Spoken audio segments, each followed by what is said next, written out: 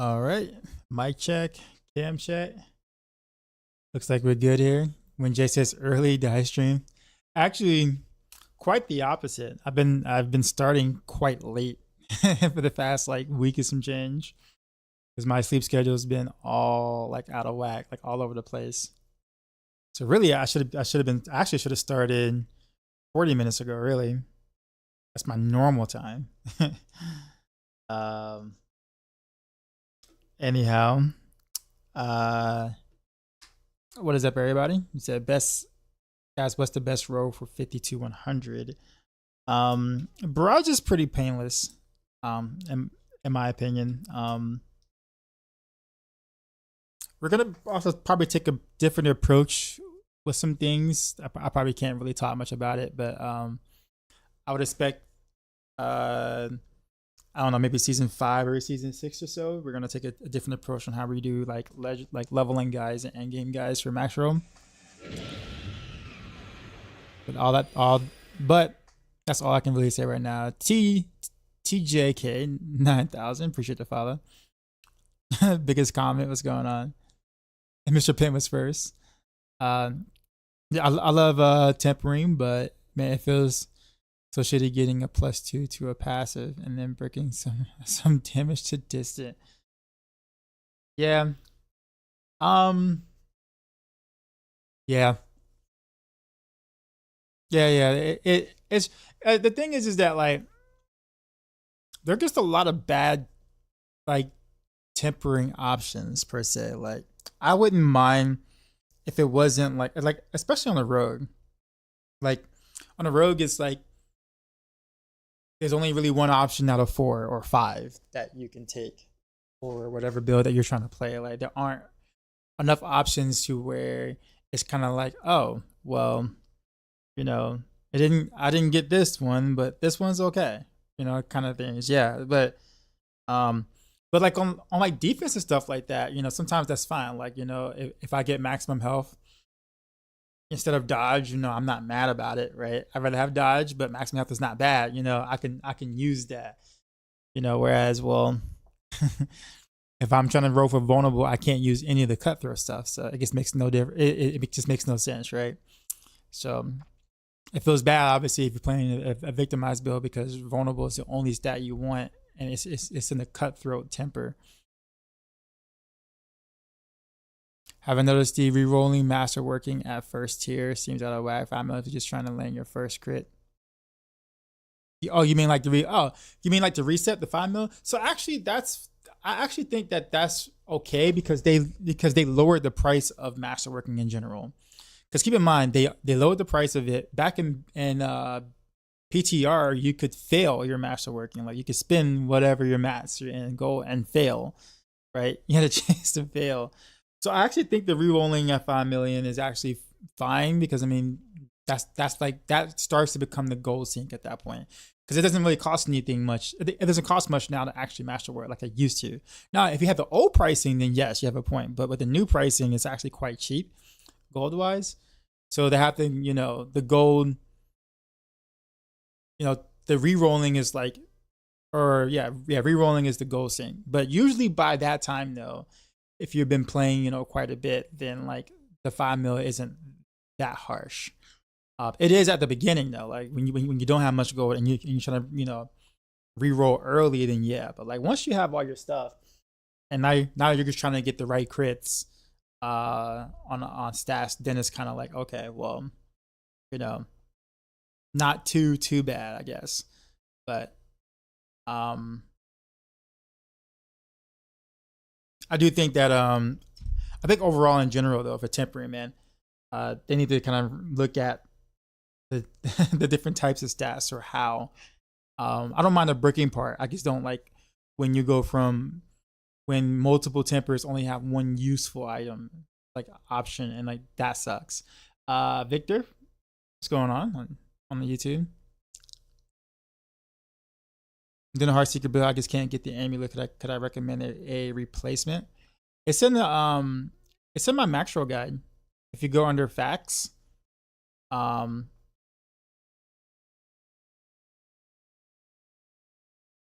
My biggest struggle as a druid is getting Envenom +2. I had one and bricked it, but they never drop or roll on on Hex is so tough. I get it. I think too at the same time though, like I know this isn't what anyone wants to hear by any means. But at the same time, we are only what 2.5 weeks into the season, right? A little over 2.5 weeks. We're going on, yeah, 2.5 weeks of the season. Okay, I'm not able to log in for some reason. It's weird. Let's try this again.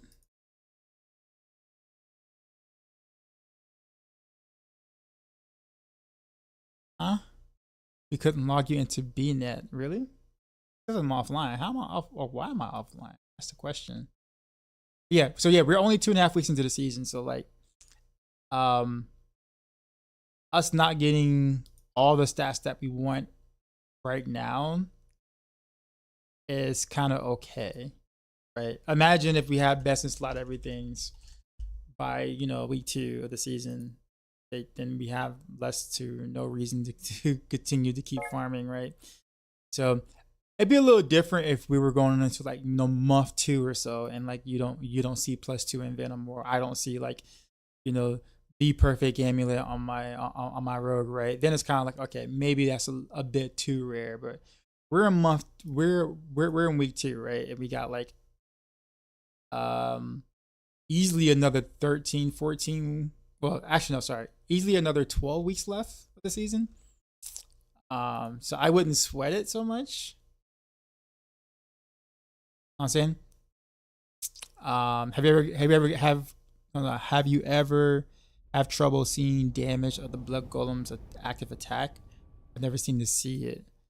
I don't have it. I don't have a necro right now, so I don't know.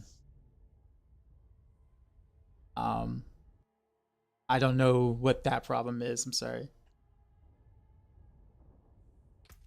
Are you asking the wrong streamer this? The thing is I mean, I guess I mean, if there's anybody in the chat who plays necro, could probably answer the question. But like, I haven't made a blood golem necro, so I do not know what you're talking about. That. If I got resistances for X70 and B30 or 63.5, should I still try to change part to make all those 70? So let me ask you a question. Which res is 63.5? That's the big question. He said, "Oh no, trust me, I love the chase. I got you. You're running a dual core rogue setup, rapid fire pin shot with shadow damage precision, but I'm noticing the fall from power around the 120. Precision pin shot is really not in a good space right now. If you're gonna do pin shot, you're gonna have to do victimize. So just pin shot in general right now, pin shot precision is just not in a good place. Like the only way pin shot even remotely works right now is taking advantage of the double dipping from victimize. Otherwise, pin shot is in a horrible place. Victimize and prioritize vulnerable. Yes. If you check out Maxroll guide, you notice our Maxroll guide we use victimize for pin shot this season. And if you want to keep rapid fire, you can, even though that's actually kind of bad for victimize because rapid fire has very low lucky hit chance. So it's quite off though. But I mean, if you're looking for single target damage, honestly, pin shot by itself is okay as long as you go victimize though. Style says, I think when you masterwork up to 4 and you don't hit the one you want, you should keep going till 8 and then reset. If you hit the one that you're not looking for but is not bad, like it actually works, then that's fine. But if you hit the one that has zero use to you, like maybe a utility crit or something, then I'd probably reset after the first one. Because I mean, you have that has like no value for you. Various thing they absolutely should address is Stygian stones. I kind of agree with that. Mr. Penn said, did I answer your question? You're in the shower right now. I haven't answered your question yet. You said it's shadow. Oh, lightning or shadow depends on what gem I put in your ring. Okay. Chances are, if you're at 63.5 and you're playing Heartseeker, right? If you're playing Heartseeker and you have 63.5, chances are your amulet or rings are probably under 925 item power. That's the thought process right now. Because generally speaking, if a royal whatchamacallit doesn't solve your issue, then it is they're 925 power all three, and you have 63.5 either on lightning or shadow, really. Huh. And you following the Paragon board and everything too?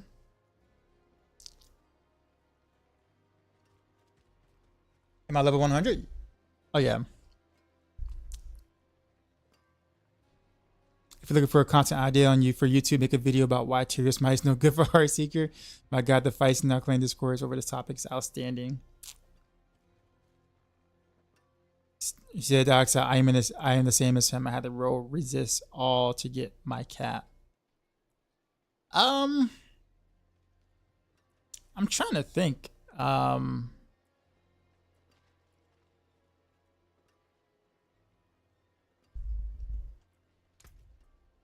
Because I mean, I'm looking at mine right now, and I'm 69.9, but that's because my ring is 886 item power. Show my pants. These are my pants. So when I get a better ring, I'll be capped all around. I don't have a single R-res anywhere. You should check new video from Zario about double dipping. We're talking about victimize or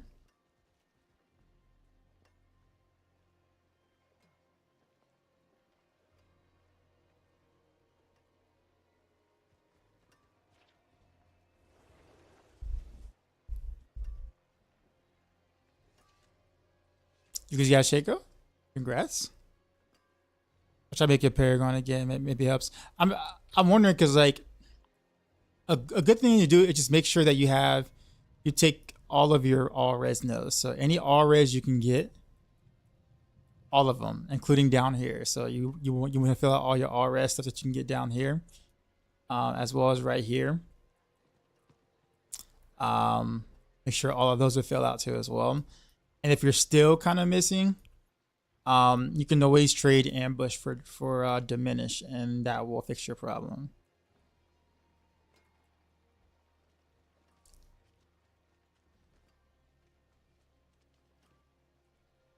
The shot res is 43.5 and light is 63.5 if you remove that gem. Is the build the same as a Maxroll? I mean, there's gonna be slight differences because every creator has their own like way of going about the build.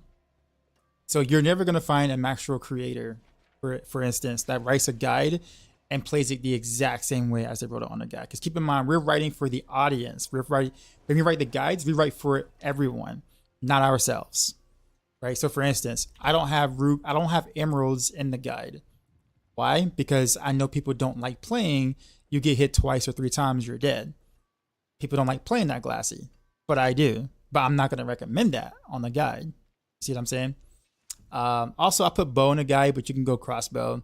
I prefer crossbow, but everyone else likes bows, so I just put bow in the guide. Other than that, everything else is the same.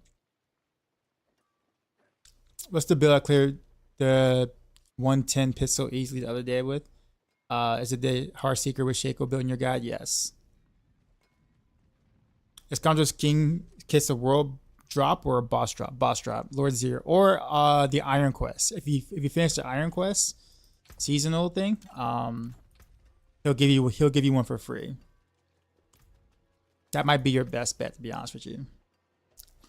I was wondering why you use swords over daggers because they rolled better. That's why. There's no DPS difference between daggers and swords for a Heartseeker. How'd you get to have +7 on your pants? You never rolled a Heartseeker? I mean, it takes time. I play a lot. When it remaster, I've reset it quite a bit of times. Like I resetted this a lot to try to get at least +2 masterwork on Heartseeker.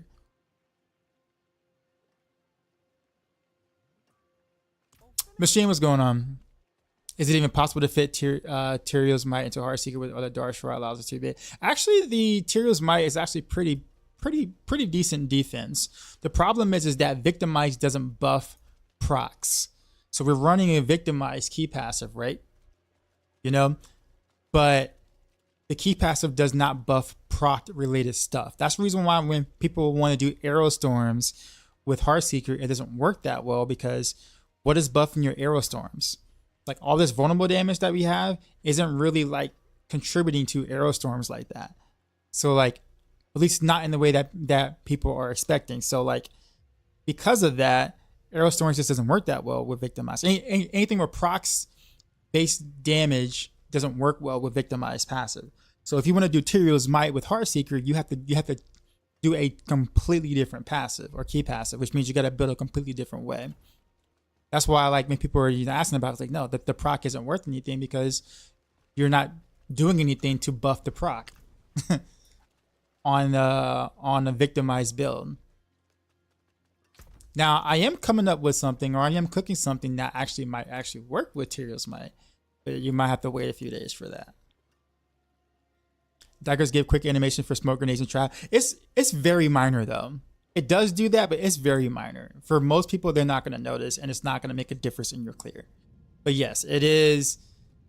It is slightly like more. I won't say agile, but like the animation is definitely slightly more fluid because the daggers have a 10% more attack speed to it. So yes, it's, but not enough to actually make a difference in the clear or someone being able to do content and not do content. Right. That's the reason why I tell people all the time is like, it does, like in all actuality, it doesn't really actually matter. Like if you have nothing else to do and you want to try to min-max perfect, like the absolute perfect case scenario, sure. Try to get the daggers over the swords if you can get the roll. But is it gonna actually make a difference in your play? No.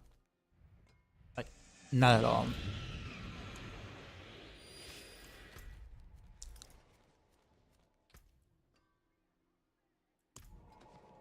Does a Shira dagger work with Heartseeker? No. Because the dagger says hits with this weapon. And Heartseeker doesn't use the dagger. It uses the bow or crossbow to shoot. So you don't get the affix with Ashira's dagger. How do you kill bosses so fast and stagger? Well, every build should be able to do that, because keep in mind when a boss is staggered, it means all of your CC works. So, or all of your CC related like damage or whatever like that works on the boss when it's staggered. So every class does more damage to a boss when the boss is staggered. Where's the best to get a good bow or crossbow? Do you think it matters? It does not matter. Crossbow or bow, it does not matter. And where's the best place to get it? I mean, you have to just farm. It just drops. There's no secret place that that's going to net you more bows or crossbows anywhere.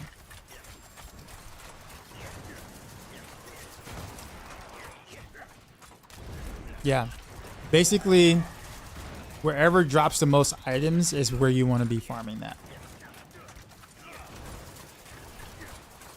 Oh, I guess you can gamma weapons too. Yeah, you can spin your obols on weapons as well.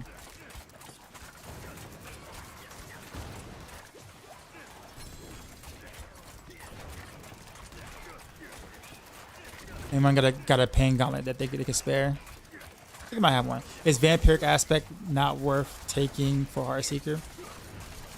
You said vampiric aspect. Which one? We got metamorphosis or cursed touch.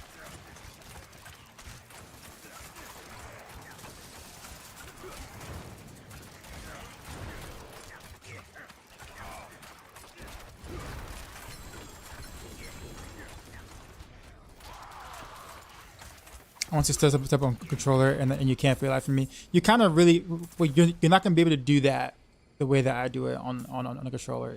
It's legit impossible.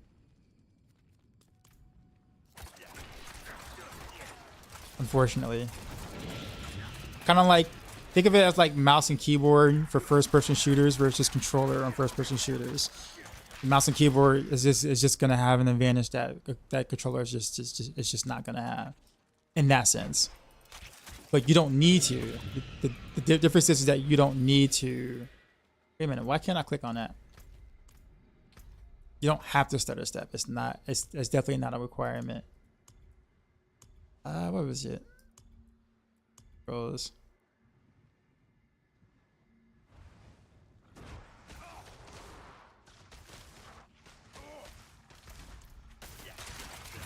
Yeah, I can't click on that for some reason. Is that like it's bugged or something or what?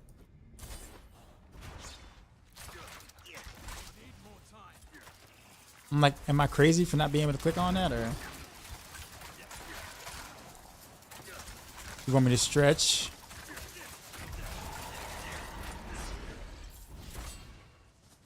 All right, get here first for a second before I get mauled while I'm getting stretching. Heartseeker's probably nasty in PvP. At first, some people said it was actually pretty decent. Just don't run into a Thorns barb, and I guess you're fine.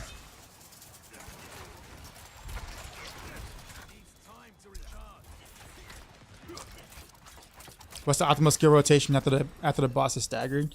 I mean, the thing is that you just want to have your cow traps up. That's really kind of it. Just make sure your cow traps is up 100% of the time.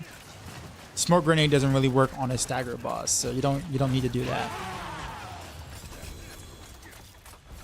So, in this case, if you have poison trap, which I do, it's basically just keeping poison trap and cow trap up as much as you possibly can on a staggered boss, so therefore you don't drop your bonuses.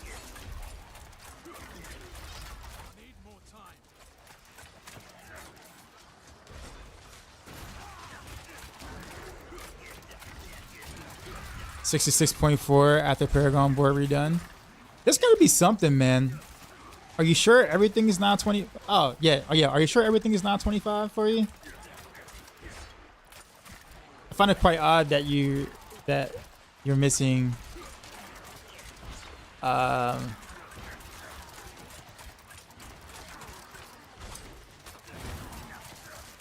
weird, man. Also, Mr. Pient, are you there?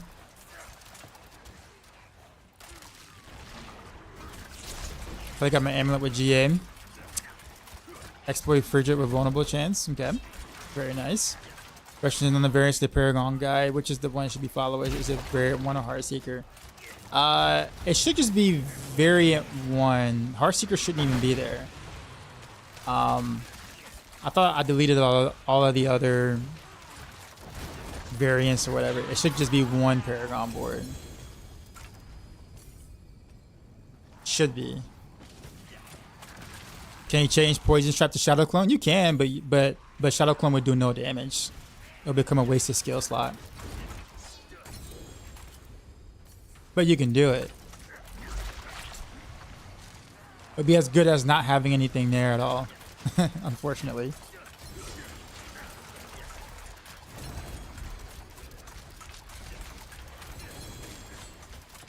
Alright, rename. Let me know. Why no damage, Heartseeker? Because Shadow Clone in general does not get any of your multipliers nor your victimized procs. So if it doesn't get any of your damage multipliers, then it's dealing shit damage. The only reason why you deal damage is because you have multipliers that helps you deal damage. Shadow Clone, for whatever strange reason, Blizzard does not want Shadow Clone to inherit all of our multipliers. So it does legit no damage.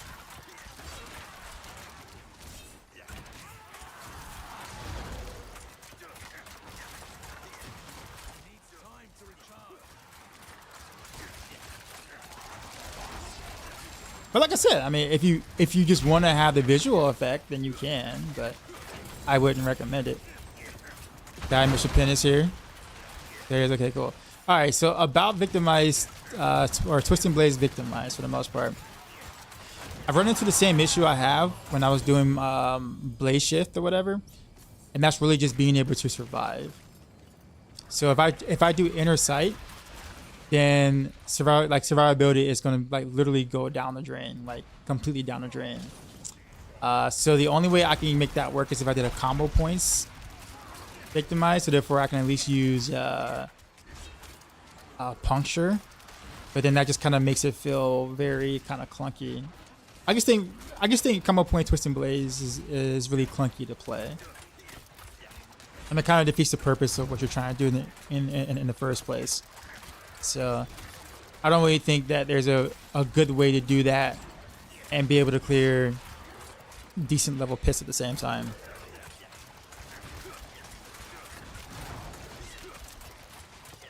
I'm still working on some things, but I just have not been able to find a consistent damage reduction, a way to be able to apply damage reduction well enough to be able to play that in like 90 plus hits or whatever.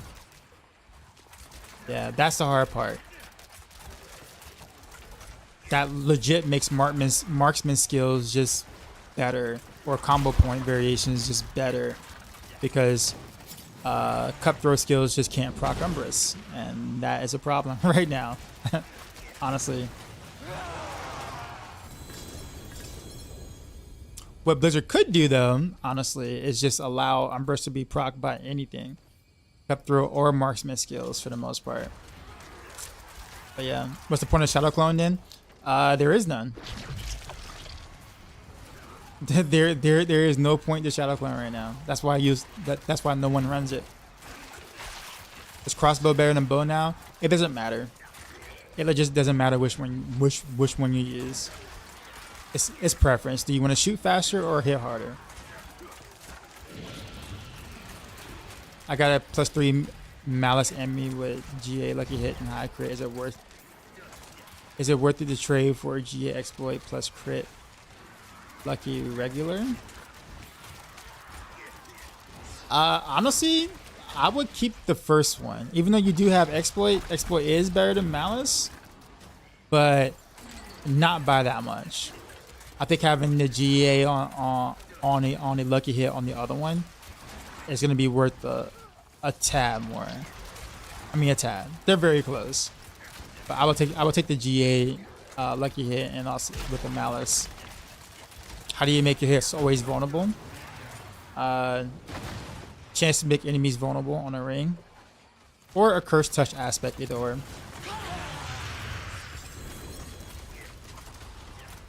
I still have resist on pants though. If I change it, I won't be capped either. Okay, so if you change your resist from your pants and you're not capped, you can always just run diminish instead of ambush glyph, and that will cap the resistances easy.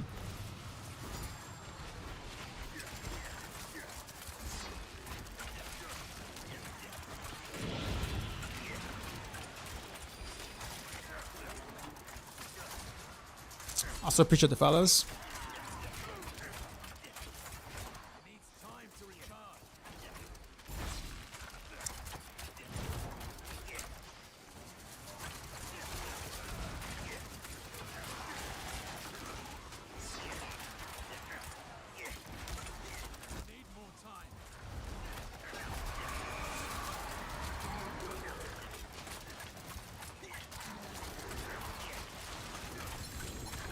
I made the curse of touch aspect. I know you only take lucky a chance to apply one ring. Is that enough? Yeah, it is.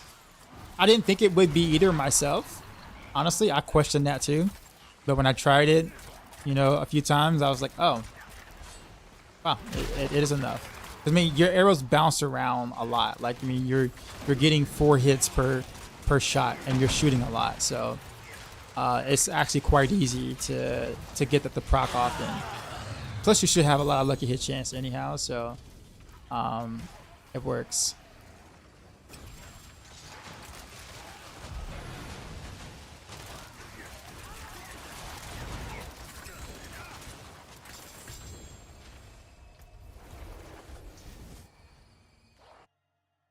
Let me make sure I check my weapons, man. I'm gonna have to get new. In order to do what I need to do, I need to get new weapons, new rings, new glove.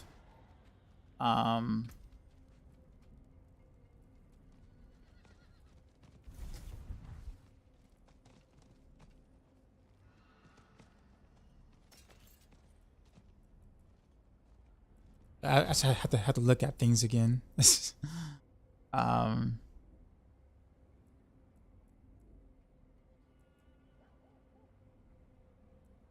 What am I looking for exactly? Time, no. Also, no. Bus will, no.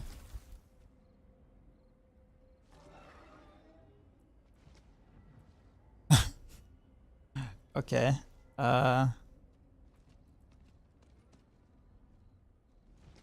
Technically speaking, this is actually an upgrade of a ring, believe it or not, slightly.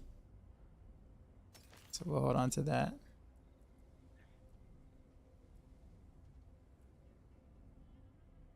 I'm actually looking for some stuff with percent damage too as well. Believe it or not, yes, percent damage. But not vulnerable though.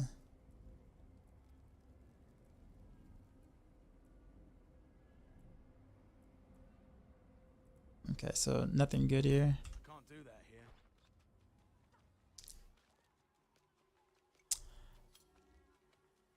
Actually, what I could do is hold on to these two.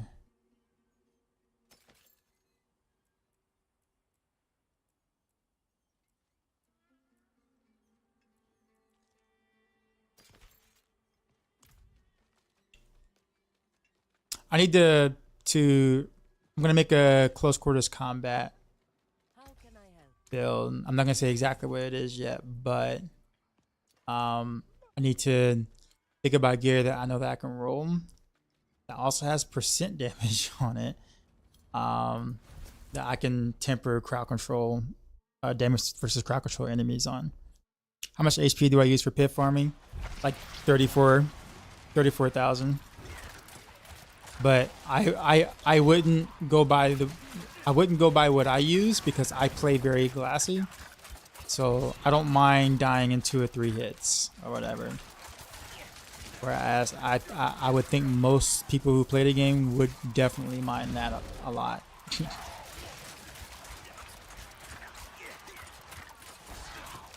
Yeah, but triple affects where you want dex max life damage. I don't want to take that from you now. I mean, it's mostly experimentation, so I'm not looking for GG gear for experimentation. But like your level 80 barb hits harder than your level 100 rogue. It also depends on the build too as well. But yes, in general, yes, barb is the stronger class. Yes.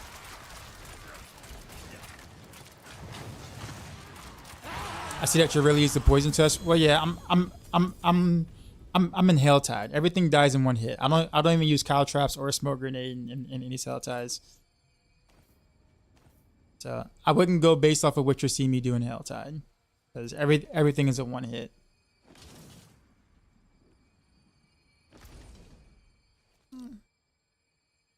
You like ultimate skills? Sucks that Blizzard doesn't face Shadow Clan. Well, if you like ultimate skills, then you can do Death Trap if you want.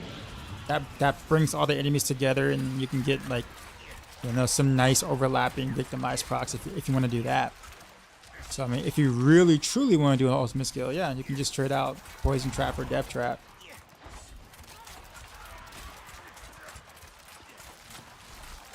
Today was the best lucky day in D4 since launch. The game you got from Duriel, Starless Skies, and Visions. Okay, nice. The Hell Tides. Well, because I guess we do Hell Tides so often that, yeah, I mean, it can sometimes be, you know, kind of feel monotonous no matter how good they are. Is Stutter Step actually good? Well, I mean, you don't have to, but I do it so I can dodge more attacks and I can build more glass cannon. But I mean, as long as you're not dying, you don't have to Stutter Step. It's not a requirement. It's just a choice I make. One shot kid, what's going on, man?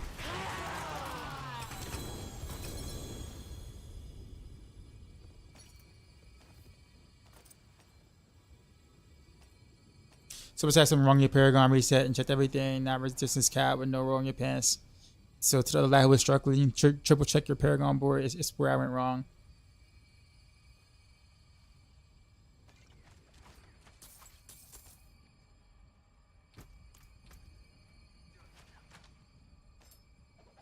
Why does my game look wide? Are you calling my game fat? Are you fat shaming my game, sir? I don't think my game appreciates that.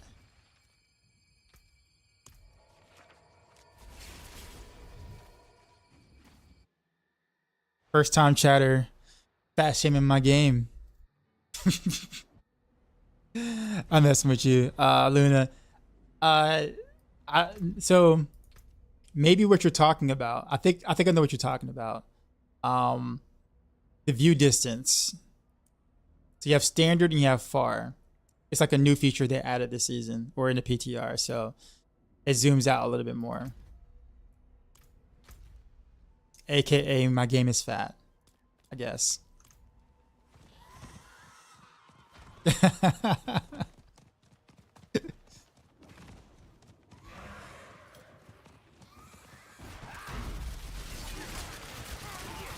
Get an Andoria's Visage. I kind of want a poison build now to use it. Hold on to it. If you're playing Rogue, hold on to it.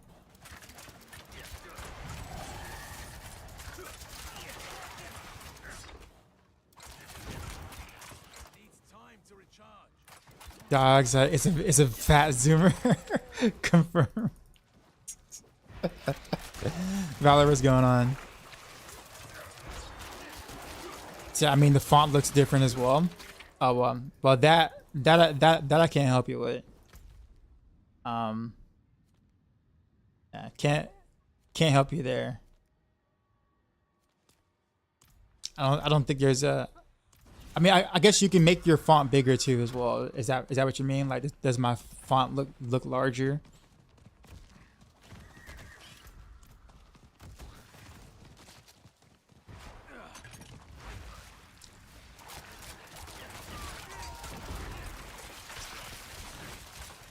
Did wait for Woody's Andy build. So let's be. I want to set this straight. Okay. Any Andario's puncture related build mostly kind of goes back to what Zaryo has already done before. Zaryo has already laid the blueprint for that since season 2. So a lot of, most of the credit should really be given to him, and any Andy's puncture build out like after that is really more so like a variation of what he has already done. This isn't like to say, Woody doesn't have a planner for it, sure, but realistically speaking, Zarya was the one who pretty much like put that build together. And everyone else that is, may or may not do it past that point is basically doing a variation of what he has already done.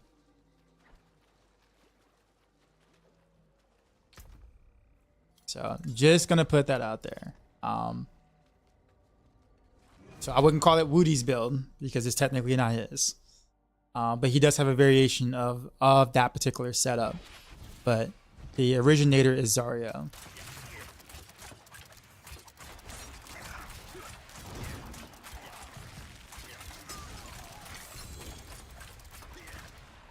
Did I write Heartseeker? Yeah.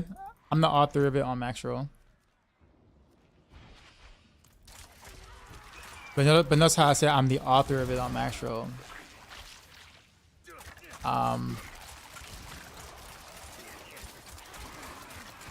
Nah, good to give credit where it's due. Yeah, absolutely. Absolutely, for sure.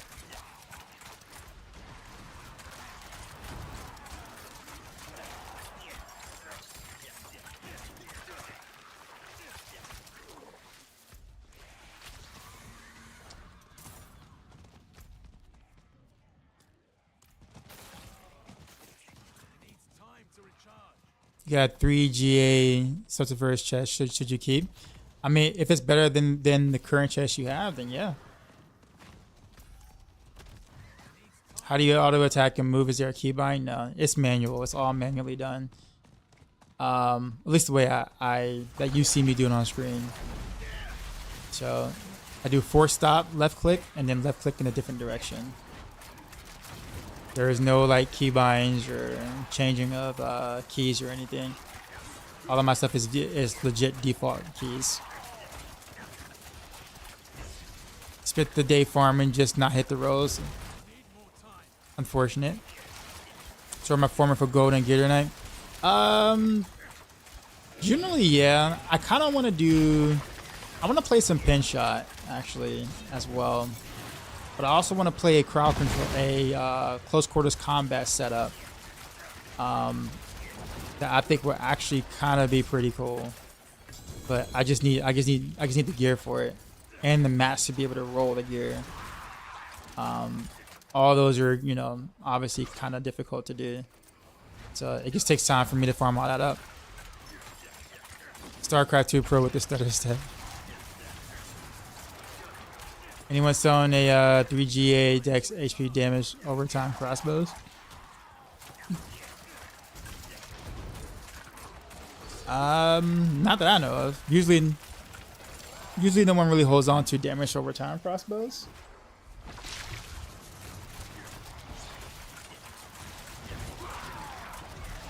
Does TB still good?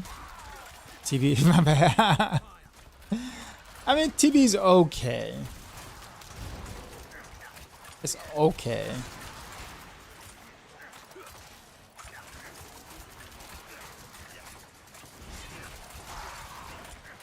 Why there isn't an actual trading place in D4 like in PoE? That's a good question. I do not know. It'd be nice to have a marketplace.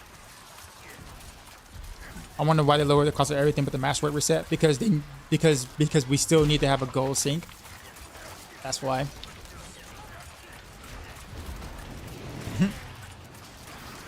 If everything is super cheap, then gold becomes useless again. Right? So gold needs to have some sort of value, so therefore they kept the reset of master working, you know, quite high, or 5 mil, I guess you could say. Did the pit difficulty change today? No. So they did a rapid fire with this last patch or what? They fixed it. So they messed it up with the previous patch, and then they fixed it 2 days later. So it's been fixed ever since 2 days ago. Friday. Thursday. What is the correct way of playing Heartseeker? Like rotations of skills we get for buffs? Generally you want to smoke grenade and then cow trap. And then burst them down. That's kind of really it. Well, the elites, that is. Trash mobs, you can just hit left click and then everything just dies.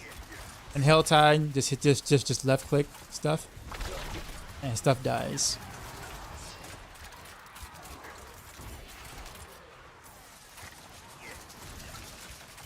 Can you show my settings, like graphic settings or control settings, or?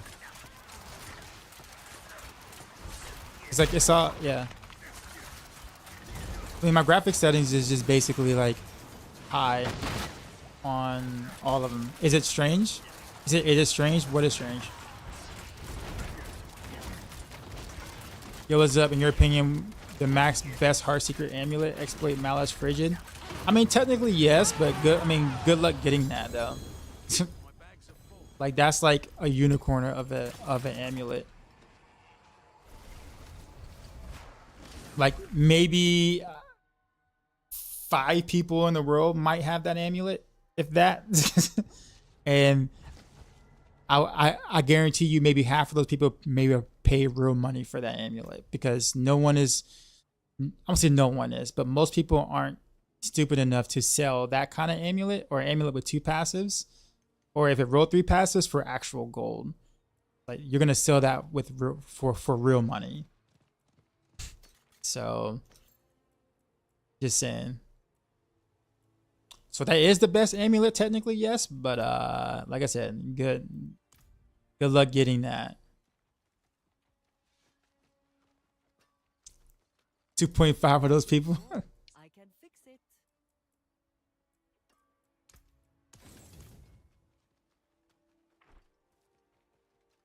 Rapid fire dead? No. It's just that it's not popular because well, it's the lava effect kind of makes it kind of janky to play. I have a question for you guys. I don't know if this affects anyone else. Is there any reason why like my two-hand weapon transmog would never like stay like when I pick it? Like I will always do it, right? Like I always change it, and then all of a sudden it gets changed back.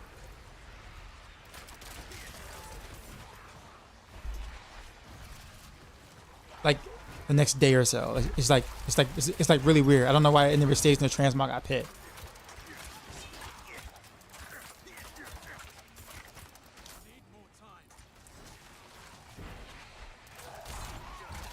Try a different slot in my wardrobe. All right. Got a preferred road 222 Sacred Amulet. Like you found that, or?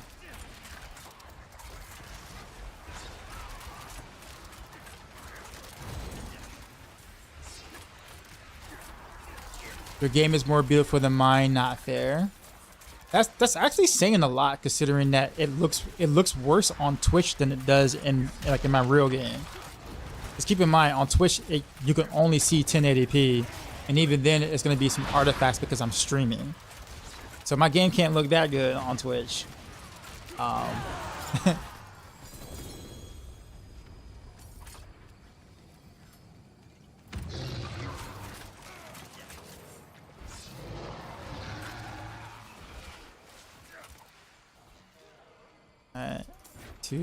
Okay, I need 1,500 cinders so I can get all my chests that I want. So we need to keep plugging, boys. Plug.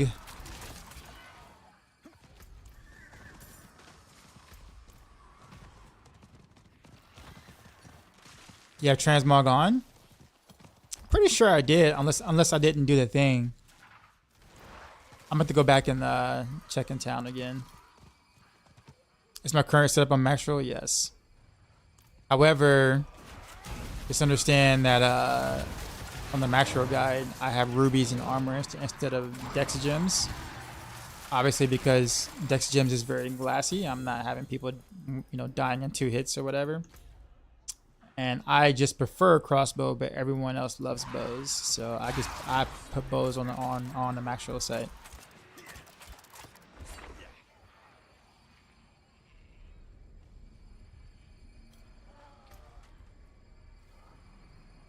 Well, I got malice and normal frigid. Just thinking if I should sell it or try my luck to get exploit. My current one has mallet and frigid and lucky hit.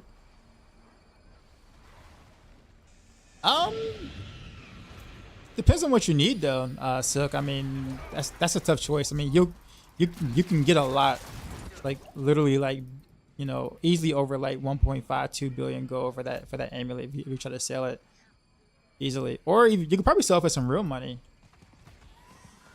So, just depends on what you're into. But you could try your luck to roll it and get a triple passive amulet. But like I said, it just depends on what you're into.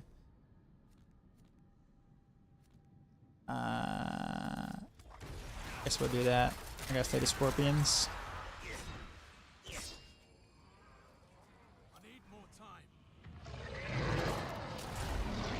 If you bomb cow trap at least, when do you use poison trap? I use poison trap right before the cow trap. Like it's actually kind of like nice. It feels nice. Like if you poison trap first and then cow trap, you slightly alter the animation of the poison trap itself. And so therefore the cow trap and the poison trap like set up at almost at the exact same time. Kind of making it feel like a really good combo to use.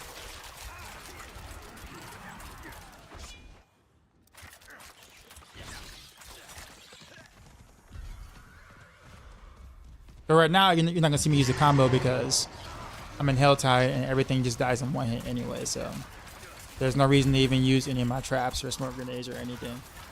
Literally everything just dies 1 hit. Like my victimize is not even proccing because everything is just dying in 1 hit. Did you catch up? Also send out shadow runners. I don't have the accursed touch aspect, so no.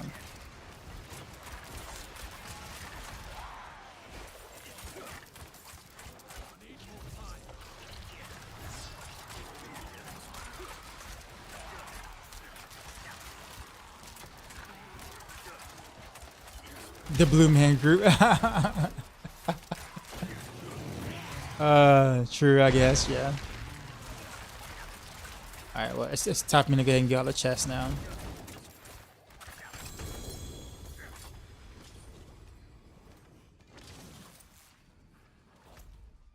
Alright, we'll start with this one.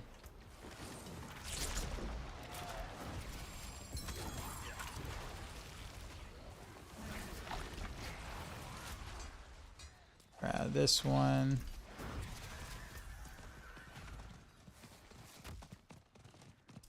Where am I from? Live?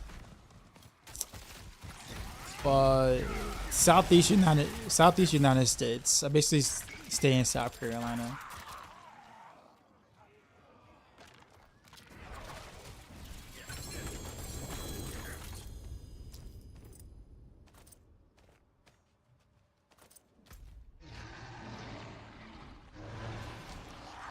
I see. Oh, whoa. That was a lot of damage. You said what? Nutty. You change one skill to siphoning strike. How about get ranks for it on tempers? Not worth. I don't think. Because I mean, you can, but that means you have to give up dodge. So it's either dodge or siphoning strikes, or armor percent that you're losing. So it's a trade off. You don't just get to add ranks to it for free, right? So I don't know if I would take it over dodge, personally. I was just over here though, so boss best way to get cinders. There are some events or whatever that if you stand in them long enough, they give you a heck of a lot of cinders. So if you find those events, those are also very good. But in general, yes, the blood mating is a very good spot for cinders.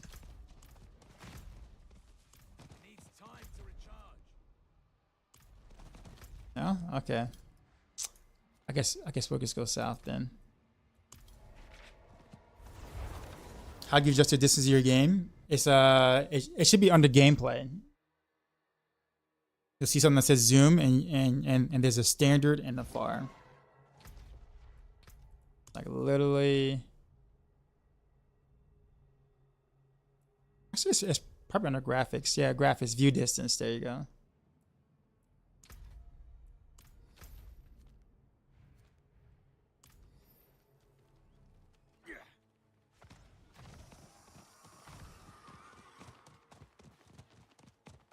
Am I doing the health tide threat bug? No, I've actually never done it.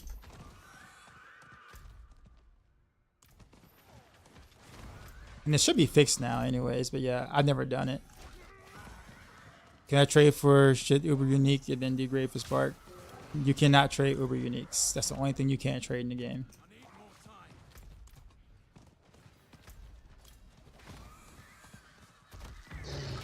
Can I go through my aspects? All of my aspects are exactly the same as the Maxroll guide. So if you do exclamation mark build, you can see all my aspects there.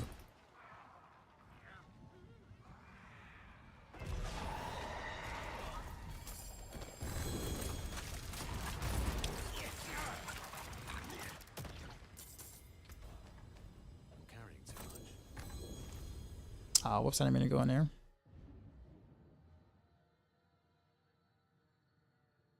Well, I got greater malice and normal fridges sticking. Oh, salad. I've already answered that. Okay, I got you.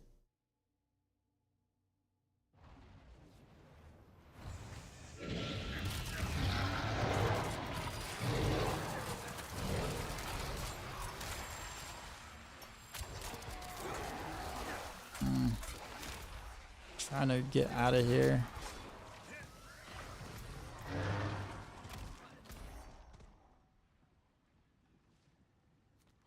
So we'll go ahead and get this one. How hard the Uber bosses to solo? Not that hard. Depends on the build you're playing. To like if you're playing a like A tier build or higher, then the Uber bosses aren't really an issue. I did all of them on day 2 of launch, of season launch. So that kind of gives you an idea.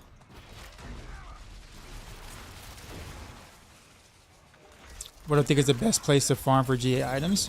Anywhere that gives you, that drops the most uniques per hour. So wherever that is for you, for most people that would be Helltide.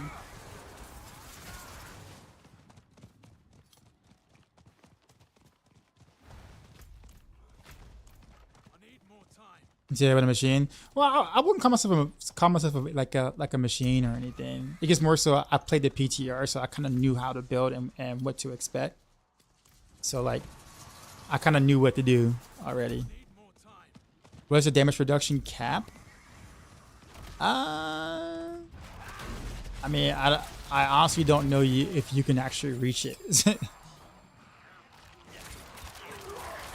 You keep your amulet Masterwork 5 Malice 4 exploit. Is there any reason why you shouldn't keep that amulet? That's like saying, should I keep my Lamborghini? Yes or no? I'm just making sure we're asking the right questions here. Hey, that's I guess a friend just lent me a Lamborghini. Should I keep it? No, man. You should totally give it to me, man. You should totally donate it to me. That's exactly what you should do with it.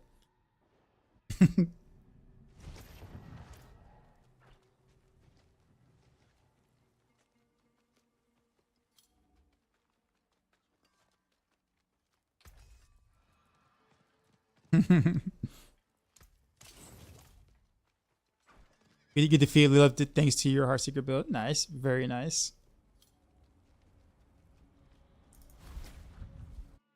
I'm feeling good these days. Definitely better, but on and off sometimes I have some random pains that I can't really explain. I'm assuming it's just the healing process, but it's all in the same area each time though. So it's like it's not like a new area or something I haven't experienced before, but it was just like that area where the surgery is. So it was just sometimes just ache for what seems to be no reason, but still trying to get. I'm not gonna reach it. No. I got it. I got it at 0. Very nice. All right.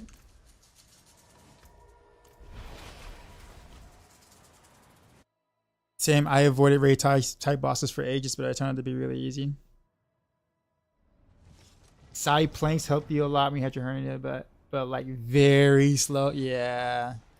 It just feels really weird. You mean if you reset to try 5 exploit for months? I think you just said you had it. Oh, you mean 5 malice for you mean 5 exploit and 4 malice? No, man, leave it alone. No, you're not gonna notice a difference. Yo, leave it alone. Dark side. You got that. That's good enough, bro. Raided, son. You know how we do. Panda with the raid. Drop my new beat for these new viewers.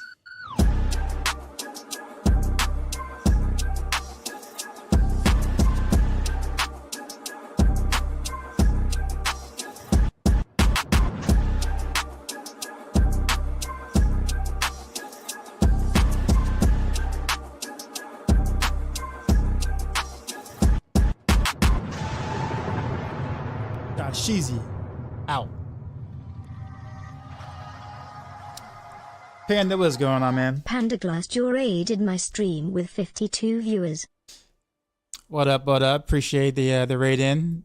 What were you doing tonight, by chance? But yeah, nits. Yeah, I mean, just leave it alone, man. 5 malice for exploit or 5 exploit for malice. It honestly, it's not. You're not gonna notice a difference. Like, depending on the rest of your gear and things or whatever like that. Like you're looking at what maybe a 2% difference, maybe if that. And that's only in certain scenarios, like where Malice is consistent and Exploit is inconsistent, but Exploit gives you the big booms. So it's like, it just doesn't matter. Yeah, man. The fact that you even got all your crits on your passives, you got 2 on one passive and 1 on the other. I mean, that's already hard as it is. That's like really hard enough as it is. I would not spend mini gold and mats to do something you're not gonna notice a difference for, unless the rest of your gear is perfect. If the rest of your gear is perfect and that's the last thing you got left is that amulet, then sure, go for it. But particularly, what's the best master work? Generally, I would value the health. Honestly, maximum life. But yeah. What's cooking? How's Rogue? Fun going? Well, I play Rogue every season, no matter what. I always start with Rogue every season, so Rogue is gonna always be a fun class for me, no matter whether if they're F tier or A tier or S tier. It does not concern me in terms of whether I play the class. So I'm gonna always be Rogue no matter what. Grinding the pit mass and helping the homies. Cool. Someone actually said something earlier. Am I gonna try to beast in the ice now? So I didn't do that on the video. I guess I will at some point.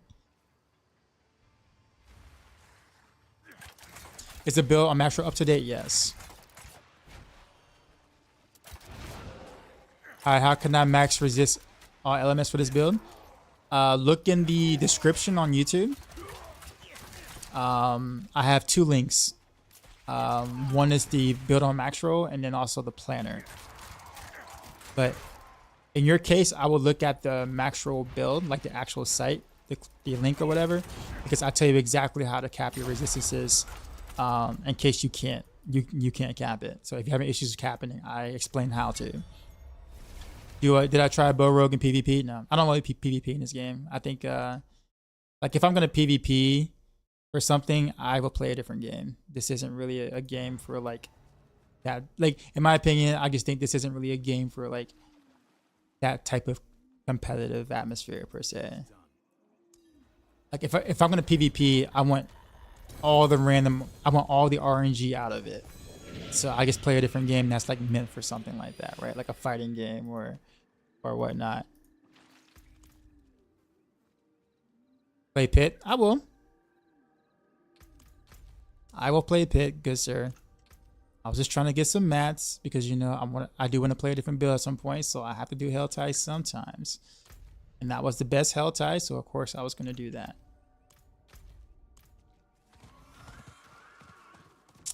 I'm watching Junior. I'm unclear how Arnold is about to birth this baby. No comment.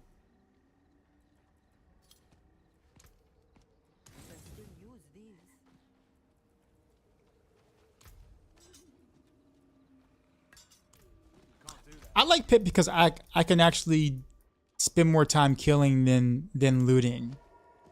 Do I play hardcore? No. My connection is usually pretty unstable and has been in the past. I disconnect quite often, so I don't want to build another character to my multiple disconnects. I don't know what it is with this company, this ISP that I have, man, but I can never get like a consistent, stable connection to save my life. And they have a monopoly on this area, so I kind of can't really change. I can't just switch because, you know, the other providers are not in my area.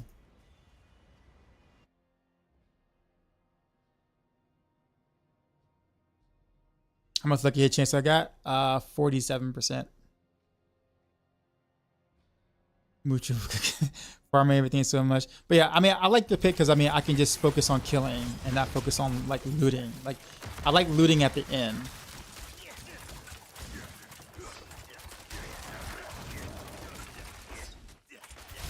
So my favorite place to farm is pit, but I don't like pushing pits. Pushing pit I find very, very boring, but the farming I actually find fun.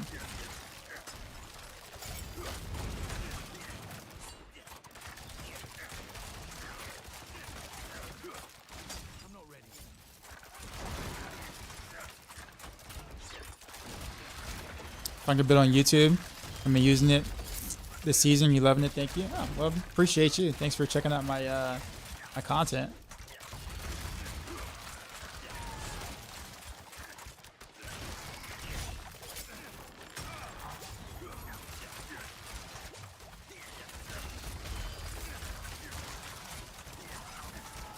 Well, I messed up that rotation.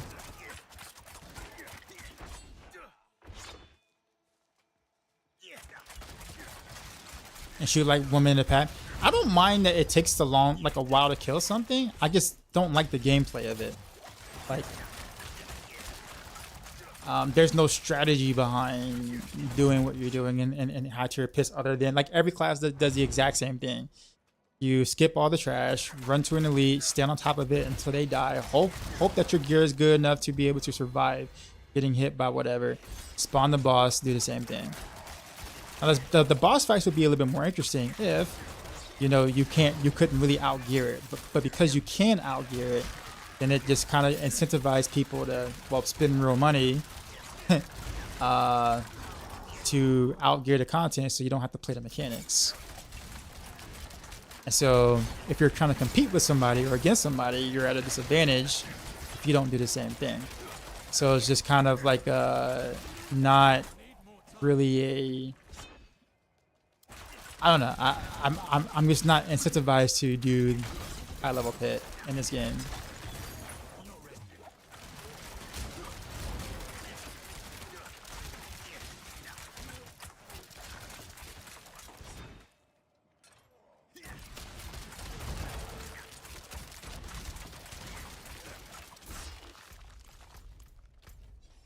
Are you serious?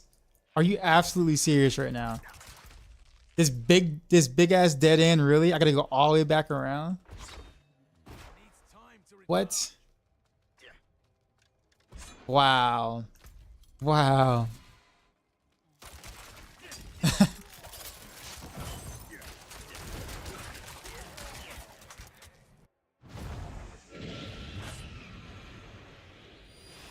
What's causing all the explosions in the build? Victimize, key passive.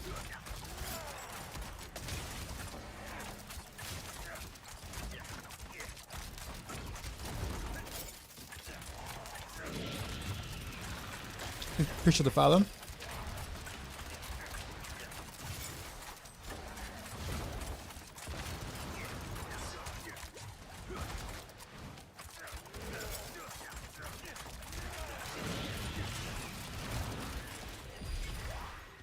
there any unique that would fit well with current Heartseeker build? Shaco, that's it. Just a Shaco.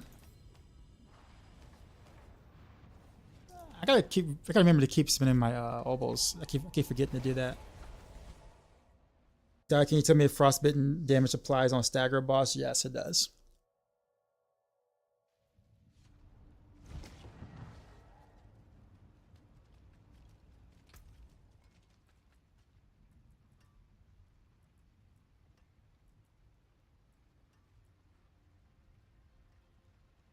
Might say, well, no, I'm not gonna answer that. No, I am gonna answer that for a different reason. That's the spirit. Give it a go. Not bad. Too bad. We ain't good, but we still good.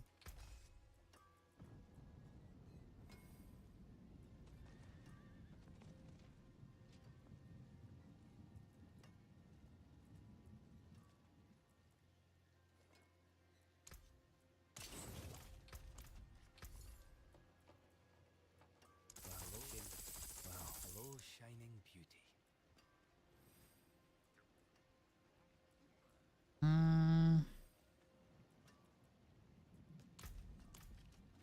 All right, so there is one thing I gotta do though. I gotta fix this bow transmog. Oh man, I'm running out of space now.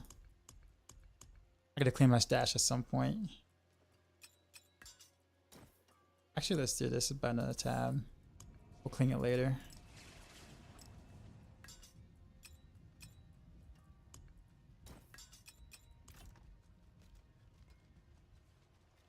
Dragon is the best anime. I don't know. I mean, we can definitely talk about anime. I gotta watch that Solo Leveling, man. I just finished Jujutsu Kaisen the other day. Yeah, so this is my confirm look. So I confirm look, right?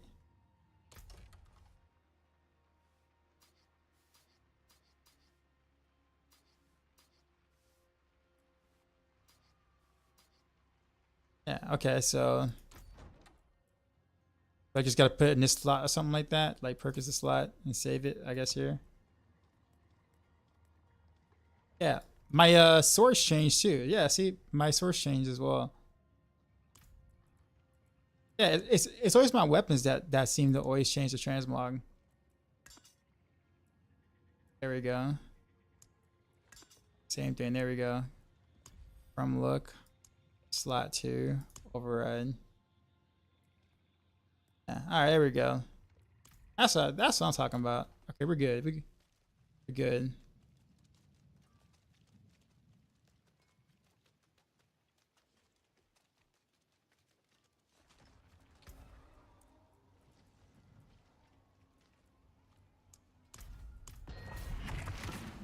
You copy your Heartseeker and you beat your first level 200 Uber. You can I show my amulet? That's my Ami. Greetings. Give you build? Exclamation mark build. You like a piece of gear, can I help you understand the value? You mean like to sell it? Like you're looking like trade? I'm probably the worst person to ask about trading because I don't really trade gear. I'm definitely much more solo self-found, so I don't know what the value of any items are right now.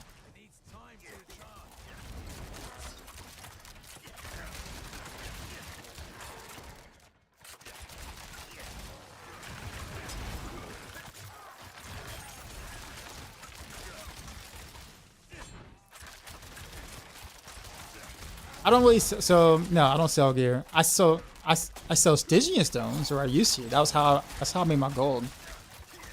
They used to be worth 25 million a stone, so I would sell those, which is how I got my gold. But that's the only thing I knew the value of, because I'm like, oh well, I get them often enough from farming to be able to make, you know, some bank off of. But now that Stygian stones and boss masks are being duped, and you know, my gold income from that has dropped considerably. So now I got to be careful with the rest of the gold that I have.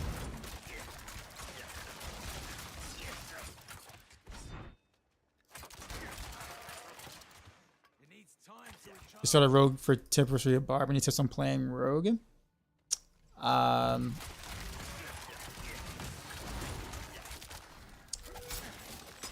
Rogue is definitely squishier than Barb, and also more difficult to play than Barb.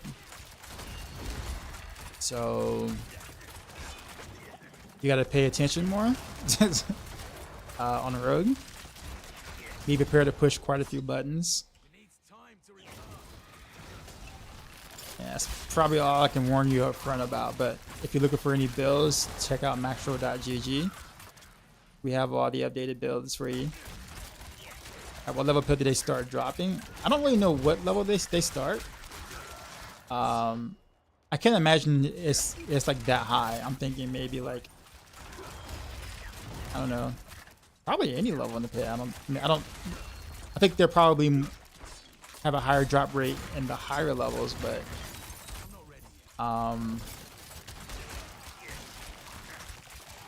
paying attention is too expensive. Yeah, I mean, I don't know how anyone dies in a Barb, man. Like, I can't imagine like seeing a Barb like on the ground dead in this game. Like, I think that's like a glitch in the game or something. when that happens, like it's like a visual bug. Like barbs don't really actually die. It's like a visual bug.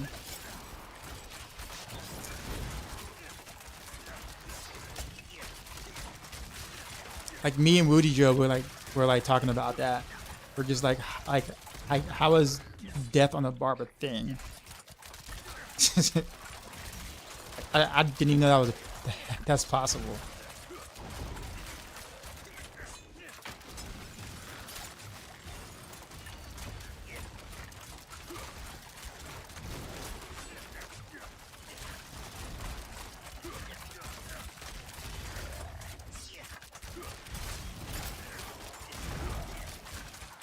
I think that's also like the other reason why I also don't play barb. It's because in order for me to feel like I'm engaged enough, I would have to like how do I make my barb glassy enough to where I actually fear death on a barb? So I'm not like bored to tears because I literally can't die.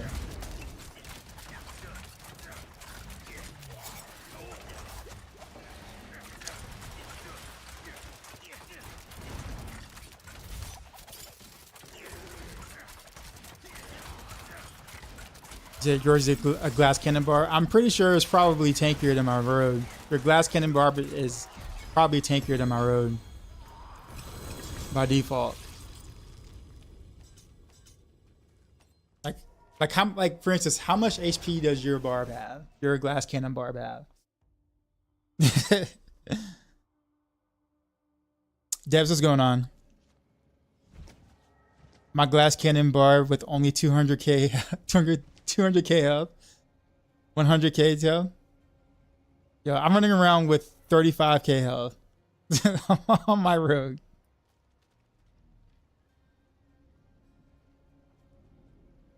So you have double the health that I got on your barb. Thanks for why. That's why I've also been using the Heartseeker build you made, and it's super fun. It is fun. It's a lot of fun. I got one with Malice, Exploit, and Weapon Mastery +3. Very, very nice. So you change the Exploit to Lucky Hit Chance? Oh no, don't do that. Exploit is the best one. If you're playing, well, let me phrase that. Leon, what build are you playing? Let me ask that first.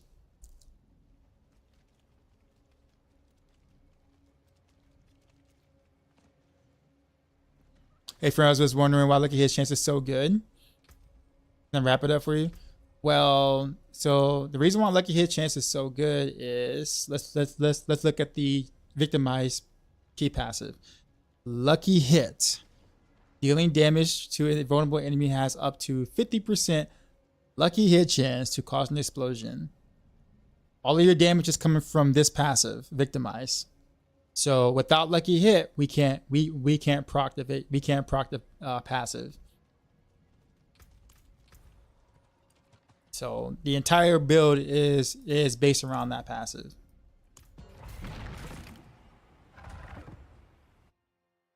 It's a Heartseeker build.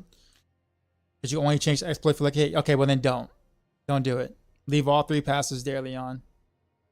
Very nice that you found a triple passive amulet. That's just nutty in general.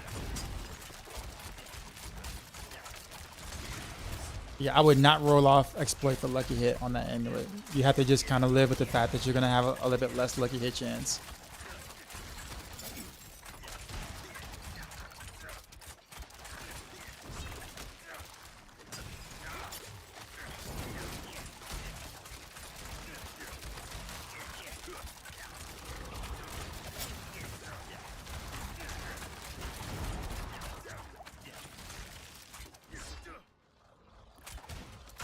Caltrops is the main trap, yes.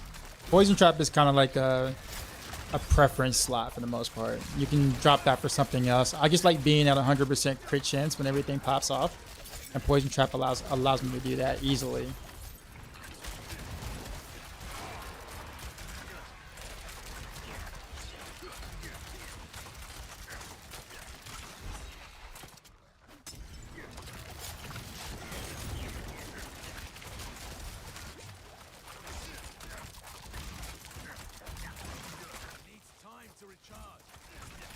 Let's push them in. Advantage.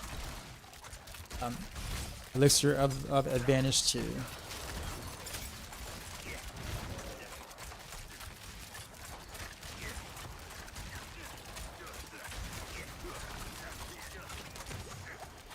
I kind of messed that up. That.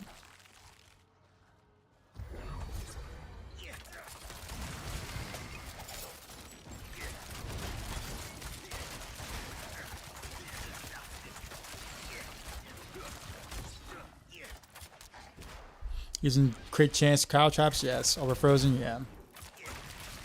I don't have a slow temper on my gear, so the slow actually is quite nice for also damage reduction from your cheap shot Paragon board. But I freeze them anyways, as you can tell, like really easily without the frozen traps, so.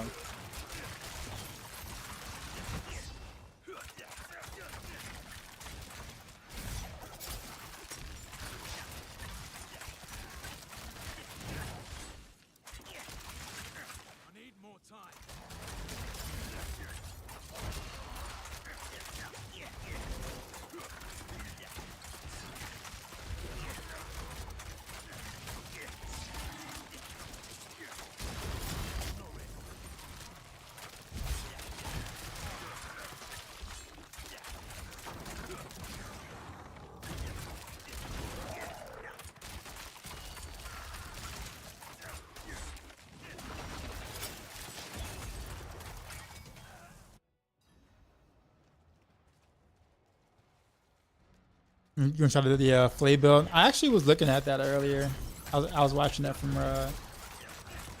one of Rob's videos or whatever. Looks kind of cool. Reminds me of like D3 Barbarian almost. Oh wow! Did I just run one rotation at 105? Oh, that's nice. This hardcore, softcore. Siphoning strikes is good to have. At least 1 point. 1 point in it is actually, you know, kind of nice to have. Yeah, so you need to go after one with lucky hit, malice, and S play, right? I mean, just keep the one you got, Leon. Like having weapon mastery instead of lucky hit chances. I mean, you'll roughly do the same thing. So I don't think you should try to focus on trying to find a different one. Like, that's a really good amulet. Arno had the baby. In fact, you know what? We're gonna change Caltraps real quick. We're gonna go with the cold one just cause. Just cause.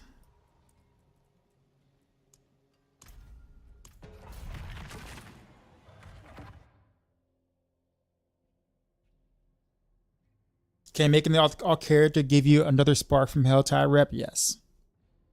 Is there a way to merge my cold barrage build with shadow imbue? I mean, you can. Just at some point, the shadow imbuement doesn't really have any value. Like, do you just like the sound of the explosions from shadow imbue? Is that what it is?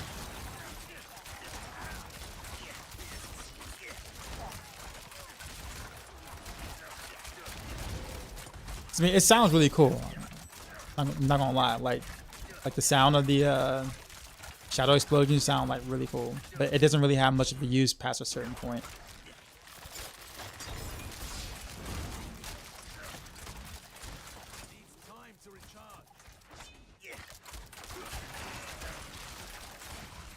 Yeah, like the shadow explosions don't do a lot of damage at all. It sounds like they do a lot of damage, but they really don't do a lot of damage at all. And when you're doing barrage, especially like combo points with precision, precision key passive does not buff the damage of shadow imbue. That's why the shadow imbue explosives are actually quite weak. And since you already have so many arrows with barrage anyways, you're hitting every target no matter what. So if you buff it with cold, then you're basically one-shotting most of your targets anyway. So shadow imbuement doesn't really have a use.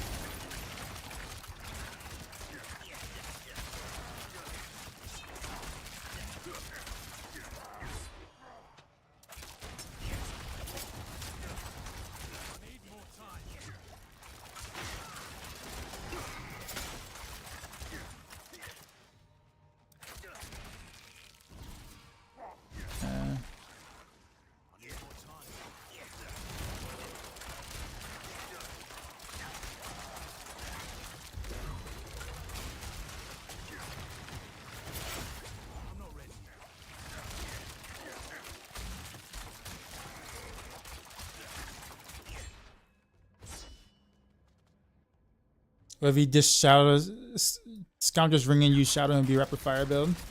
You just really want to play with Shadow and View, it looks like.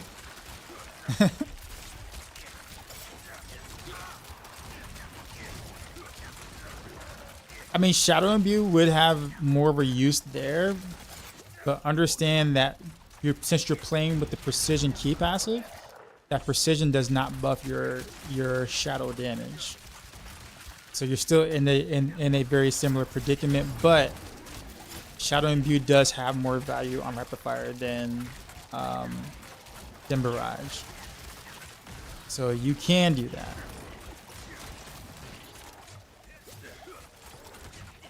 But just expect that obviously if you're going to be playing in the higher pits, Shadow and View falls off like a lot. Because again, you can't scale this damage with Precision Key passive.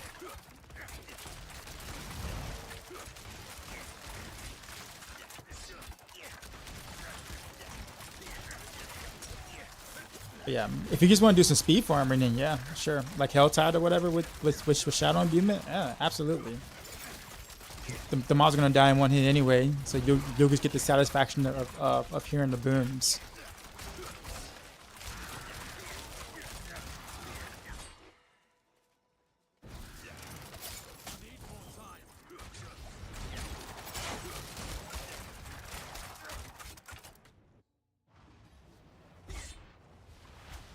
Can you run Poison Imbue on Heartseeker? No, you cannot.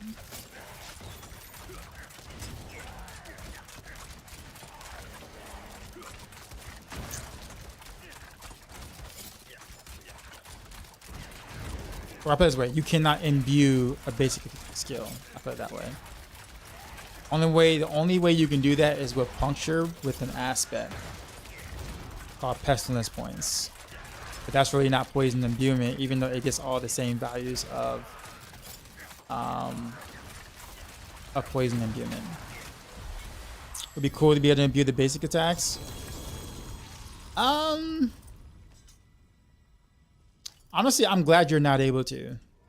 It would ruin all the combo point builds. Literally every combo point build would be ruined if imbuing basic attacks is doable. Like all combo point builds, you would never be able to imbue your core skill because your basic attack will eat up all your charges. Right? So yeah, I definitely would not prefer that.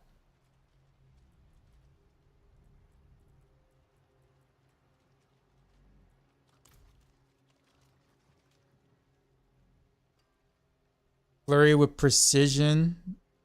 Well, like precision key passive or what? So when do you use imbuements?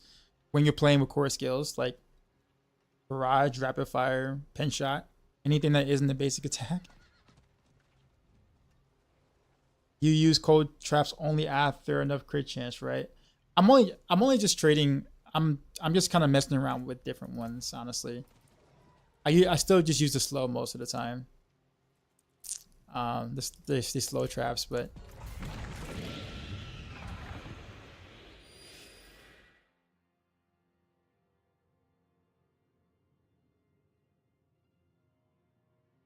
you found a nice way you utilizing shadow with cold.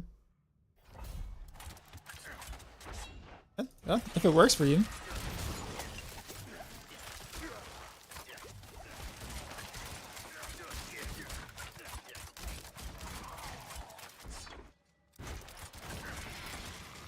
You're like a physical imbuement, so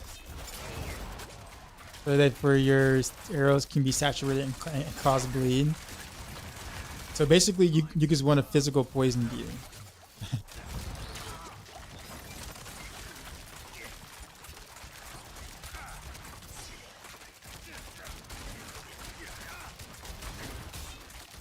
Says enemies affected by your shadow imbuement take 12% more non-physical damage, so your cold imbue will deal 12% more, right?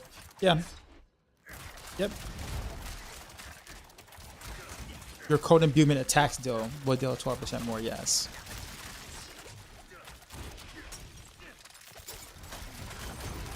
That's what we used to do. We used to run both shadow and cold for a lot of builds on Rogue, like Barrage and Rapid Fire. Demon Twist and Blaze on the Maxroll was both Shadow and Cold imbuements. But now that we have, you know, tempers, now that we can temper charges on an imbuement, it's kind of like, oh, so we don't have to go dual imbuement anymore. We can just go single imbuement. So that's why you see a lot of that is now just Cold rather than Shadow and Cold.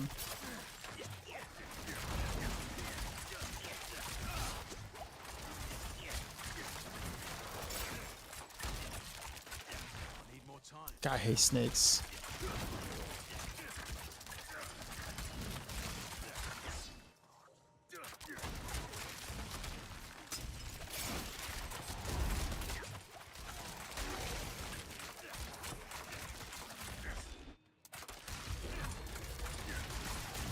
Good, you know, my friend, what build am I running?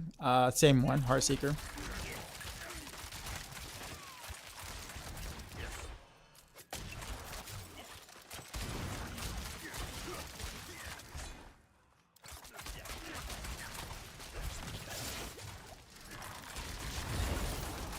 Am I running Cold Imbuement? No, I can't imbue a basic attack.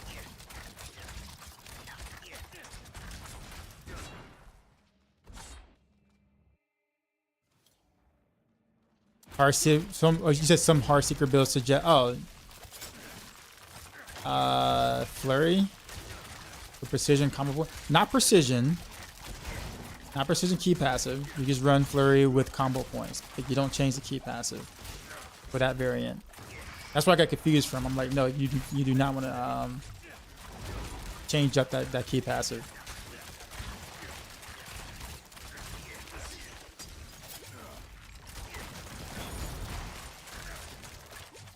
How am I freezing?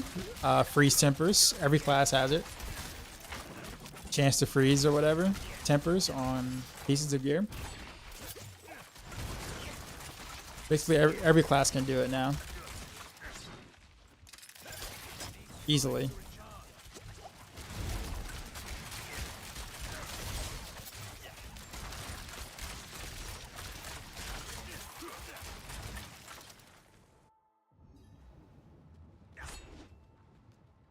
And Twisted was going on.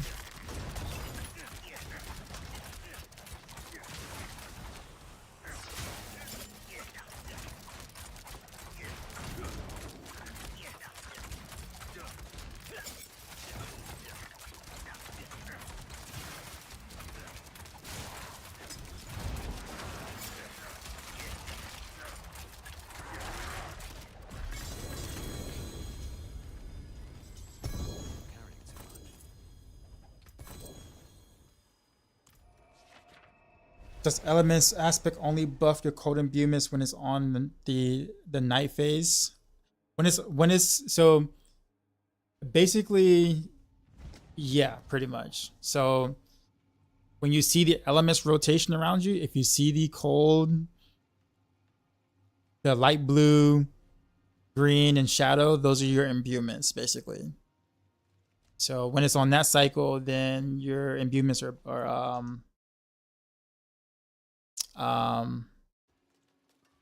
your imbuements are buffed. When it's on the physical cycle or the other cycle, like physical lightning and fire, which we don't have lightning or fire in our arsenal, so then those don't buff your imbuements at all. So generally speaking, elements is usually worth half the value that you see, unless you play around it. You can play around it if you want, almost like Conviction of Elements in Diablo 3. To, you know, make it more worth the damage, or make it, you know, more than what or more valuable than what it looks like you're getting. But that requires like paying a lot of attention to make happen. Are we getting some build reviews? We will today, yes. I got like 6 people from yesterday that I didn't get to. So I will get to those first 6 people that have their names in the list. And of course, I will continue to keep adding names from there. I feel like it's a huge waste or very hard to use. Well, I mean, I guess the thing is that like, you have to think about what are your other options, right? Like, what are your other options that's gonna buff your DPS as well? That you would rather take.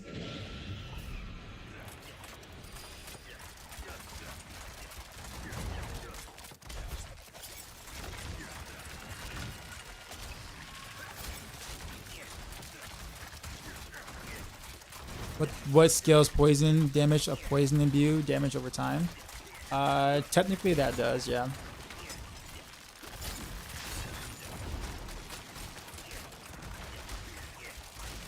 Am I using elements or an intercom, or just one of them? I'm not using intercom because, well, as you see, I don't stand still long enough for that. So.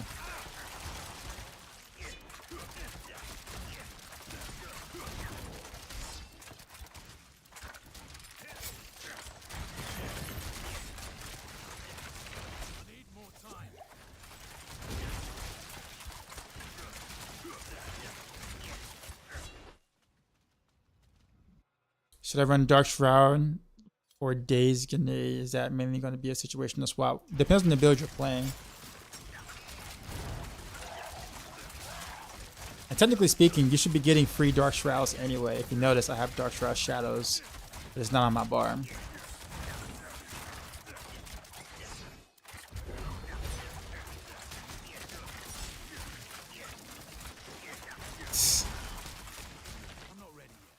Oof. Try this again.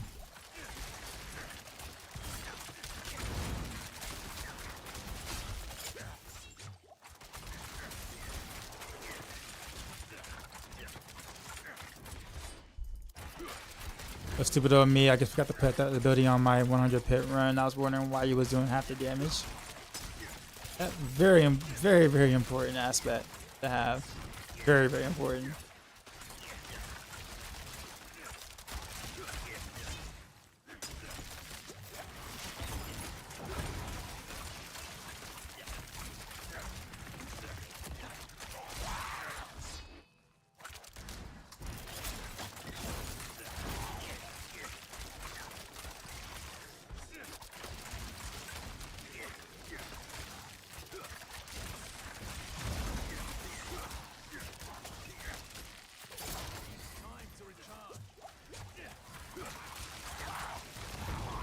Uh-oh. CC there. On a crossbow with 3 GA. Max HP, Dex, and 90 per hit. So life on hit. Will be worth reroll the flat damage into vulnerable damage. Yeah, that's really your only option you have, honestly. There. On that one.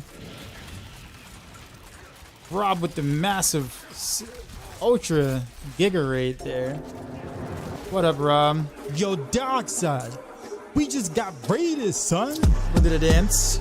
You know how we do. Drop my new beat for these new viewers.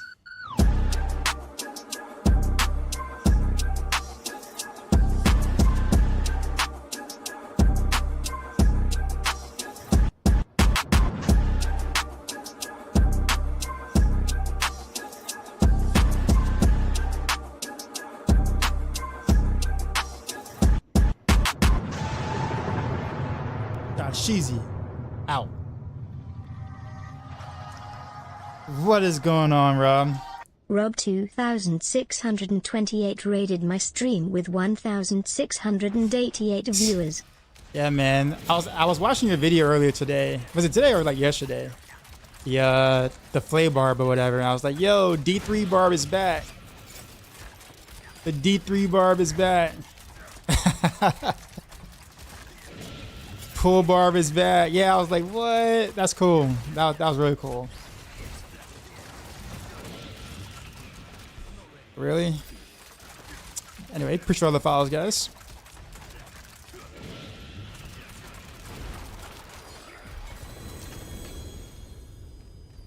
Was it, someone just asked me, have I tried putting Retribution on a two-hander? Retribution, let's check this out real quick. So Retribution is what? 30% damage, right? So I put down a two-hander that gives me 60% damage, right? Now Moonrise is 80% damage, but on a two-hander, it's 160% damage. Any reason why I would want to switch those? It's a huge damage loss doing that. What streaming software am I using? OBS. Mic is what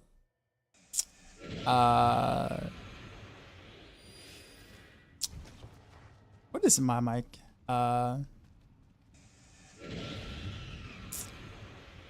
The Blue Yeti Pro. Blue Yeti Pro. It double dips on the stagger. Yeah, but even if it double dips in the stagger, it's still worth less than Moonrise on like the two-hander, sir. I mean, you could try it. Let me know if you do more damage. But math suggests that won't be the case. Anyhow, appreciate the follows. You have a good one, Rob. I appreciate you. You say you need the playlist.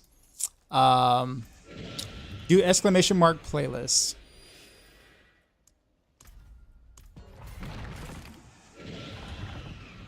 My build doesn't run any aspects. I use only yellows. Giga Chad. What can I do if I don't have a ring with lucky hit to make enemies vulnerable? You run a curse touch somewhere. So you remove an aspect and you run a curse touch for vulnerable until you can get that stat on a ring. For more information, check out the link in the description on YouTube, and you can see my build on Maxroll, and I walk you through all of it step by step.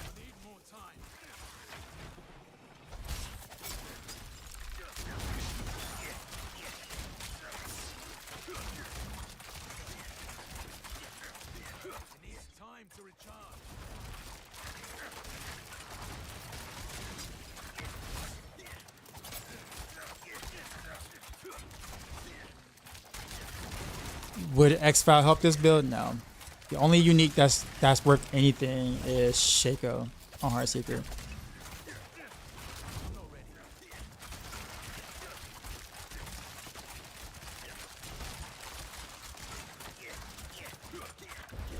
Like X-Files doesn't do anything for victimized explosions at all. At all. Did I say 90 per damage?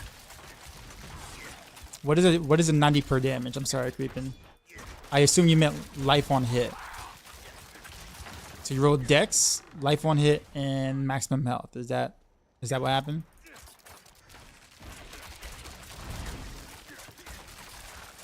Oh, 90% flat damage. Okay, I see what you mean. That's different. I would still roll that off. Flat damage is worthless in most rogue builds. Almost all rogue builds. Almost all rogue builds, that percent damage is useless.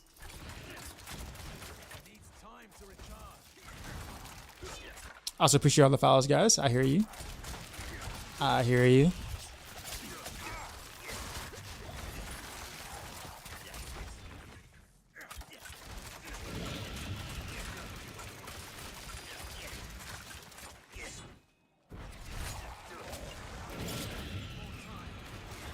Oh, those freaking champ mobs.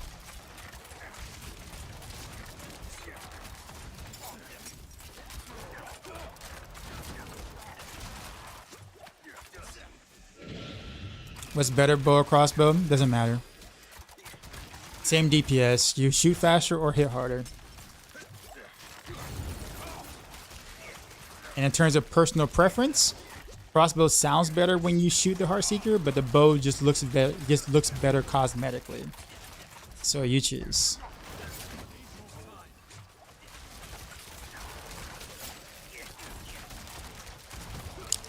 Boiler, what it do, man?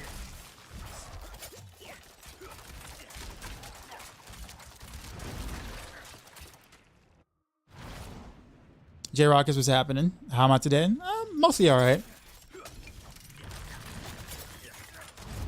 I gotta go grab some hydrate because someone redeemed hydrate.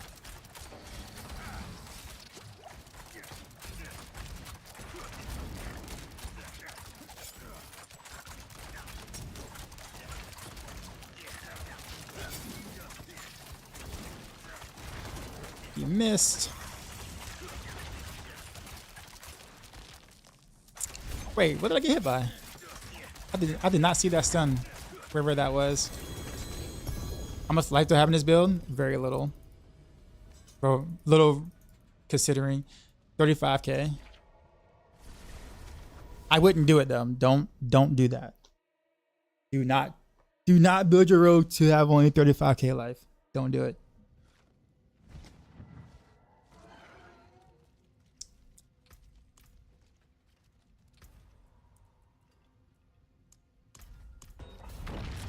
How's the Shane build coming along? I kind of sidelined it for a bit because I don't have a way to be able to survive consistently still.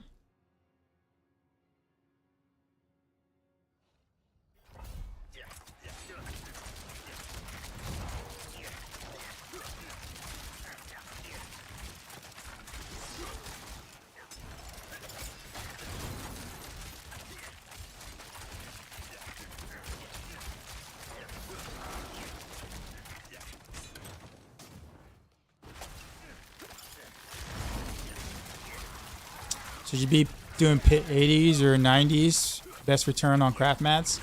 Basically, any pit that you run that you can do consistently between 3 to 4 minutes is where you should be.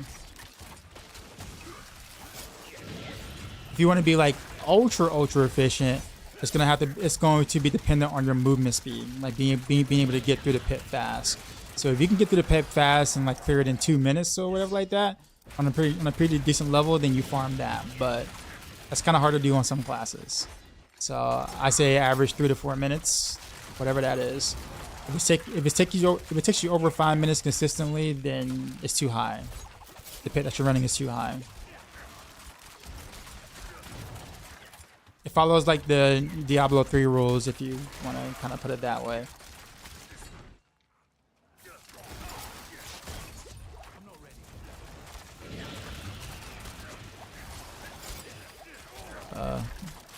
Appreciate the follows. Wait. No, I got CC'd. What potion do I use? Advantage.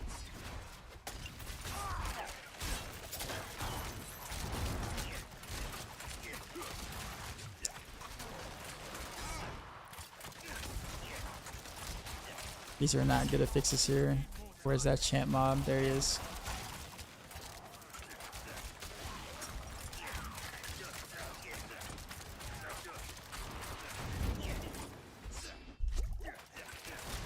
Is that F? CC equals F. Yeah. I just gotta pay attention more.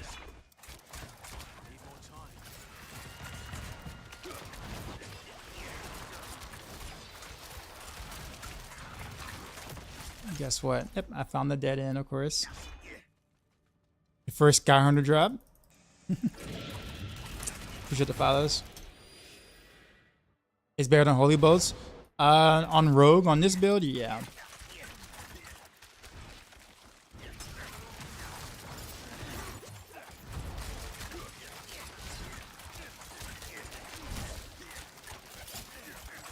I really don't even like the Holy Bolts elixir, to be honest with you. Kind of really wish it wasn't a thing, but it is what it is. I'm not gonna hate.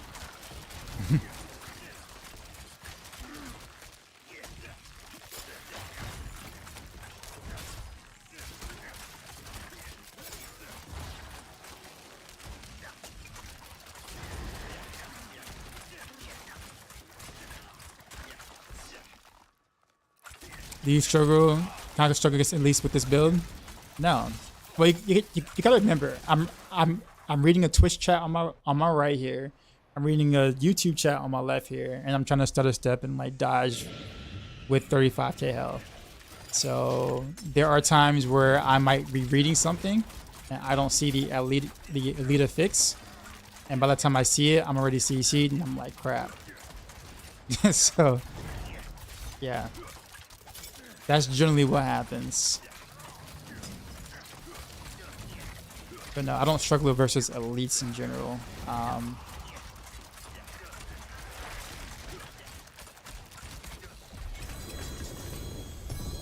I agree, but every build uses it kind of lame.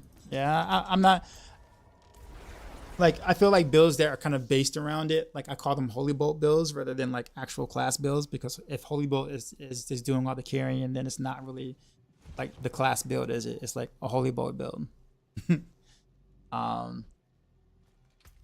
Holy Bolt, you know, with, you know, Necro Minion support or something, you know what I mean? Like, I kind of like to see what the build can actually do. This is actually a pretty interesting amulet.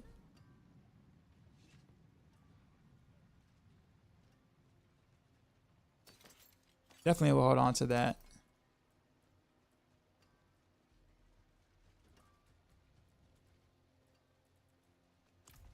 We'll do one more and then I'm gonna go grab me some hydrate. Switch to Heartseeker immediately and go to level 90 pits. Nice. Reed's blessed by the one and only. So what happened? What? Oh, the Sky Hunter. Basically every build this season is basic attack skills or basic attack season. I guess you can say that. But I mean, for a while, basic attacks were kind of useless. So I think it's okay if basic attacks actually, you know, gets to shine for one season.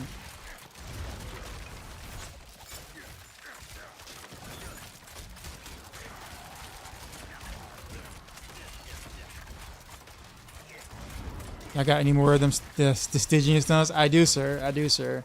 Invite me after this. After this this run. Hydrate. I will, sir. I will. I ran out. I'm about to go downstairs and get me some more.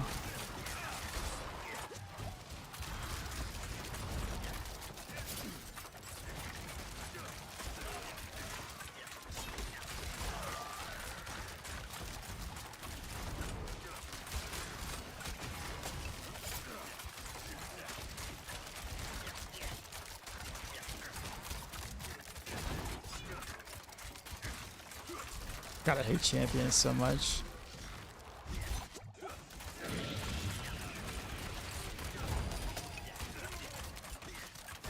I'm not ready yet.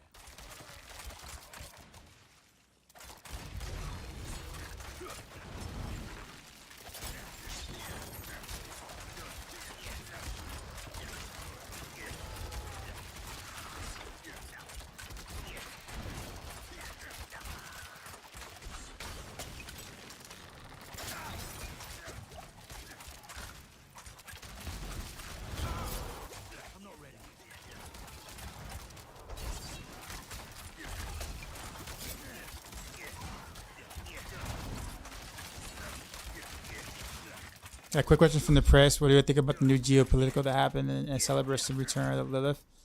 If you're running for president, and what I'm gonna do, considering that you run for lead for one of the big cities, I have no idea, sir.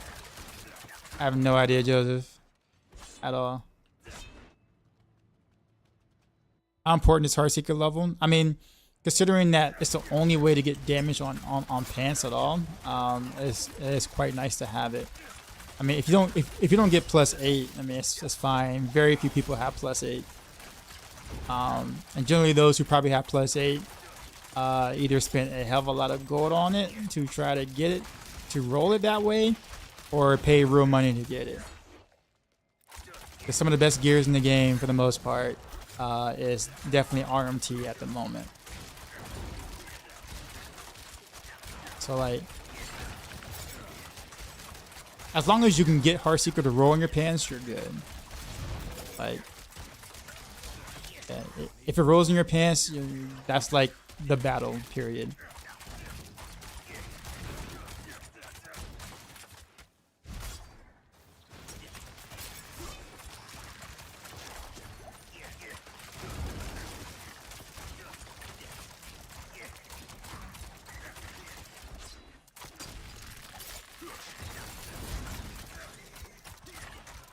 Am I running with Shaco? Yes. Need to hear about how much lucky hit on my Heartseeker? 72. Or it says 72% lucky hit chance on my Heartseeker without the elixir.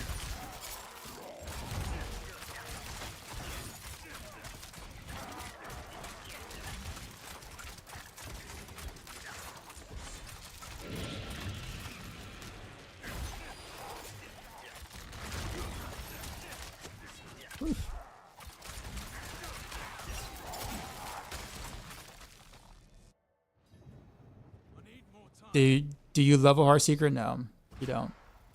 If you make a alt, you can.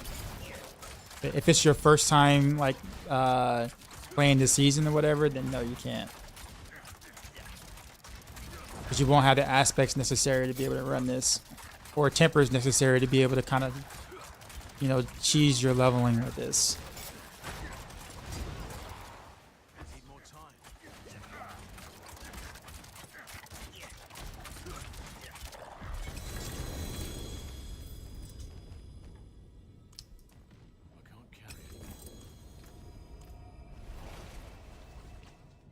Is Harley Quest the only Uber you're running? Yeah, that's the only Uber that's worth it on Heartseeker.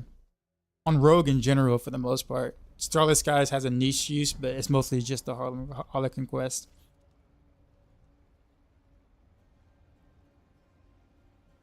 What does +3 turn out as if you crit twice? Say it again. Boiler, you there?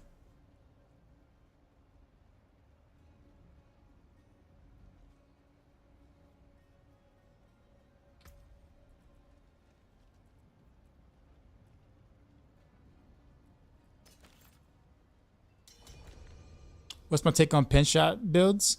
I will say that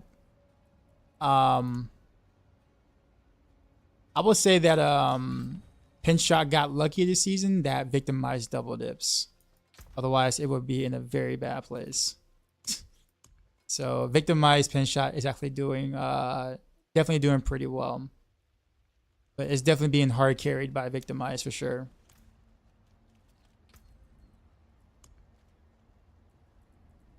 See, I got 14 of them, Boiler. I don't know what the market is for it right now anymore because I know there's dupes or whatever, so I'll let you decide.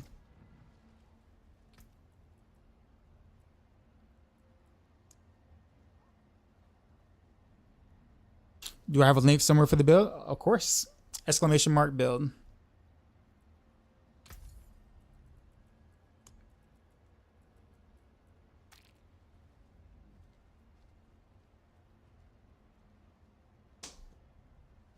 Best way to farm gear? Helltide.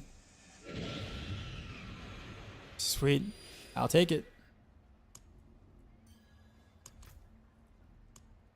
Thanks for doing business. 72 with Shaco on the Heartseeker. So like on sheet it's 47%, but someone said on Heartseeker. So I know that's going to confuse some people. But I was just trying to answer the question. You said you've been lowballed? Yeah. Oh, good boy. I appreciate you, man.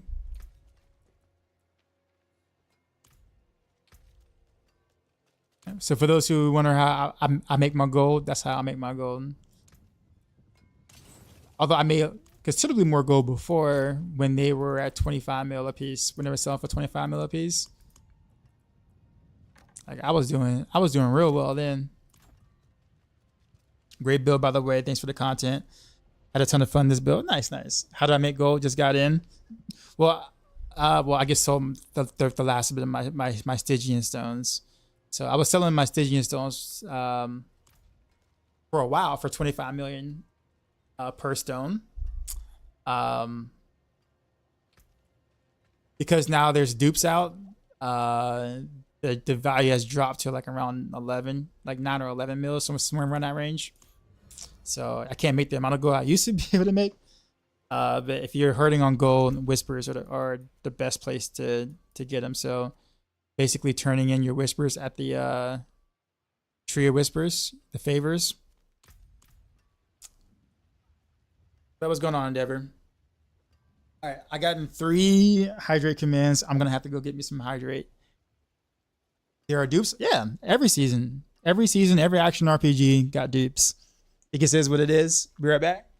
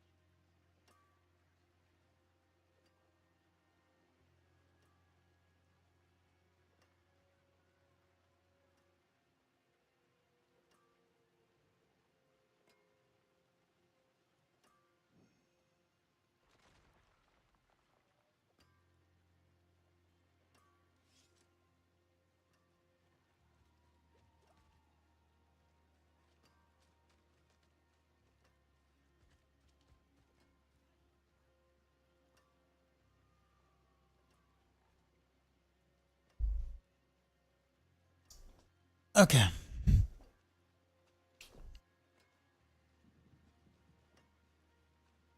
No, Joseph. If I ever consider running for mayor for a big city or president, I got your vote. No, no, sir, that would not be me.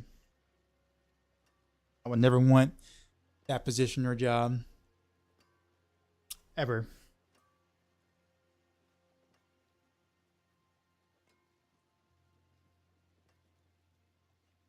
What hell transmog is that? Season 3's Battle Pass. It was in there. Good evening. What are the ways to make the enemy vulnerable for this build? Show you, please.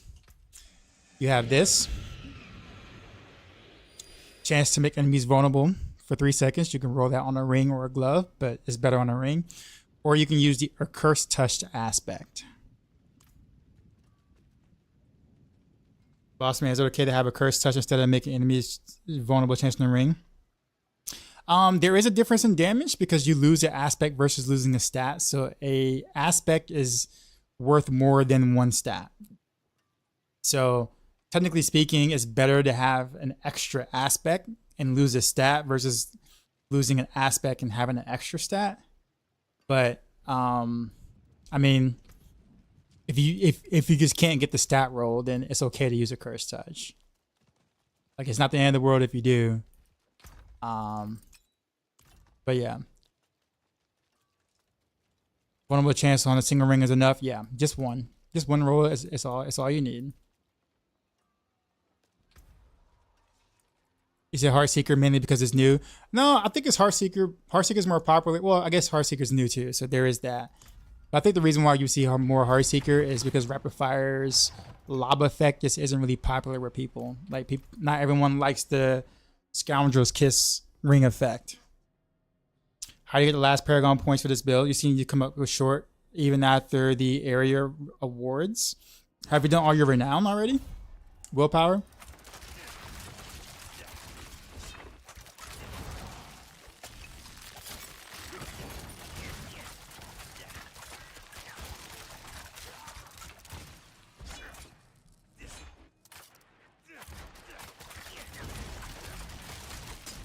Yeah, willpower. Have you done all your renown yet?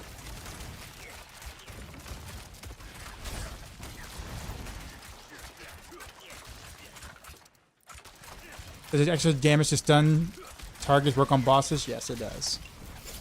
When they're staggered. Not when they're... So if they're not staggered, no. When they're staggered, yes. You say you're working on it? Okay, so if you haven't finished it, then you're not going to have all the Paragon points.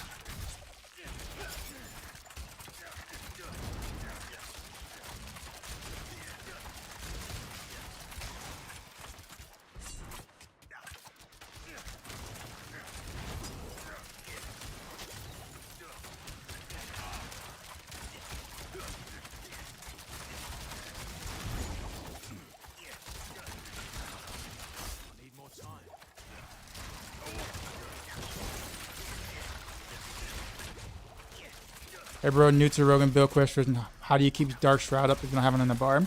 It's an aspect called the Umbrous aspect. Lucky hit crit chance with the marksman skill.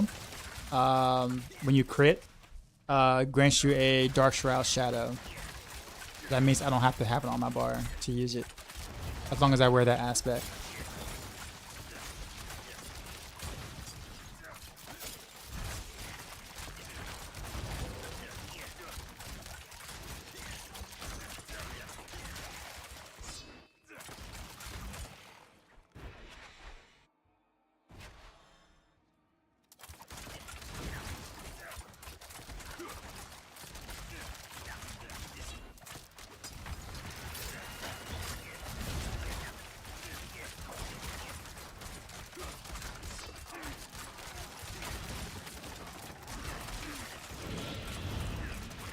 I saved your build.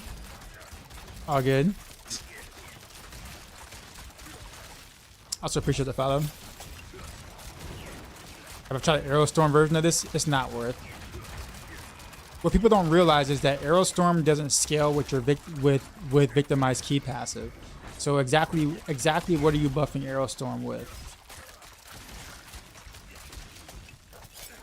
Like if you want to do Aerostorm, like an Aerostorm build, you don't play Victimize. You play Close Quarters Combat, which is a whole different build entirely.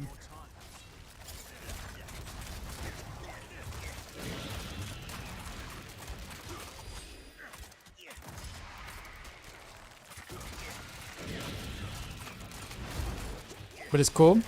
I mean, it is cool, but like, I guess people want, when people say have I tried Aerostorms, they're telling me, you know, is it worth the damage? Like, is it good damage? Is it good, right? And so I got to be honest and say, yeah, it looks awesome, but it's not good damage with on a Victimized build. No. Yeah, you have to build around it to actually make it do good damage. But then that's tricky because you have to go a whole different key passive, which means you got to build completely different. Yeah, just put Aerostorms on the Victimized build and hope that it works out DPS wise. It just won't.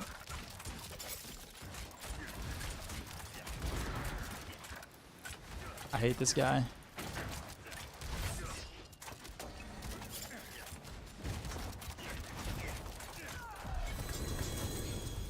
Does Exploiters work on bosses? No.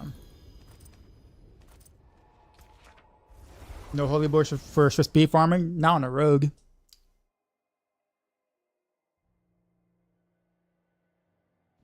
And thank God, because I'm glad rogues aren't stuck having to use Holy Bolts for farming.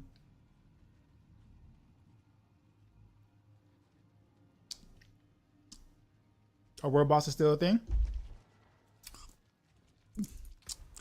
They are for Shadow Prisms. What are your opinions on Poison Trap versus Concealment? If I'm pushing, Concealment, so I can skip all the trash and keep all the elites kind of clumped up. If I'm speed farming, I go Poison Trap so I can get more crit chance. Do I use Shift for stutter stepping? Yes.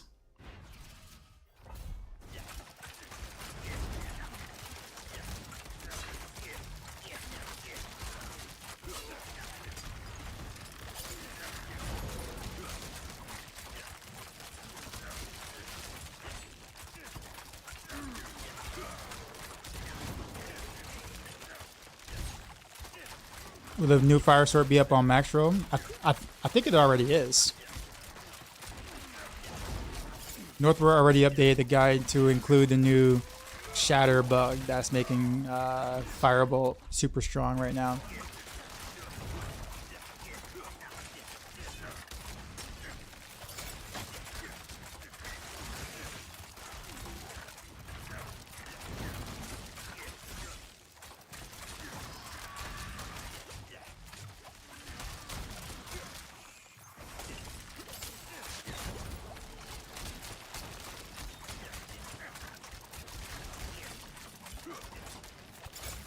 Wait, where's the champ mob at?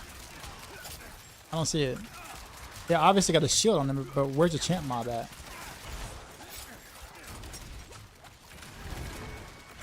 Really? Yeah, where's the champ mob at? That's weird.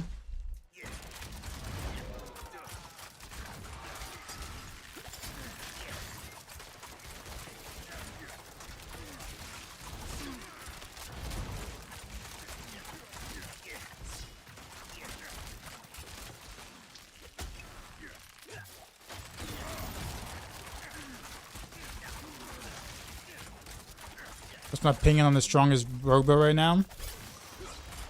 Heartseeker.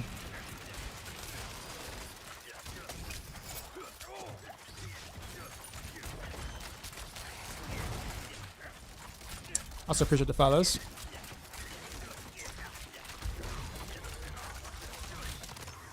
Ow.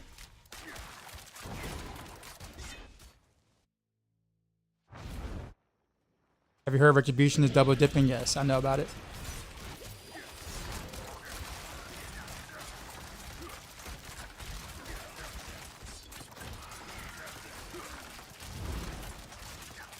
Doesn't change anything. I mean, we've been using Retribution this entire time on Rogue, so like nothing changes. It just means that we do more damage.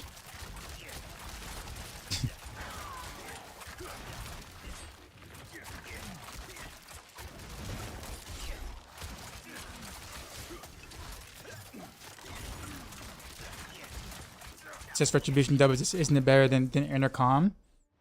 So you would normally, so on a rogue, you either take intercom or elements. You always have retribution regardless. So it's not an either or thing.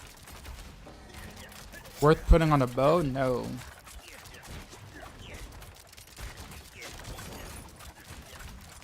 You like, do you know how much damage you get from Moonrise on a bow? You really want to give up 160% damage on Moonrise, and half that you want to remove 80% damage for 30% more damage on only staggered bosses? No way. That is not even a remotely close trade that you would want to do. It's an awful trade.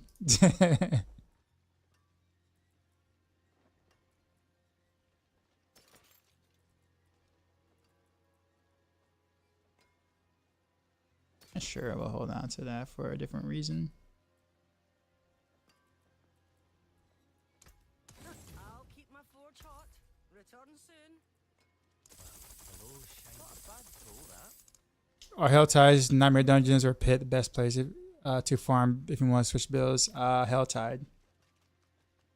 Hell Tide for sure.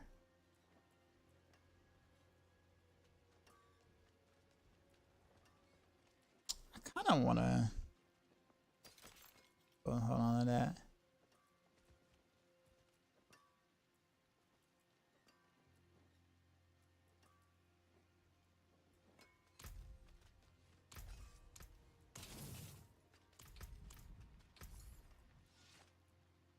Hello, shining beauty.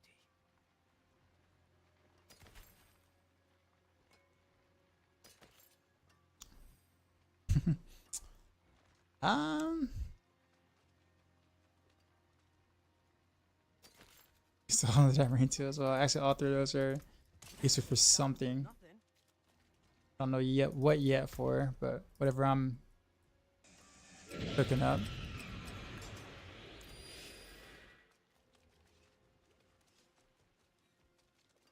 Retribution actually double this versus regular Marsu if they're stunned and not down.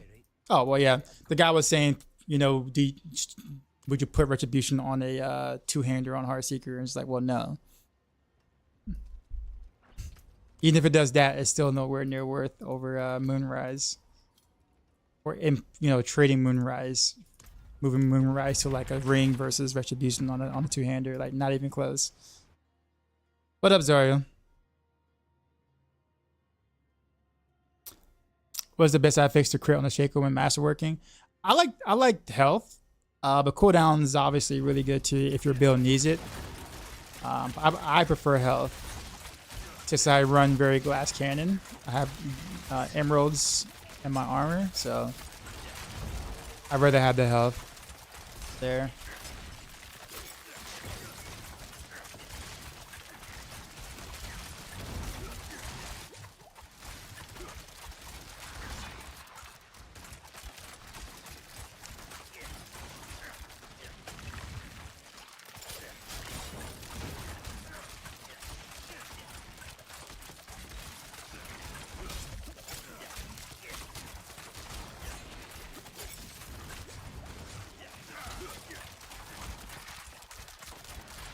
Totally messed that up.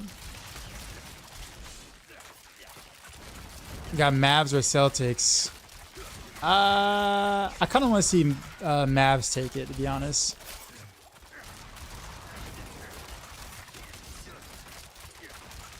But not what I expected the NBA Finals to be. If you would have asked me like a month ago, that it was gonna be Dallas versus Celtics, I would not have believed you. Celtics probably, yes, obviously, but not Mavs making it out the West. I had like Dallas like maybe fourth, right? Like OKC, Nuggets, or Timberwolves, I would have had above the Mavs for sure.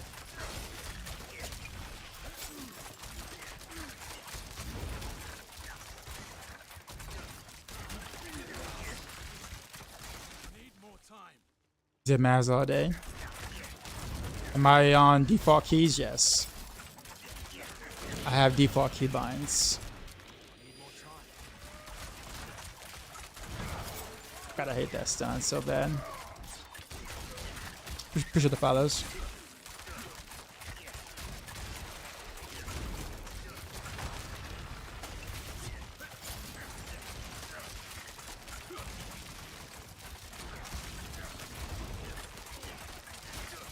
You wonder if Mavs would have beaten the Nuggets if they had that matchup? I don't know. That's a good question. I don't know.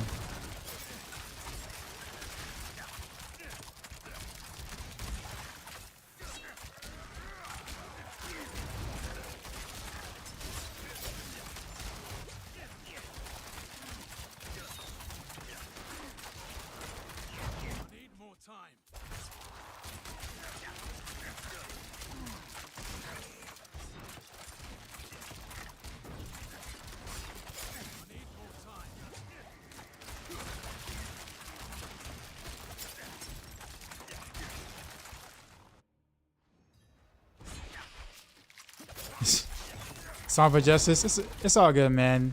I've been orb walking or stutter stepping for decades. So like it's not a thing that you just kind of like pick up, you know, overnight or even a couple of days or whatever. Like this is something I've been doing for decades. That's the only reason why it looks as smooth as it does.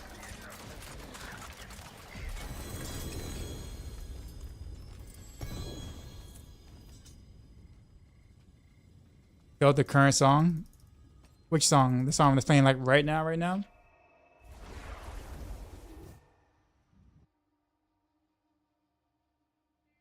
I use my left pinky to hold shift to stutter step shoot. I don't hold it. I tap it every time I want to stop and shoot. I tap it. So I can't hold the shift. Otherwise, I will never move.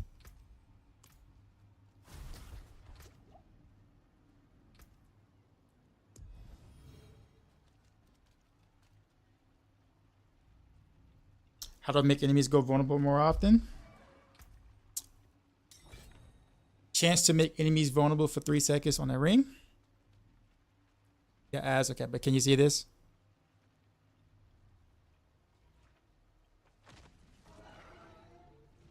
I don't know how you don't feel pain. I can't do a whole night stutter stepping. I'm used to it. I know how to like actually like relax my muscles and like whatever, like to keep the blood flowing. Like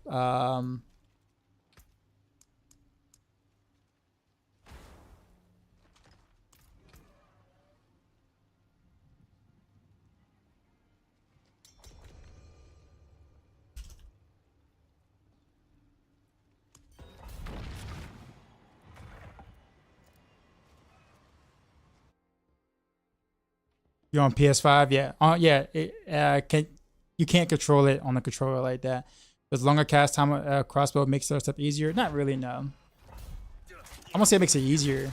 But like if you don't stutter step well at all, the slower attack speed would be helpful, yes. But that's not why I'm using the crossbow.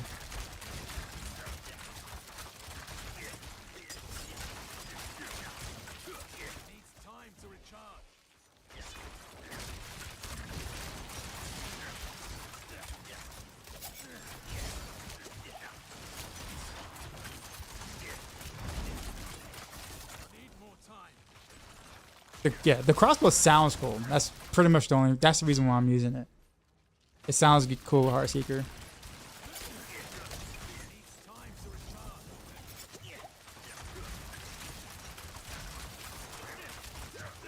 Oh, by the way, I'm running a 2-man with Zarya, by the way. I think he's running his Endario's build. Endario's Puncture build right now.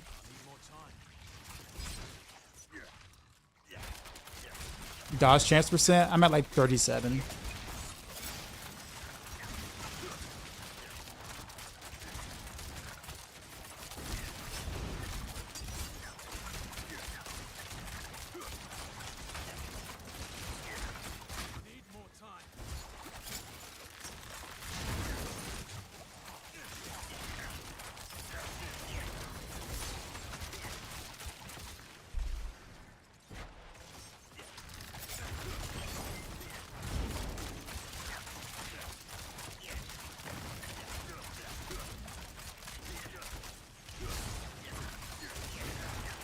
the sword build for leveling to on Rogue. I mean, all of them are actually pretty good. Barrage, Rapid Fire, 10 shot. They're all good. But you really need to be used to use the master working bench. You have to unlock the quests, and the quest will unlock it, or will pretty much walk you through it. Show my latest stats, like crit vulnerable. Well, my crit chance is like 31%. My vulnerable percent is 2200, 2232 on the passive.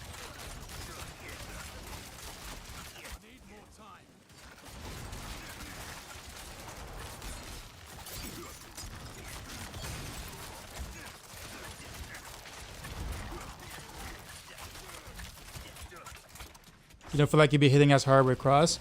Well, technically speaking, mathematically, the crossbow is roughly 22% stronger per hit than the bow. But the bow will attack 22% faster, roughly. In some cases, depending on like the breakpoint you are, that changes a little bit.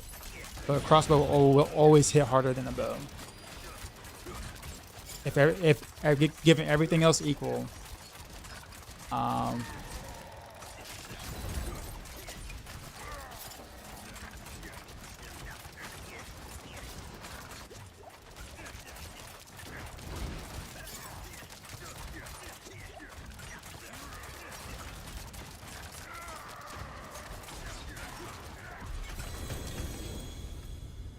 I got two uniques drop from that.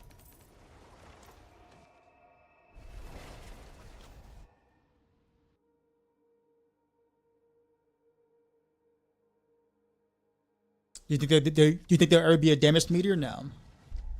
No. Blizzard, no, doubt it. I also don't think that that's a good idea in this game, to be honest with you. Like group play will be cancer because everyone's gonna be looking at your damage and be like, you don't do enough damage and you get kicked. People are toxic with stuff like that.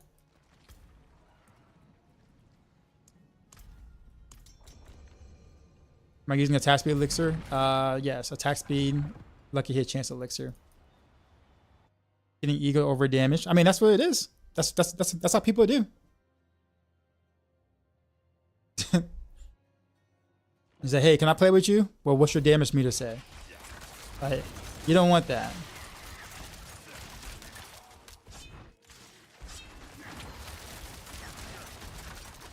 Besides, do you really need a damage meter when you can just do spreadsheets? You can kind of just calculate, your damage via spreadsheets or whatever. Map it out, so therefore you know what you should be dealing, right?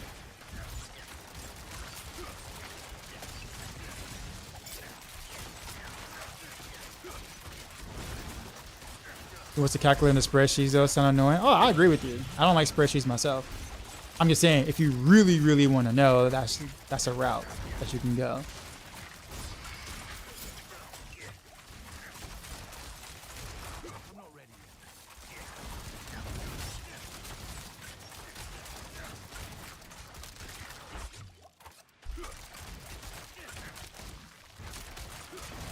Oh, I'm going backwards, my bad.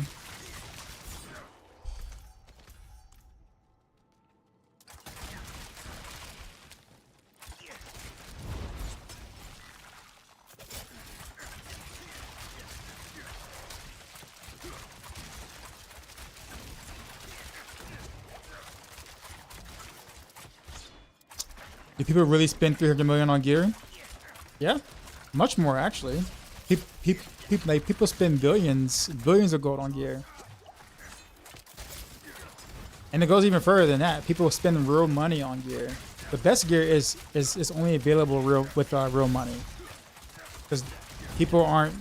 Well, I'm gonna say people aren't. Most people aren't dumb enough to sell like absolute godly in-game gear for gold when they're worth a lot of money. At least the people who are willing to buy it for money is worth that.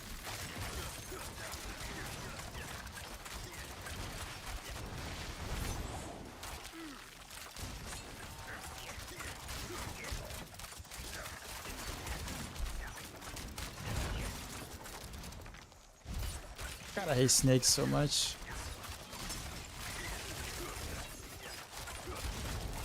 Lurk, alright. Risking their account by selling that though. Well, I mean, if they're buying, if they have the money to buy gear like that and they don't mind spending money, then they can just buy another account. Eventually, so I mean, apparently, you know, money is no object when it comes to that, so I don't think they care.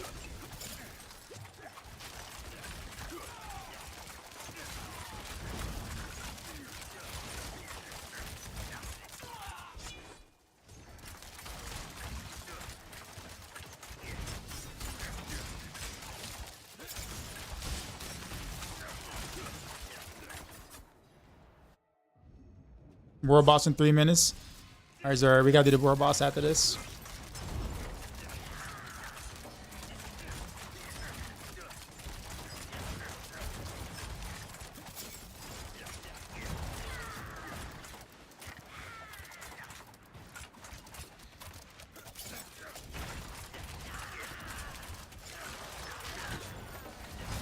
Is Heartseeker the build you were making last night? Oh no, Heartseeker's been around for a while. It's been around since, you know, well, launch of season 4.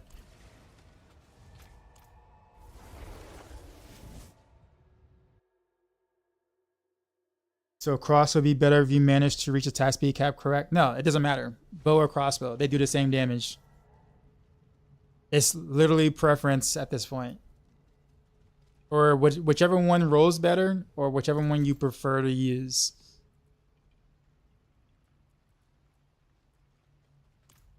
Love the build. Thanks for the great videos. Yeah, man, you're welcome.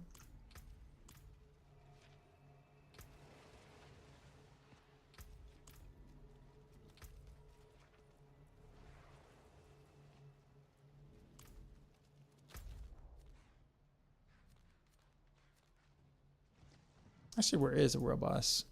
He pinned it. I like bow and I do about a mil under dies and crits, so not bad at all.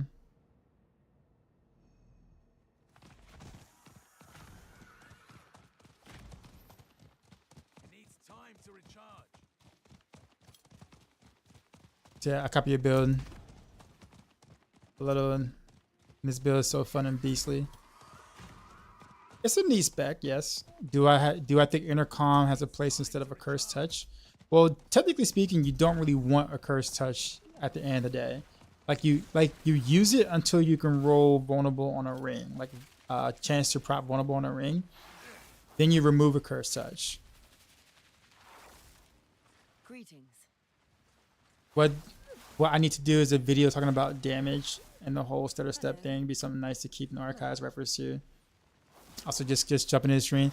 I guess I kind of hesitate doing that because like the way I do it is the way that no one else kind of really does it, and it's considerably more difficult to master than like the force move methods. But this method, I can kind of change directions on the fly and get the maximum distance per step without interrupting anything. So I guess that's the reason why I hesitate to do it, because it's like, who's gonna really want to do it that way? You know what I'm saying? Like this is like more so like, you know, League of Legends or walking type style. You know what I mean? Like how many people really want to do that in Diablo 4? Isn't that just redundant if I'm using the exploit glyph though? Is it? What does the exploit glyph says? You damage them, they become vulnerable for 3 seconds. This cannot happen more than once every 20 seconds per enemy. So you make them vulnerable for 3 seconds, you have a 17-second cooldown on that same mob. So that means you're not going to have vulnerable on a boss for 17 seconds.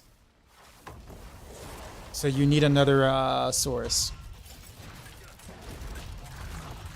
This build does not want crit damage? No.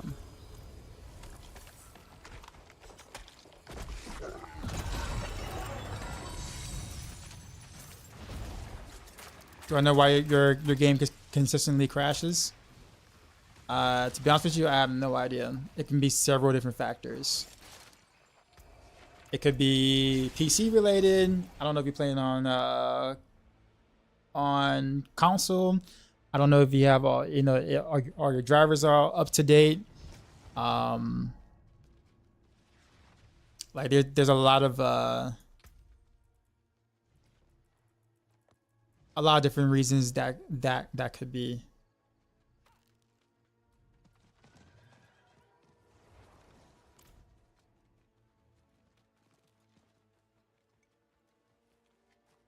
Chasman go to sing your new PC. He said, which GPU am I rocking? A 4080. Honestly, I actually hope they're not listening right now, but I actually prefer my 7900 XTX, to be honest with you. But I had the 4080 because I was sponsored by Nvidia twice, and they sent me a 4080 because I didn't have an Nvidia GPU at the time.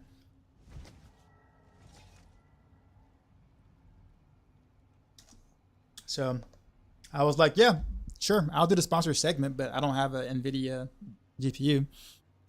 So I don't have a, you know, and it's like, oh, okay, we'll send you one. I'm like, oh, okay, well, all right, well then game on. So they sent me a 4080. So I got the Founders Edition.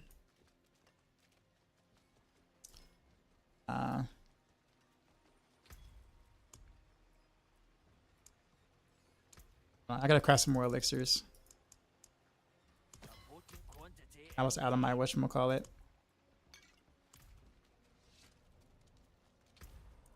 Okay then, guess it's my turn.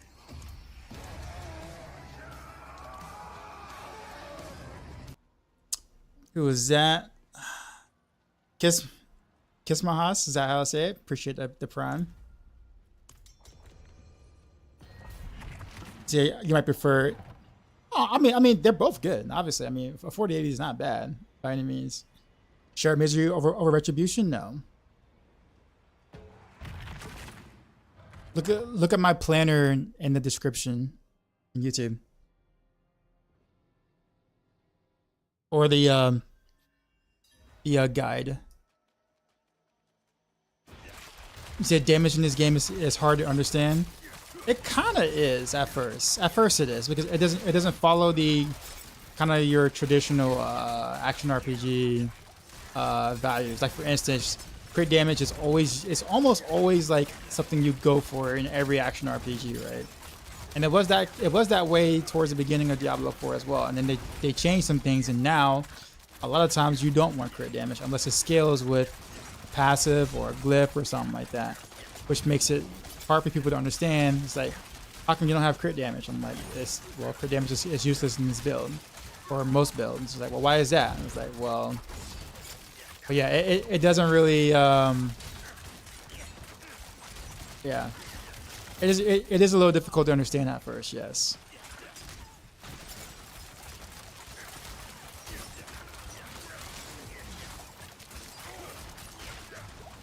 DLSS, DLA frame generation, fantastic ray tracing, great for games. Well, see, to be honest with you, I never cared about ray tracing. So, if you remove ray tracing, AMD has better rasterization performance, and also more memory. So, for what I care about, honestly, the XTX makes more sense to me. See what I'm saying? Like, I would never really care about ray tracing, nor do I really, like, I mean, because like when I'm playing, I don't really see that benefit. Like I don't. I guarantee you, I can be streaming one day with it on, and then the next day I could turn it off, and no one would notice the difference while I'm playing. They'll notice the difference if I'm in town, or like, you know, I'm next to some water and you know, whatever like that, and it's like, oh, that looks pretty, right? But if I'm gaming like this right now, you're not gonna notice a difference. So I just feel like the performance hit and doing all this trickery just to make my game to be able to perform with ray tracing, I just don't think it's worth it. Yo, Dark Side, My opinion. we just got raided, DM son. with the raid. All right, Zora, You you're gonna know have to hold how off. we do. Drop my new beat for these new I'm gonna do the viewers. dance. I'm gonna die. It's all right.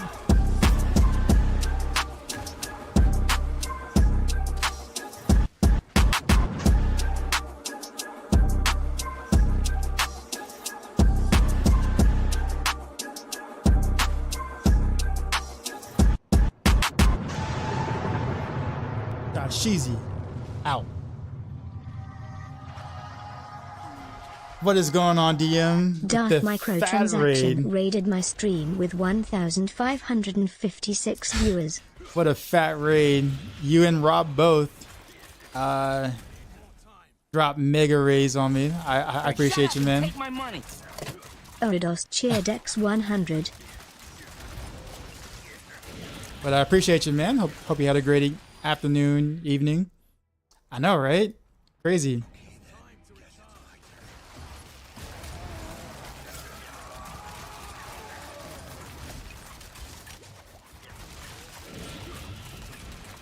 Also, all the follows. Chance to apply vulnerable on rings come from Oculus. Well, it can roll on a ring itself, but you can also re-roll it as a stat from the Oculus. Bro, I hate these snakes.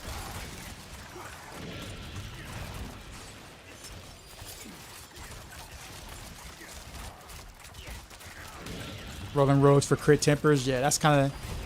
Yeah.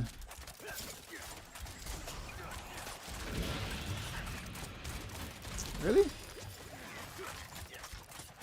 How high would you want to be in the ring to use it? That doesn't matter. As long as you have the stat. That's all you need.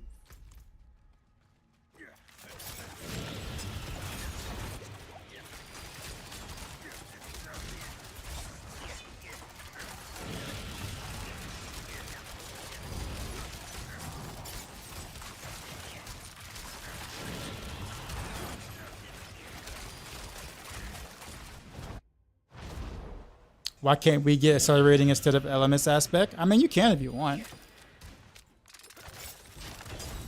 If that's what you want to do, you can. It's your game. Say, yo, you've written some Maxroll articles I read? Yeah. I have about 5 or 6 road guides on Maxroll.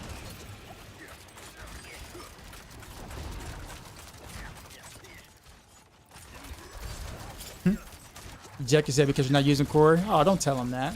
You should just let him run it.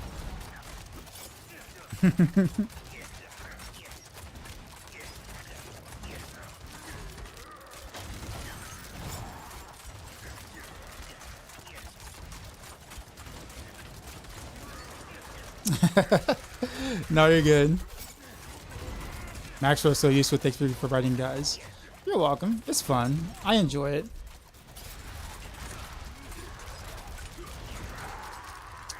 Sorry, we might have to go back down to the 105 because I got a massive chat now, so trying to keep up with that. And these runs are hard. Am I using Doom and Andy's visions? No, none of those are worth it on Heartseeker at all.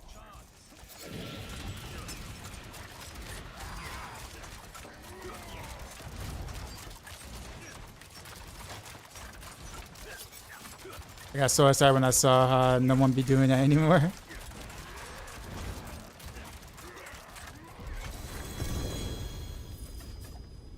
This the man picking up additive damage on Heartseeker Paragon. Wait, what? I mean, if it's on the way, sure. But I mean, I won't go out of the way to take it. What's the most important stat to push to max out damage? Is it the Heartseeker on the pant? Well, it's a combination of things. It's not just one thing. So vulnerable, lucky hit chance, some dexterity, maxing out your aspects, Heartseeker on pants, tempers, double chance to Heartseek. Caltrap duration. There's like a bunch of things. It's not just one important thing, and all of a sudden you're like, you know, Thanos or something.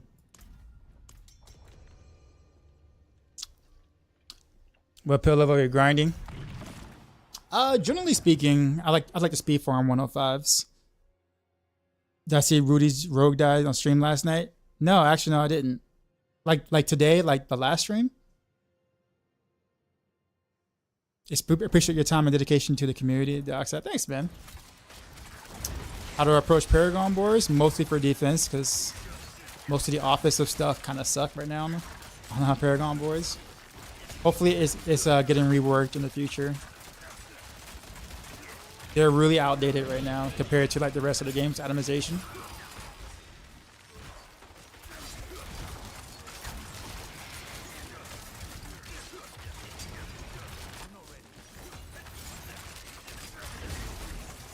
He was pushing it to his character died. He died at 119. Oh, was he playing this Heartseeker Rogue? That wasn't Poison Barrage, was it?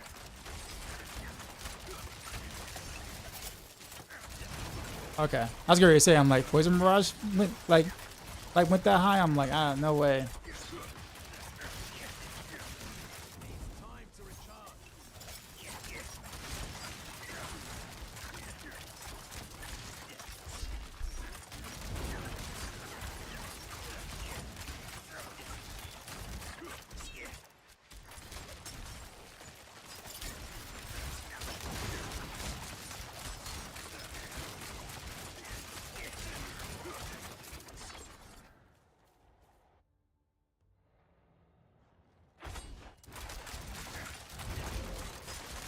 We were trying to figure out why vulnerable was falling off of enemies.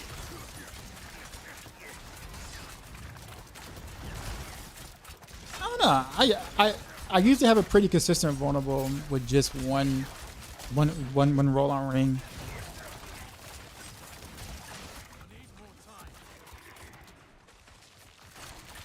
Well, I mean, he was pushing with it to die with it, right? He says if he's saying I'm gonna keep pushing until I die, then he was 100% expecting to die at some point. Would he bought the gold? Nah. Nope. That is not him.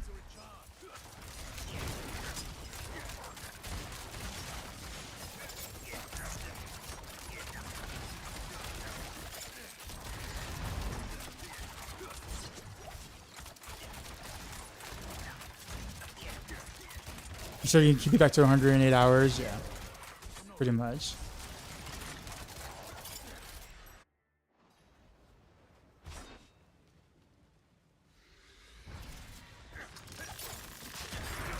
The ban that guy that say he bought the gold. I'm not gonna do that.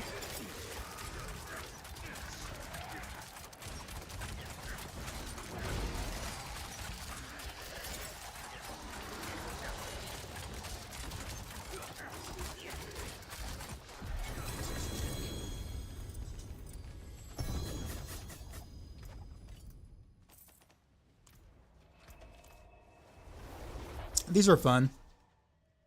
These twos are fun. How much gold needs need to be comfortable? Yeah, around 300 mil. Yeah, I guess depends on how hard you're trying to min max.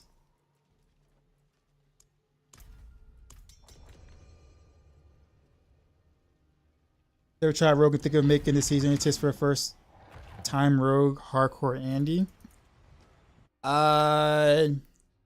Rogue is like a lot squishier than other classes, so you have to pay attention a lot more. Be very careful and take as much defense as you possibly can in your slots. Make sure you get ranks to Dark Shroud as soon as you possibly can on chests. That is an absolute must.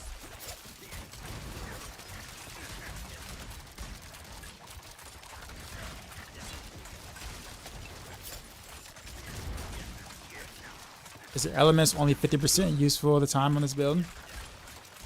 Not exactly. So it's not exactly 50%. So there are times where I get the right cycle I want when I'm at the elites or whatever, or let's say I'm fighting a staggered boss. If I'm fighting a staggered boss or whatever, and I'm in the correct element, I'm getting the full damage bonus, or I'm getting the damage value. Obviously, it can be the other way around too as well, but you can kind of play around it. Generally speaking, that's kind of why, I don't know if people have like kind of noticed the way I play or speed farm a lot of the time. I tend to like kill trash when I'm on the off cycle. So usually if I see that I'm on the off cycle, I'll like stutter step and kill some trash a bit. And then when I'm like on the right cycle, I'll like kind of go a little bit faster to find the leads. Therefore, my value is actually a bit higher than 50% with that aspect. So I play like Diablo 3's commissioned elements. I don't know if that makes sense. Did I get to 116 solo? Well, 116 is not high at all. Like I did that in like 6.5 minutes or so. I haven't pushed at all. I don't like pushing in this game. I think pit pushing is like really boring. So I just don't do it.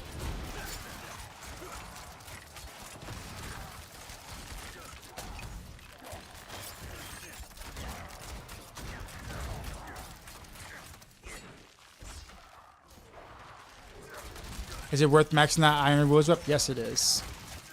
It should just happen automatically by just playing Hell Tides. You don't have to do anything special.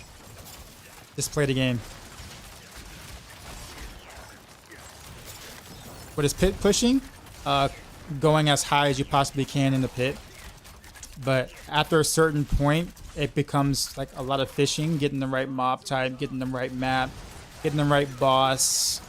For some classes, the elites have to kind of be close enough together every encounter, otherwise it's going to ruin your run. There's many different things that kind of have to, like the stars have to line up for like, you know, certain levels of the pit to be able to be achieved. It's kind of like Diablo 3 in a sense, but at least in Diablo 3, once the stars were aligned and you played that map, it was a lot of fun because there was a lot of strategic values you had to do to be able to clear that high GR. In Diablo 4, it's literally everyone plays the exact same strat. They do the exact same thing. Every run is literally the same with every single class and every single build. To me, it's like watching paint dry when I watch these runs. It's not the player's fault. You know, the players are doing what they're supposed to do to clear. But there's no variety. There's very little skill expression watching these runs. So for me, because I don't have fun doing it, it's just not worth the time effort to put into doing that. But that's my opinion though. Like obviously not everyone shares my opinion and that's fine, right? But for me, I can't partake in something I find incredibly dry and boring. You said I like watching paint dry though. What's your favorite color of paint to watch dry? Do you like the shiny paint or like the matte paint? All right, Zara, you have a good one.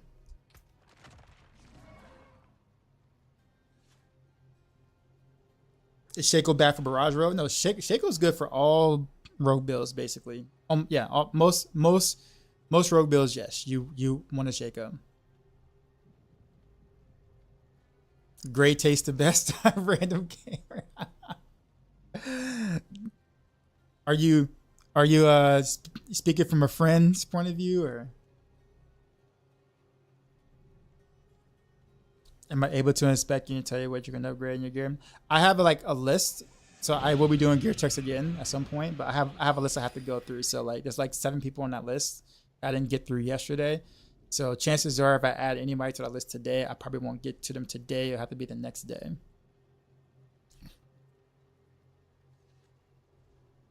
Cinder, what's up, man? It's been a while since I've seen you. Does anyone use a Diablo trade site? Is that safe? He said, yeah, I got the 115, got bored insanely. Lengthy boss fights. Actually, I actually like the boss fights, but I do think the boss fights are a bit long. Like the enemies during a rift don't have enough health in proportion to the bosses. So I would reallocate the boss HP, like cut it like probably in half, and then put some of that HP back into the pit run itself. So therefore, more builds are you know, valid, you know, or valuable. You know what I mean? Because a lot of builds are just not worth it right now in the pit because of the boss fight. In fact, most builds right now are basically tiered. Like we put builds in certain tier lists based off of whether it can kill the boss in the pit or not. Like that's the current game right now.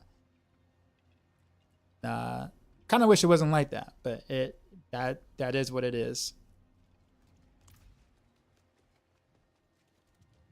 So thanks for the gear check you by the way yesterday. I updated my glove, ring, and 2 crit new Shaco, max X and HP. Yeah, awesome, man. Good to hear. Scourge of the Land is the boss you want for pushing, right? That or Malice.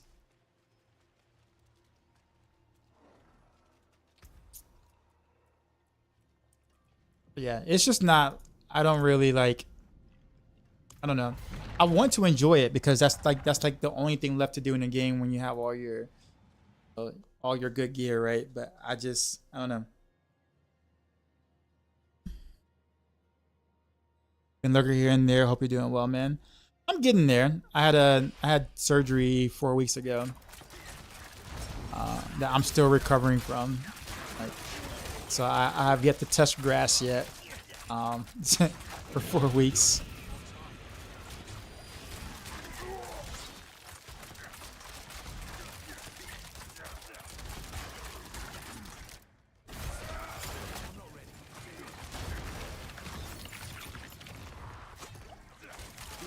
With surgery, double hernia surgery.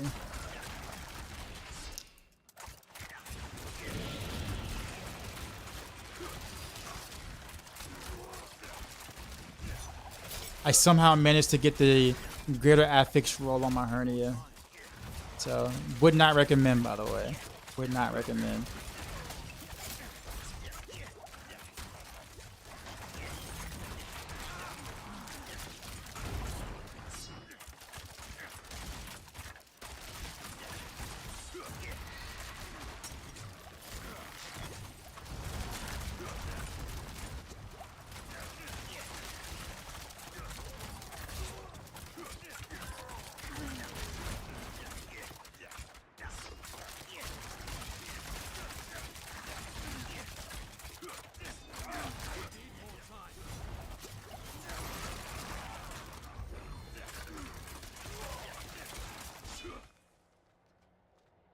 That's pretty good. GAs played the game a lot. Farm Helltide a bunch. That's it. There's no like super secret spot or super secret area that spawns more GA items in general. You just gotta get the gear to drop. It's all random.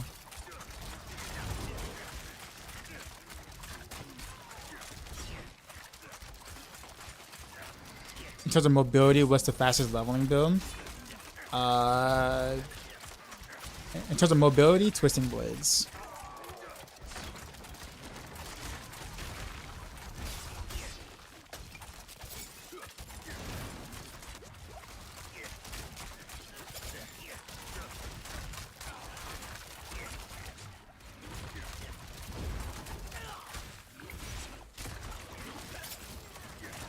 Freaking walls.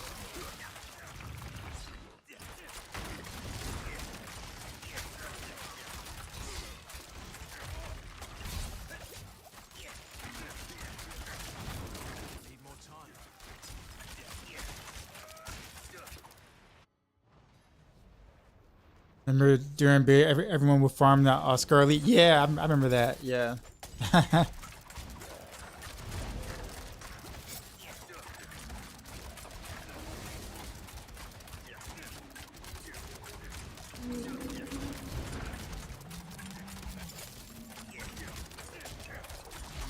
Is Heartseeker better than Rapid Fire? Yeah. But Rapid Fire is not bad though. If you like it, you know, I will continue to keep playing it. Do most damage? Should I up vulnerable damage or dexterity? Dexterity. Depends on the build. If you're playing Heartseeker, vulnerable is what you want.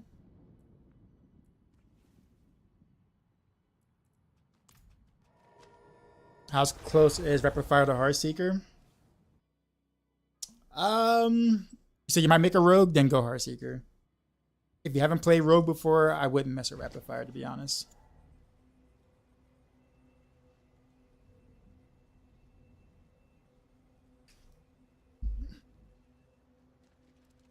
rogues in general is a class that you're going to be pushing more buttons than other classes that you may have played. So, and then with the complication of trying to aim the new Scoundrel Kiss ring thing is going to annoy the hell out of you. That is, if you have not played Rogue before. Like, it's not nearly as, like, you know, simple as, like, let's say, like a barb or, let's say, a druid, I guess, in terms of just, like, playing a build. Heartseeker is probably the closest thing you're going to get to, like, easy on a rogue.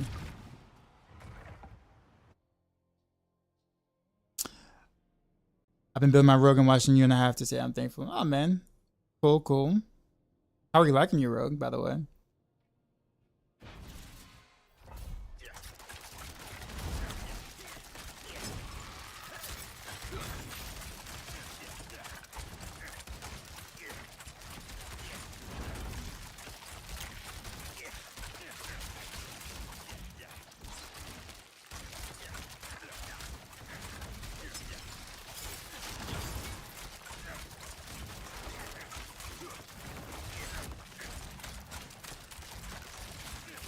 Druid is ugly, that's why you don't play them.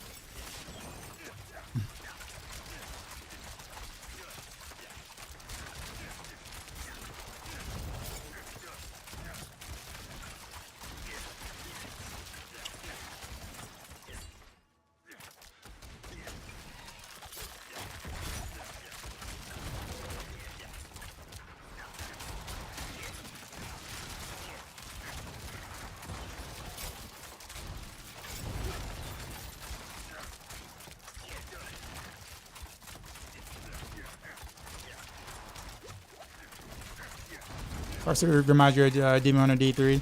Yeah, same.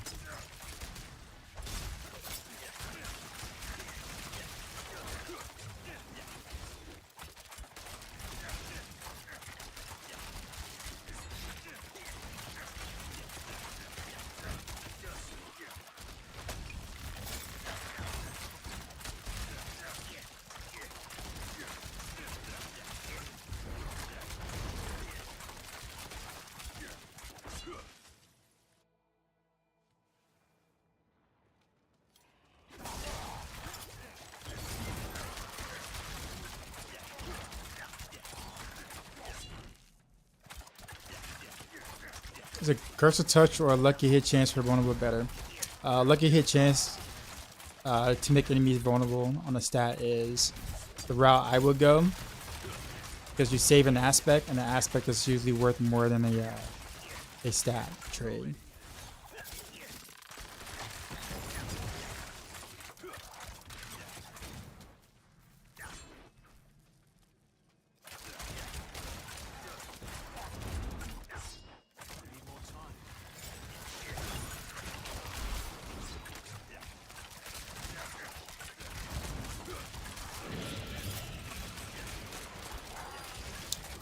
Appreciate the follows.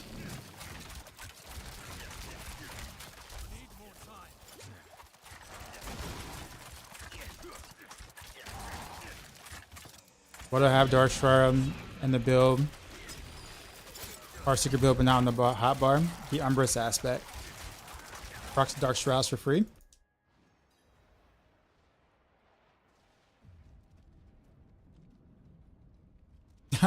Thanks, Mika. I actually forgot about the command. I should probably just make that an actual, just regular command. Well, I guess 7 skills is a command, right? Yeah.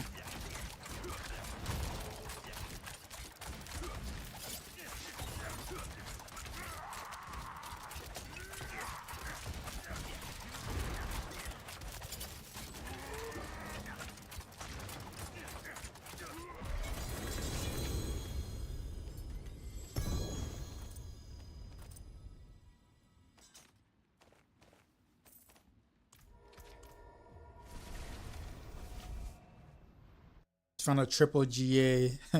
He's a dog shit glove. Happens as if you haven't found chance on freeze, tempering, manual, and can't utilize. You have to finish the Iron Wolves quest line to get it. the Worldly Fortune temper you'll find once you finish the Iron Quest seasonal thing. Aspect of Retribution triggers versus staggered bosses. Yep, sure does.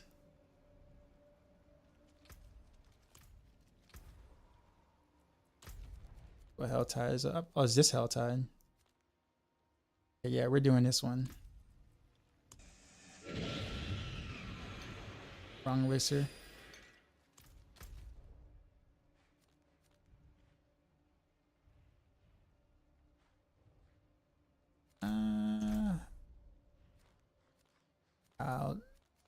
Where do I want to go for this though?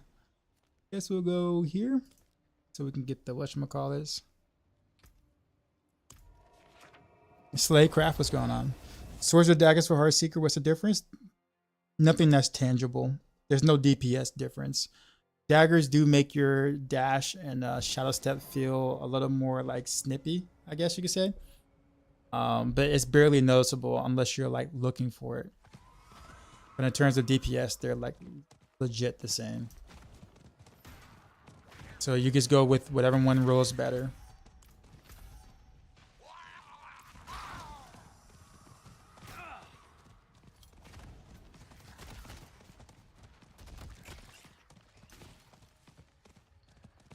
March with finesse is the temper blade bar to look for? Yes. Because barbs are looking for crit damage. That's the temper that's on.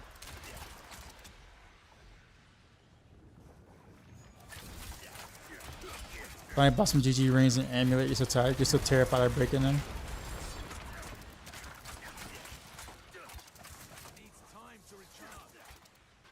Transmog true in-game. I agree. Oh, I forgot to eat a brain. Hold on. Go. It looks like I'm by myself here. Okay. Well, I guess I don't mind.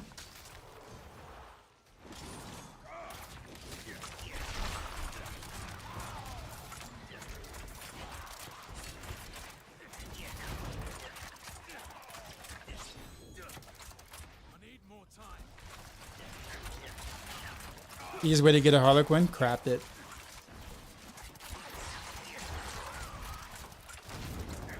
Is the next season or the expansion world D4 better than D3? What do you think? I mean, I think in Diablo 4's current state right now, I would say it's better than D3 now. Season 4 is kind of really put that bar there. But I mean, every Blizzard expansion, every Blizzard's first expansion is usually always like a banger. So I expect D4's expansion to be really good.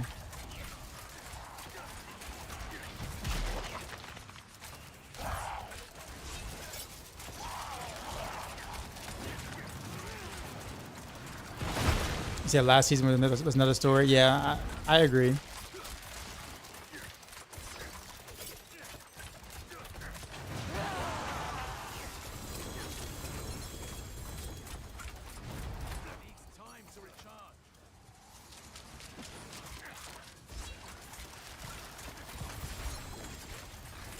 Yo, Thomas, what's up, man?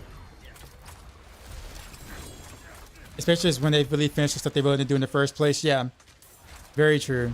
A lot of people don't realize that a lot of the systems that launched in Diablo 4 was not the current leadership team's ideas or systems. That's why they spent so much time backtracking, trying to fix things in the game that they would have done different had they taken the lead since, you know, all of its development. The current teams, the current lead team right now has only been in their position 1.5 years before D4 launched. So you can't really turn around and make brand new systems in 1.5 years before launch. So they had to launch the game in the state that it was in at the time, and then go back and fix later, basically. Which is kind of what they're doing now.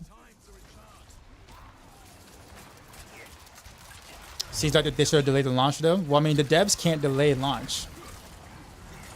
I mean, That's definitely like a higher ups thing. You know, the higher ups don't care about the state of the game. All they care about is money and pleasing the shareholders, right? So you think the shareholders are gonna be like, yo, you know, sure, I don't mind not making any money for a whole nother year. That's great. Nah, that's not gonna happen.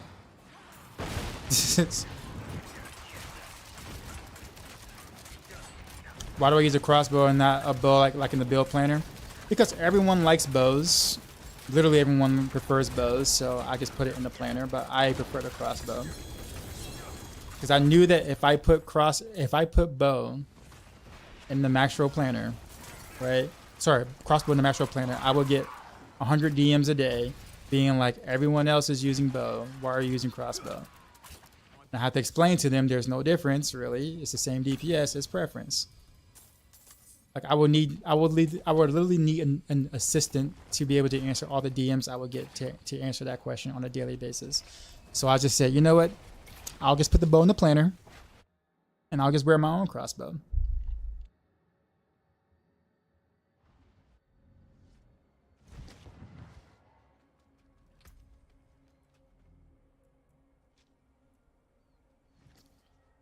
You just need that in the plan in the full screen font. I guess I could leave notes too as well in the planner to let people know, hey, guess what? I use crossbow, but etc. It's about aesthetics. Yeah, I mean, I absolutely agree that the bow looks way better than the crossbow, but the crossbow sounds better when it shoots, which is primarily the reason why I'm actually using the crossbow. But people think that there's an actual DPS difference, really, and there really isn't. You either hit harder or you shoot faster. Why would I prefer a crossbow when it shoots slower? It sounds cooler. It sounds chunkier. And I don't really attack slow. Like do you really think that like this is super slow? Like it's like maybe sometimes 2 breakpoints below. And depending on which breakpoint it is, it's like only 1 breakpoint below a bow at some breakpoints. So it's not that much slower. It really isn't.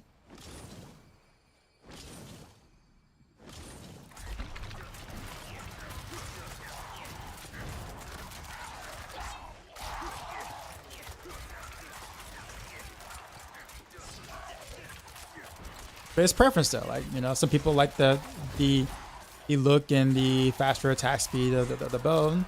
Others might like the chonky sound of the crossbow and seeing bigger numbers.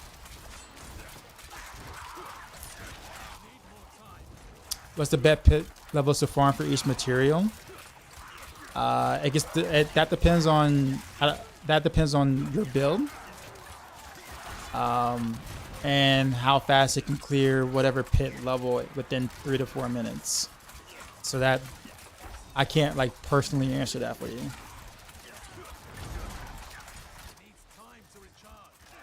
As for the crowded sage versus a simulation, I don't use either one of them, so I don't care for either, to be honest.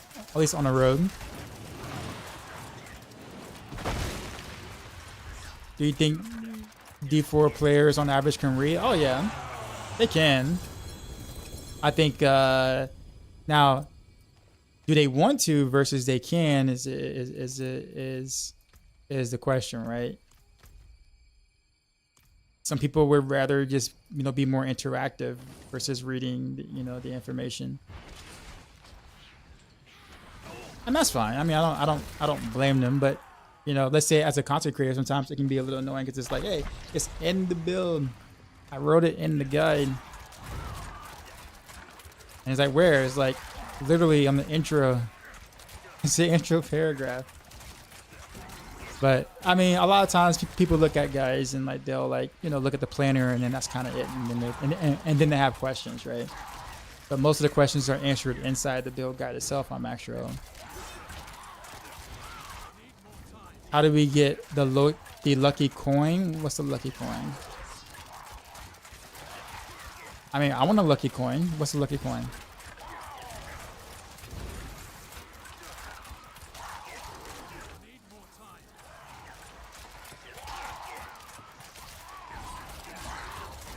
SSRB, what's going on, man?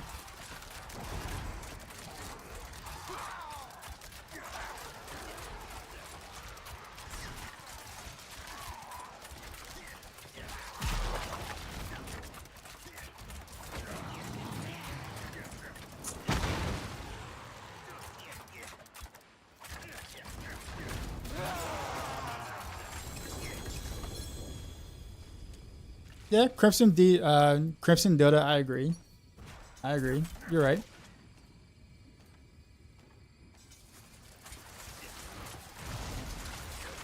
It's a hidden quest, the lucky coin. Yeah, I have no idea how to get it then. Because I apparently do not have that.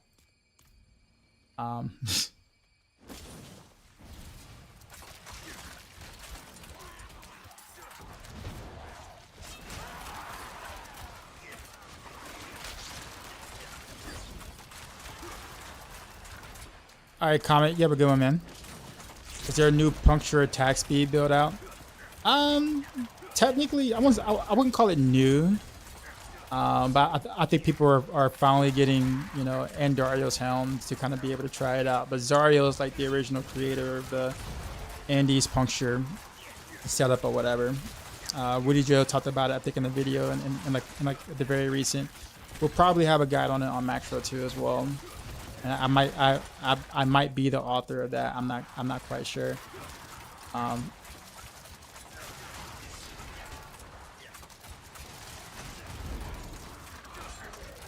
It's speculated it's used to get the hidden uber unique on the Ring of Misfortune. Oh, well, yeah. Well, I honestly have never heard of that.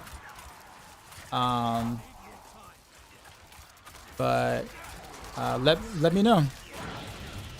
Let me know how it works out for you.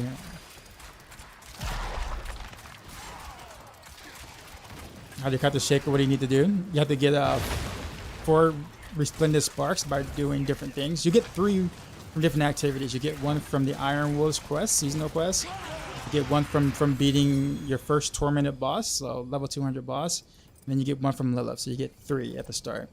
And then to get the 4th one, you have 2 options. You can either make a new character and complete the Iron Wolves quest again for the 4th one, or you can farm some bosses, specifically Durio or Andario, and hope that an Uber Unique drops at some point. And then if it's the wrong one, you can salvage that for a spark, and then you can craft whatever unique that you want, Uber Unique that you want.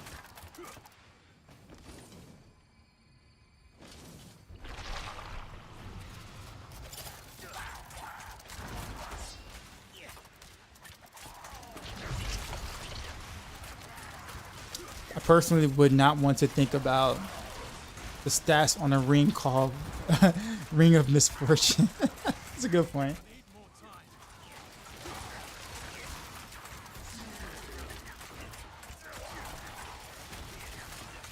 Who found the Heartseeker build? I mean, technically speaking, Heartseeker builds have been around for a while.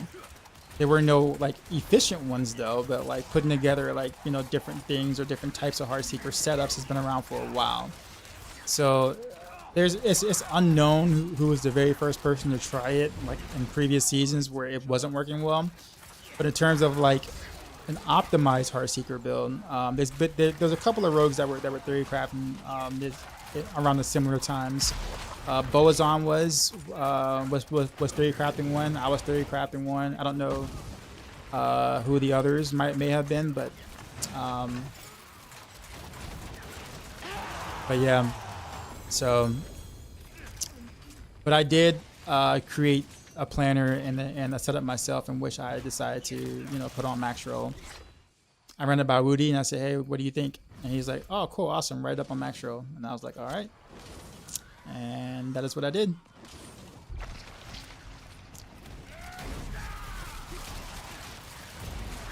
What aspect do I change Doombringer in for Barrage build? I don't know if I had that in the planner. Do I have Doombringer in the planner for Barrage? Honestly, I really wouldn't add a Doombringer in any rogue build unless you're playing like hardcore. I just don't think it's really like you give up way too much for a Doombringer. Like you're trying to be really tanky, but you're gonna lose a lot of damage. And on Barrage kind of needs all the damage it can get.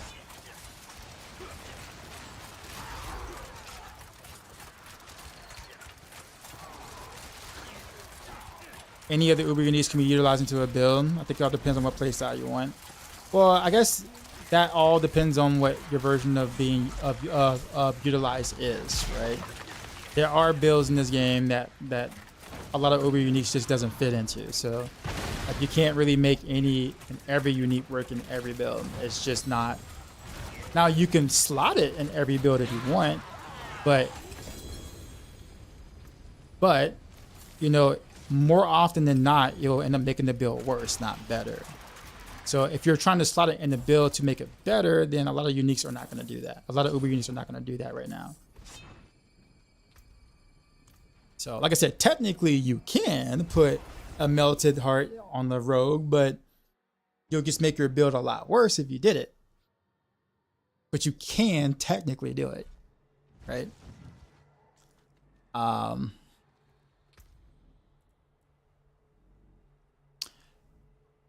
T-Licious was going, hey, my brother's currently streaming Diablo with only 5 viewers. Any suggestions to grow the channel? How long has he been streaming?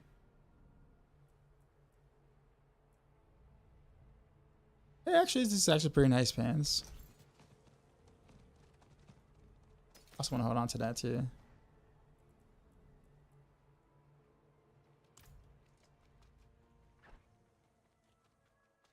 Starless Skies on Heartseeker, the outfit.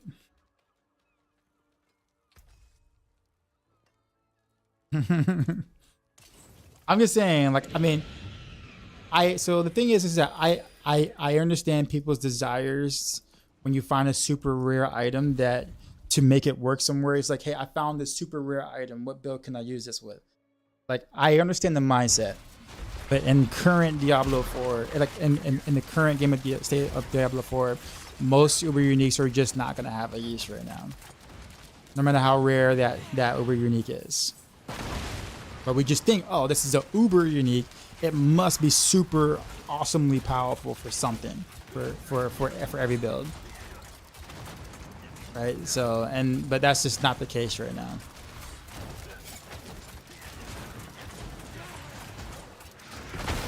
Hey, Dot, how much attack speed do you think you think Heartseeker should be at? I mean, should is a very subjective question, right?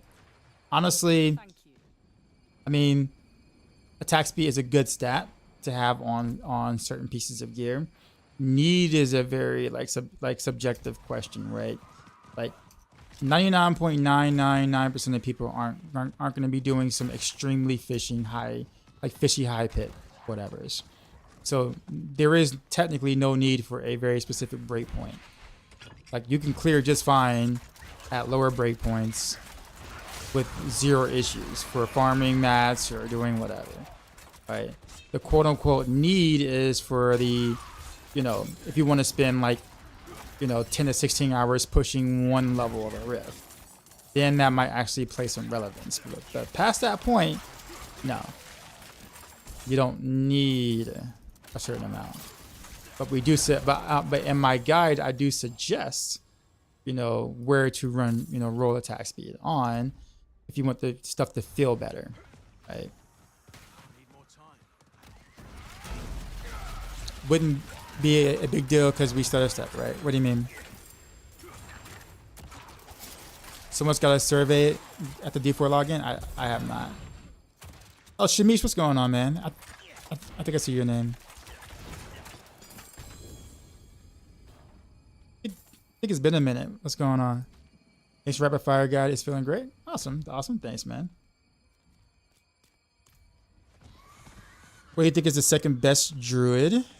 Who do I think is the second best druid? Oh, wait. What do I think is the second best druid? What do I think is the second best druid? Well, technically a druid is a barbarian that went the nature route, so barbarian? I don't know exactly how to answer your question, I'm sorry.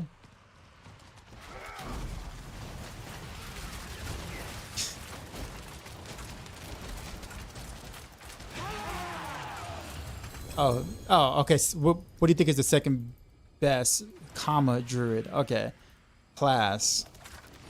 I think druids are probably towards the bottom right now in terms of like pure power. Oh, build. Probably tornado. Tornado, sorry. I think wind shear is number 1 right now.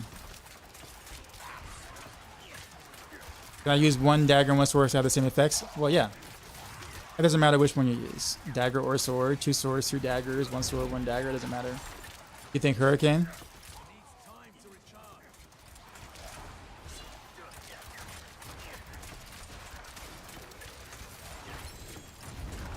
All Ubers have a place, you're wrong.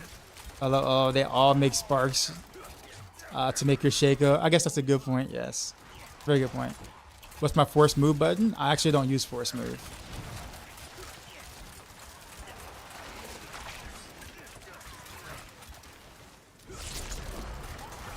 Also ranks to siphoning strikes over dodge checks at the temper. I mean, if you're not using Undying, it can be worth. I mean, you can. Does Aerostorm not proc lucky hit effects? No, because Aerostorm is a proc. And the golden rule of action RPGs is that procs cannot proc procs. So since Aerostorm is a proc, the proc cannot proc a proc. Usually. If it happens, it's usually because of a bug. As in, like, not intentional.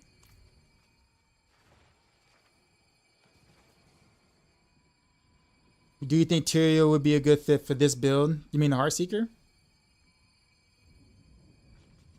I would say no for Heartseeker, no.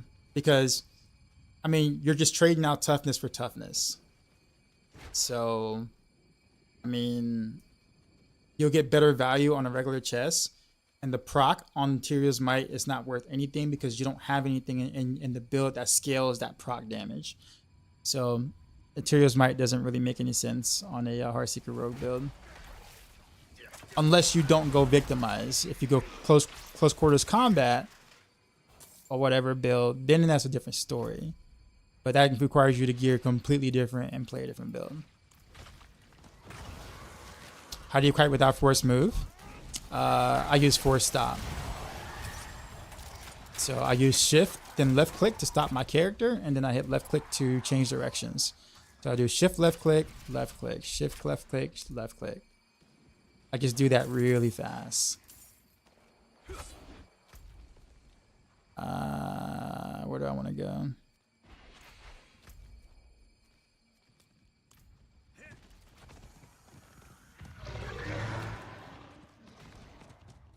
How about Doombreaker for Heartseeker? No. I mean, I'll put it this way. If you do Doombringer, you would gain a lot of toughness, but you would lose a lot of damage. So if you don't mind losing a lot of damage to gain a lot of toughness, then sure, you can use Doombringer.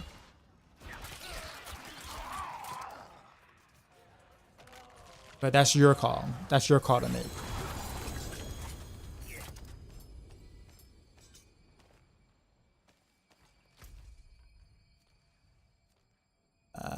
I guess we'll go this way and see if they got something.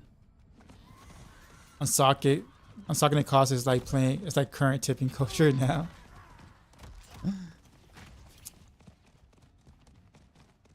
I won't speak too much on like into that because I actually used to be a server for like 14, 15 years as like a second job alongside teaching. So I totally understand the pains of current tipping culture in general. But I also know what it's like from a server's perspective as well. And that sucks for servers because the way it is right now, you know, there's, you know, a tip everywhere for things that people aren't even doing at all. Like it's like you go to a cash register, you know, you interact with the person for like a minute and a half, and then there's like a, you know, 10, 15, 20% gratuity choice there. And I'm just like, really? You didn't even do anything. You're like, and you get an hourly salary, and you didn't do anything. But that's a whole nother topic, though.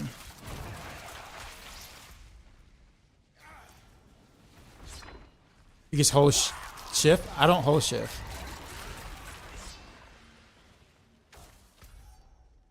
Like the way I do it is kind of old school, much like orb walking in League of Legends or Dota, however you want to like describe it from wherever you may have played whatever game from.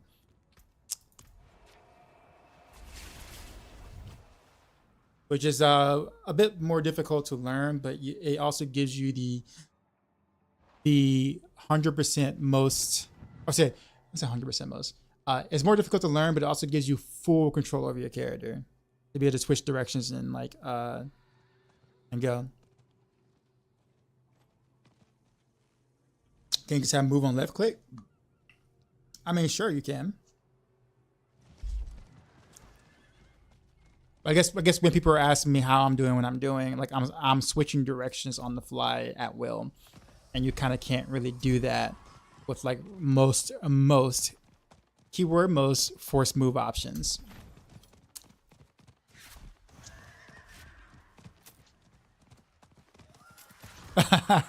The funds if I pay while I'm standing, that's actually a good way to look at it. To be honest with you, I agree with that. I agree with that.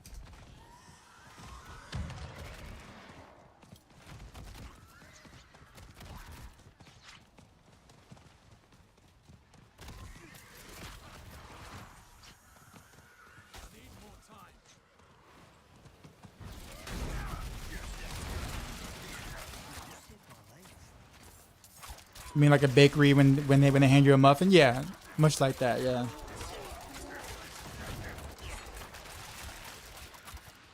Is your current gear and aspects the same as in your most recent planner? Yeah.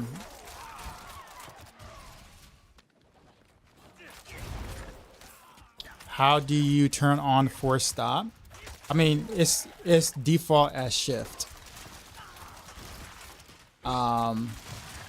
It's probably not called force stop anymore. It was called force stop in Diablo 3.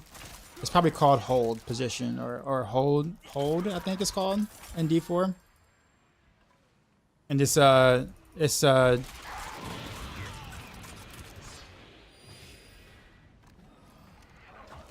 force standstill. Is it really called that? Hold on. I haven't even looked. Hold on. Yeah, hold position is what it's called. It's called hold position. And you have force interact, force move, or whatnot, and then all your whatevers.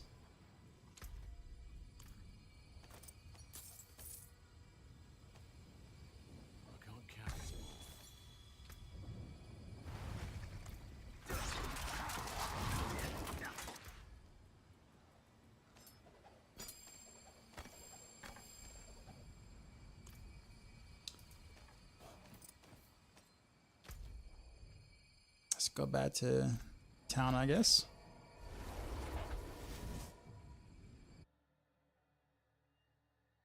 So then your X-Files isn't procking them off of them? No, they're not. Your X-Files it's not. Well, X-Files actually does have a lucky hit proc. Or wait a minute. No, not X-Files. Freaking, I think it's Bursting Venoms had a lucky proc rate that wasn't supposed to have it. But yeah, you're not getting Aerostorm procs off of that or Victimized procs off of that.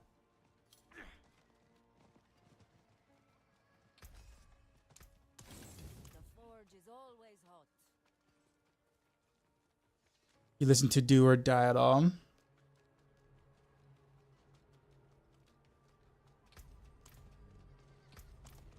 I feel like I'm missing something. Is it something like up in the chat somewhere, or is that like a group? If it's a group, then probably not. Look at this rich guy who salvages. Right, you should have been on my stream like the first week of the season, man. I was selling like legit everything. I was vendoring everything. You're here after I made it. Not you didn't see the struggles before then. before I started selling all my Stygian stones, man. I was broke. I was always broke.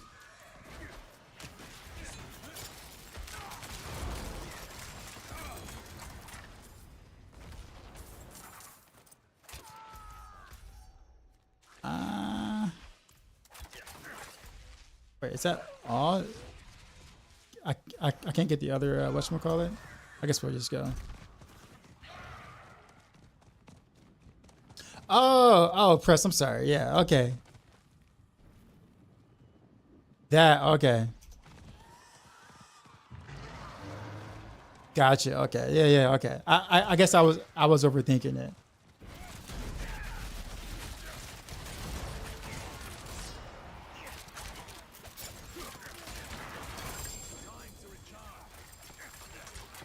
But yes.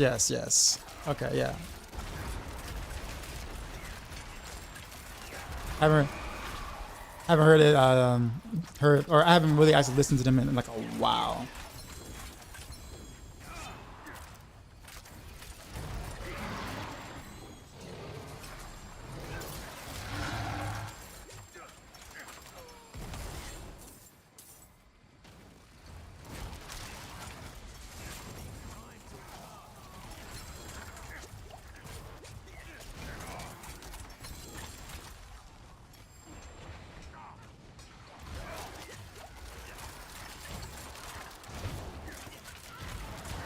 How much stones go for?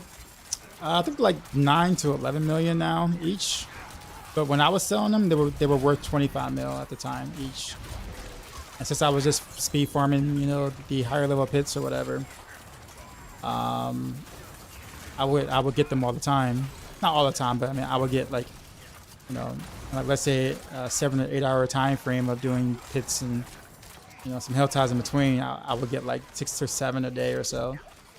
So you're looking at 150 mil of stones a day. So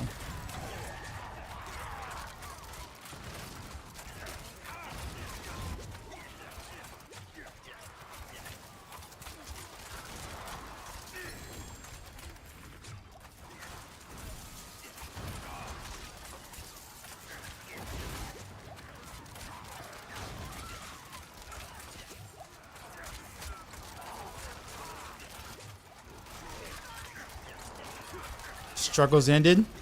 Mostly. Since now, but now that there's dupes running wild, like, there's dupe stones and whatnot, then well, dupe mats and stones or whatever, then the value has dropped a lot because, well, you know how that works, right? So, yep. So I'm glad I actually, like, you know, cashed out when I did. Or I was doing it a lot when I did.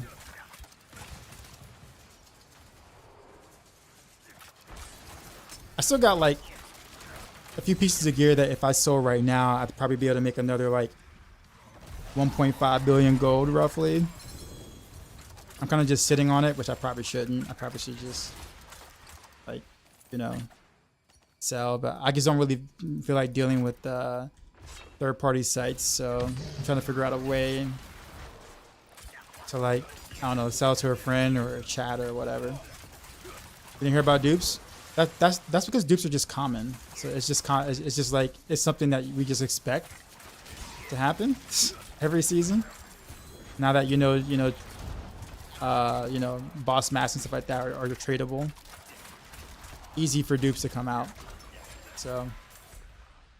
And dupes, you know, obviously ruin the game economy or whatever, but you got to take the good with the bad, right? So do you either close trading or make trading more strict, or do you open trade and then risk the economy going to shambles?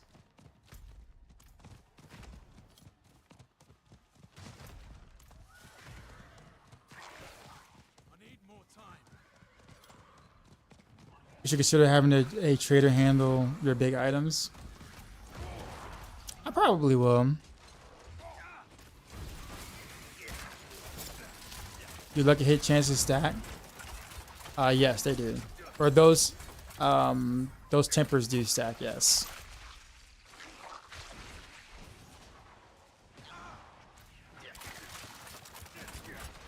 Wait, is it me? Am I silly or anything? Or when did they remove the 3 chests in this Helltide? Like 3 mystery chests, 3 steel. Because I swore I was getting 3 at one point. Unless I was just like not paying attention. There's still 3? Yeah, I've only seen 2 mystery chests so far. And like when I look at all the spots that they could be in, I haven't seen the 3rd. So I thought it was still there, unless I'm like crazy. It's still there.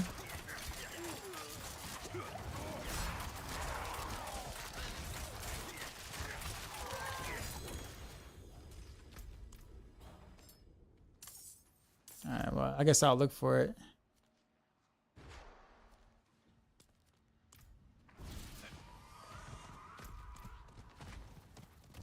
Yeah, 3 steel, 3 mystery, yeah.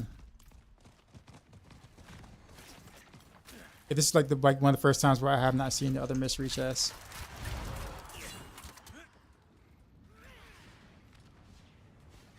Yeah, well, I mean, this Helltide usually has 3. Like the Kazakhstan one has 3, which is why that was like, you know, considered the best Helltide or whatever.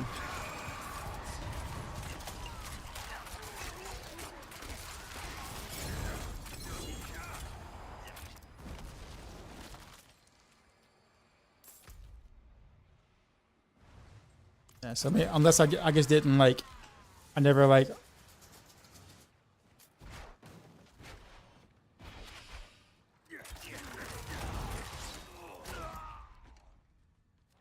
But yeah, like Kazakhstan would have 3 each.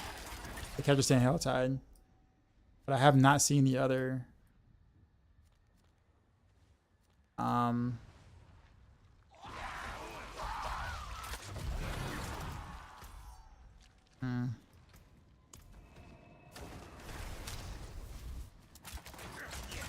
That's how I'm up at pit. 85 on your necro, and I have boots. My boots and chest at GA. Nice, man. See, I told you you'll get there. Told you you'll get there. Already got the mystery chest in the middle of the time zone. Yeah, so I got the one in the middle. I got the one in the south.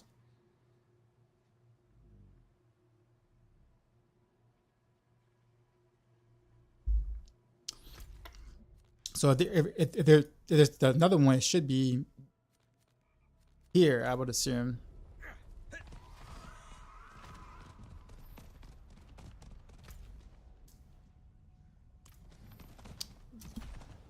I know it's not up here, but I'm gonna walk up here anyways. So yes, there's the steel. So I think I've seen. Wait, I've seen 3 steel chests, but I have not seen the other mystery chests. Steel is there. I grabbed that one. I grabbed the one that was down here.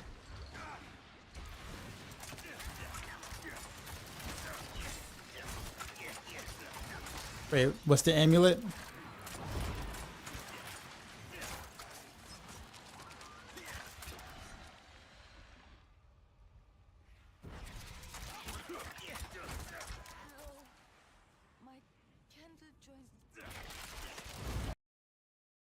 Like I missed someone's question.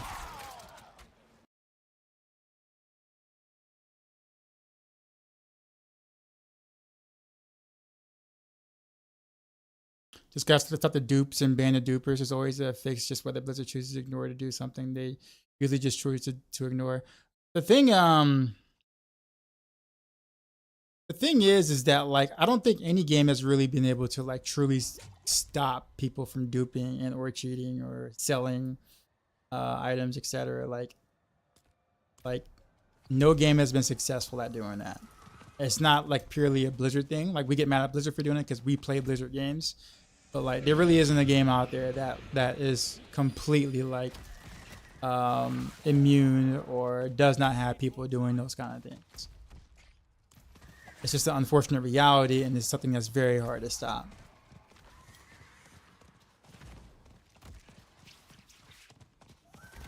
It's already grayed out.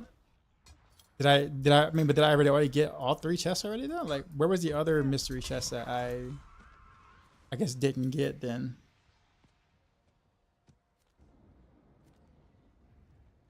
I remember it was over there. Like, I swear I don't remember.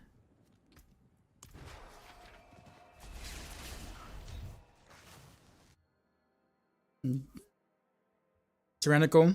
It's a PoE, doesn't have duping.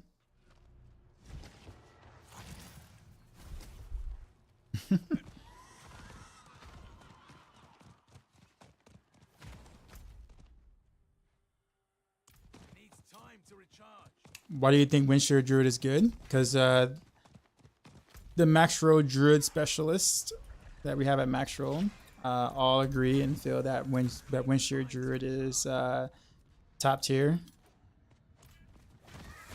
So I guess that's why I think so too as well. I don't play a Druid, at least not yet. So I'm only going off of the other specialist opinions.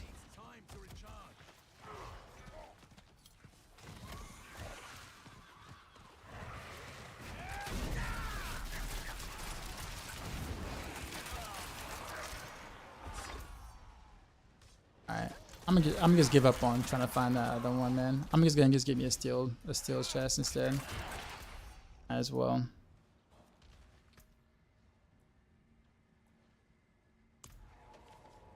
Season the basic attack, yes.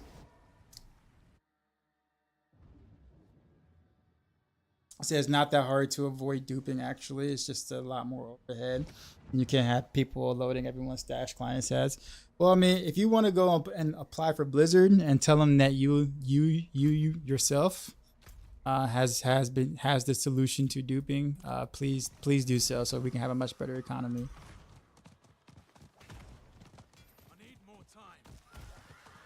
I figured they have not figured it out in any other games yet. Also, till Lost Ark and what's some other popular games? World of Warcraft. Yeah, I mean, if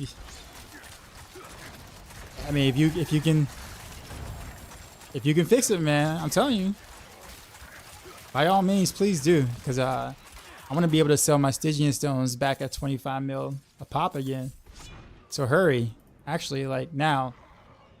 Like right now, like do it right now so I can make some gold.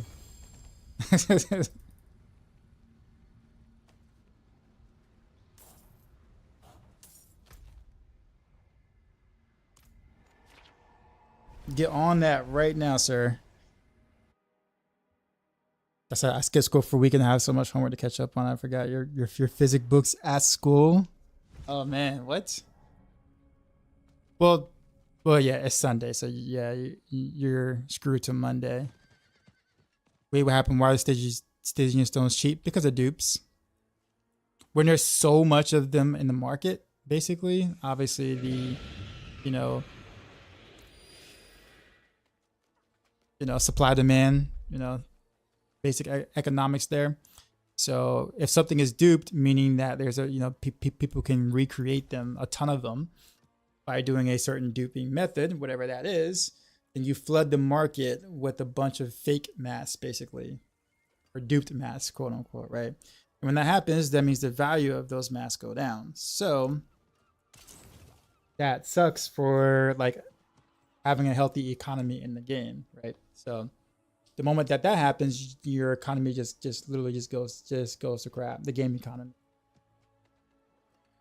I wish they dupe some gold for us.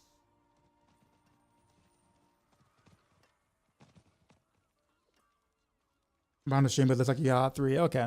I don't know, man. Maybe I wasn't paying attention, but I don't remember getting that other chest.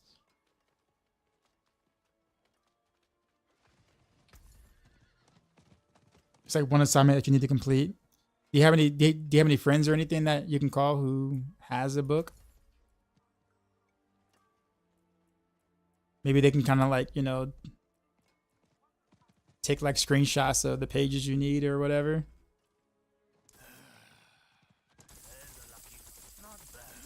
Just need solo self found. I agree. Solo self found would be amazing in this game. Or for a game like this, I'll put it that way. Don't ruin all that work. You say season 3 was bad, but the goal was good compared to now. Well, I mean, think about it too, though. Like with more, like when you open up trading more, then you're opening yourself up to people doing what they do. Like, I'm a full believer in, you know, being able to trade practically whatever you want. At the same as that time, though, there are a lot of people who, you know, don't like us to have good things or nice things. That likes to ruin things for others, and that's kind of where the problem kind of like you know lies, right? And Blizzard and a lot of companies tend to want to try to protect the innocent or whatever from these people, but I mean, there really is no good way of doing that without like hurting one side of the spectrum, right? So, but it's here. Just cleared 100 with Heartseeker. Thanks again for the build. This last, yeah, all good, man. You're welcome. Let's see. Dumb question, but I'm running Poison Barrage build that Woody showcased, and for some reason I do a lot less damage despite having all the right rolls, Ubers, and master working and everything.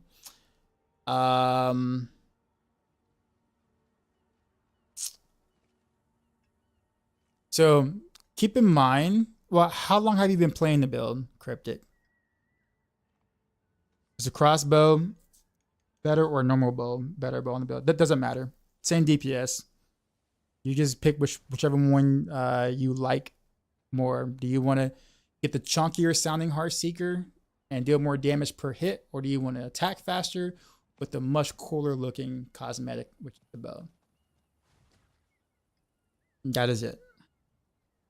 The fact that we can use either or, crossbow or bow, or daggers or swords, actually makes this build very or easier to gear for because it doesn't matter, right? You're not looking just for one particular type of weapon. You can use any of them in that slot and it works. As long as it's legendary, obviously, with the right rolls. But yeah, you get what I'm saying. He said 3 or 4 days. I can barely clear pit 65 where he's cruising 80 easily. You have to understand that Woody Joe plays a hell of a lot more than most people. So his gear and masterworking and aspects and stuff like that might be just quite a bit better than yours. So I think you have to kind of take that into consideration. Like you look at Woody, who streams like 12 hours a day, has been saving up for that build for a long time, longer than the 3 or 4 days that you played. And keep in mind, he plays for half a day each of those days. He's going to have a bigger output of damage than you do with that, just naturally. So like, I feel like it's not like it past that point. I would just double check, like look at his video, look at his planner, and double check and make sure that everything you have actually matches up. So there have been no changes from PTR to now. Oh no, there has been changes to PTR to now. Like his build, his Poison Barrage build right now is different. Like he's made changes to that build like a couple of days ago. Like a day or two ago. He's made adjustments since the PTR. So hopefully you're following his current planner and not like a much older one. But do the Stygian stones get multiplied by a bug, or is the supply higher than the demand? The supply. So when you dupe something, you're making hundreds of thousands of copies of that same thing. So when there's a lot of supply, but similar demand, then the price comes down because there's so much of that supply, but not the demand to meet the old price of what there were. Because now there's so many, so you can't price at 25 million anymore when there's so many in the market now. When someone can undercut that because there's so much of them out there, right? So like so the market gets flooded and there's just not enough buyers. So the prices come down until people buy. And prices keep going down until people buy. And prices keep going down until people buy. So it's just like.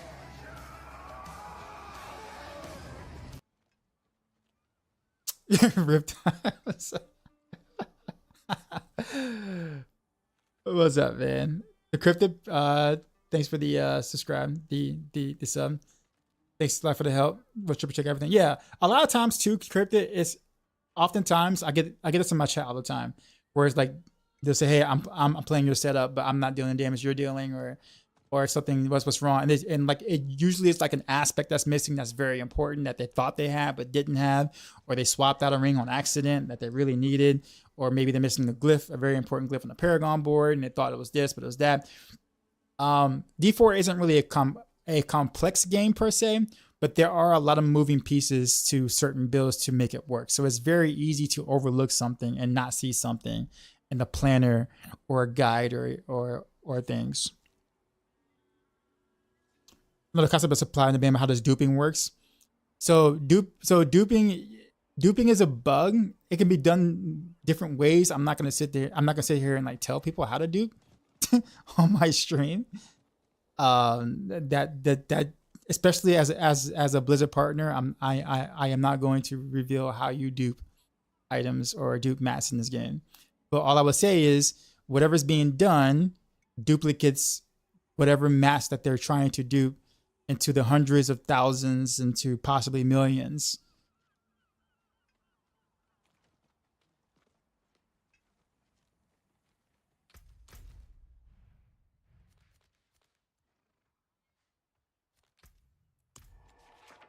What source are you getting that they duped them? I mean, people have posted screenshots of having like 20,000 Stygian stones in their inventory, and it's impossible to farm 20,000 Stygian stones. You can't. Literally impossible. You can play 24/7 and bot the entire time, and you will get nowhere near that. So it's not really like source. It's not really like someone told me. Like literally, these guys have posted screenshots, and you can even go to trade websites right now, and there are people who are selling 1,000 Stygian stones on the site. How do you have 1,000 Stygian stones to sell? You don't. You can't.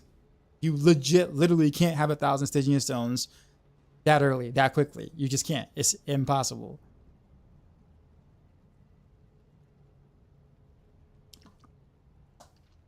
So it's not even speculation. It's you look at things happen. You look at the market. How in the world bots? Not even bots will be able to do that, because in order for a bot to be able to farm Stygian stones that fast, okay, you will have to have, let's say, on average, maybe 60 or 70 bots that can farm pit 90 comfortably over and over and over and over again. And most builds you still have to deck out, and it takes time to actually do, get the build functional to be able to farm that high a pit, and then you need like 60 of them to do it. Ain't no way that's happening. That's not that is not happening.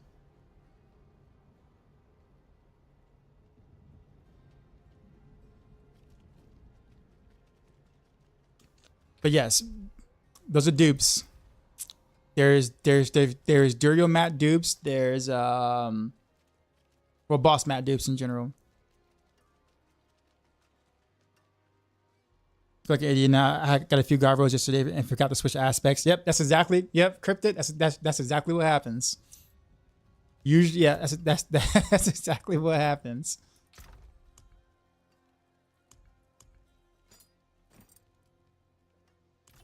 Yeah, I want to get back into Sanctuary Diablo chat. However, I went to my Discord got hacked and it was sent an unnecessary link. I got my Discord back yesterday where I can attest my ban because I want to go back to trade. Yeah, I don't know how to help you there because I don't bother with Sanctuary Discord anymore. Some things happened within the first week and I've never been back since.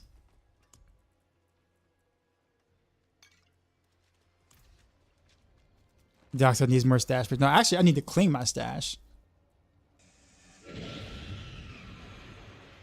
They sit in Helltide and get the Wolf Quest Stygian stones.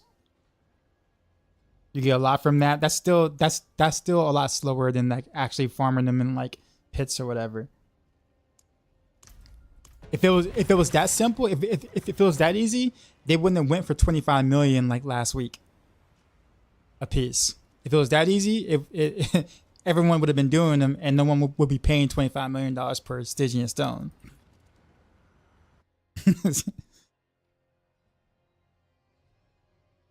Is it true you hang out in the Kyle level when you're not live? Yes. Yes, very much so.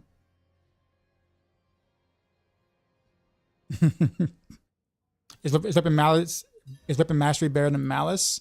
For Heartseeker build? No. I know the what did I get hit by? I got hit by something and all of a sudden I took a shit ton of die damage. Yeah. Anyways, everyone's looking at Weapon Mastery and being like, wait a minute, it's 12% vulnerable while Malice is 9%, right? But what people don't understand is that Weapon Mastery doesn't dip with Victimized passive, while Malice triple dips in general. So that's why. So on Weapon Mastery, it's just a very honest 12% damage increase when enemies are vulnerable. You get nothing else more than that. And it doesn't do anything to your Victimized passive.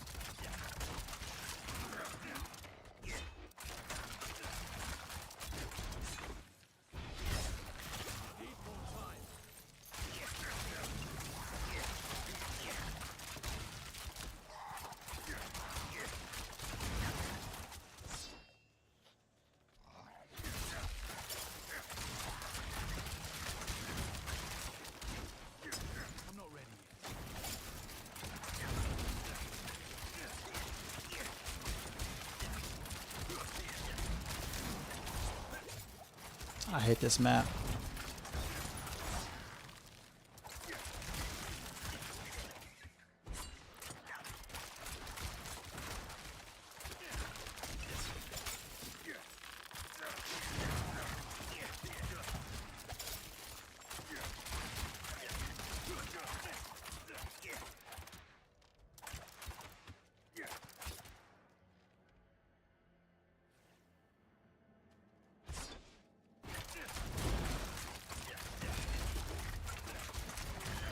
Can I show you my amulet real quick? It has Exploit, Malice, and Lucky Hit Chance on it.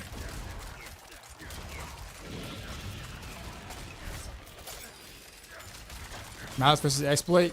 Exploit is a little stronger, like a tad stronger. You have an amulet with +4 Exploit and Frigid, but have Rapid Fire Tempers. And when we say Rapid Fire Tempers, can be more specific. We're talking about crit damage and cold imbuement.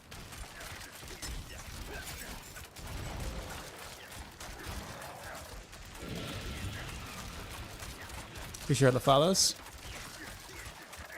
Is it still worth using? I mean, you'll be missing vulnerable damage temper, but I mean, if that's still your best amulet, then sure.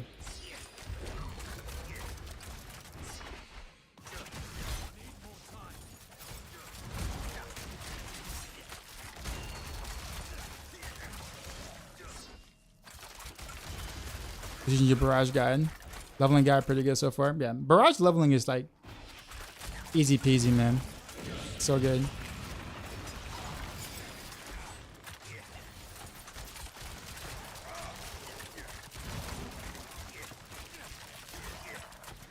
So you need to use Core Rapid Fire. If you're following the Maxroll guide, yes. Which I would highly advise you to do if you are following it, or if you're playing Rapid Fire.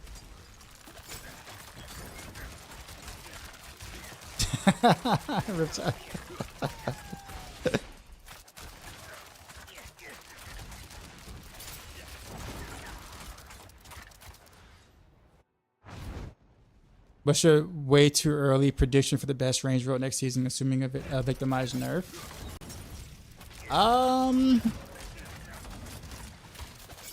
Probably Rapid Fire. I say probably because, however, there are some things that have not been explored yet because we just really never really put much thought into doing the thing with them yet. But victimized builds right now can use a different key passive and still do pretty well under certain circumstances. I won't mention what those are because I'm trying to explore those circumstances, and I don't want to speak it into existence until I actually, like, you know, before I actually do it. Does victimize affect only Heartseeker or also Rapid Fire? Rapid Fire doesn't use victimize, so Rapid Fire doesn't get affected. I play any other classes since the start of the season? Not yet, no. But I do plan on playing a Druid and a Sork as well at some point. What level should you be before starting a Heartseeker build? Well, if you check out the Maxroll website, the Heartseeker build, it kind of gives you all the information that you need in order to make a Heartseeker build. Generally speaking, it's hard to just start it out of the blue without having certain things. But you can do !build to know what those things are. I explain them in grave detail for you. What makes everything vulnerable in this build? Two things: a chance to make enemies vulnerable on a ring, or a cursed touch aspect. Either one.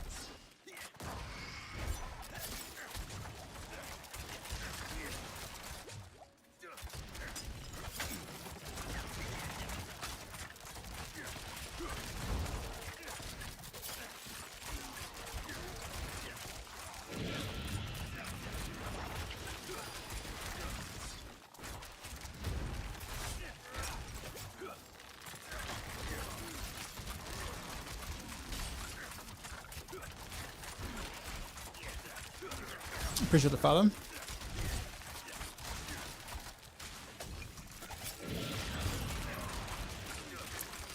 Also appreciate the follow.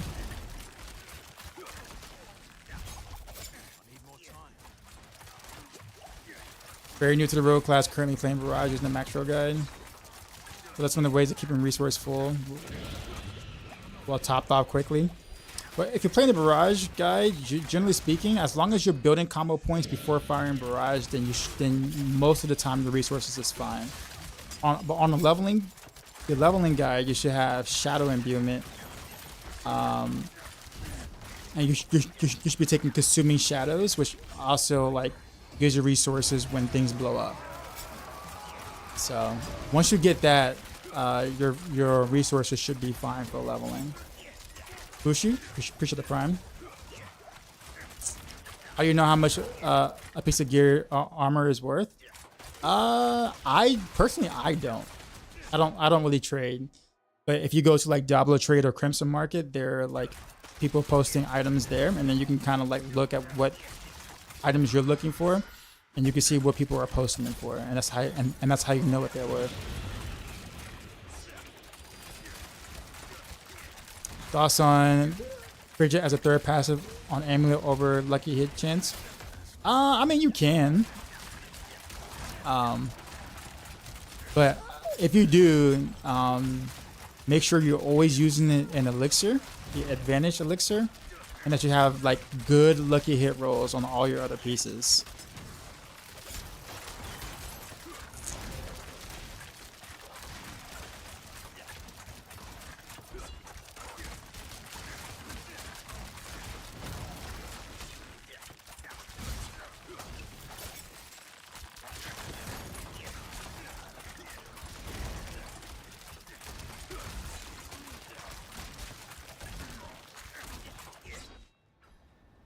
How much Lucky Hit am I running on my gear?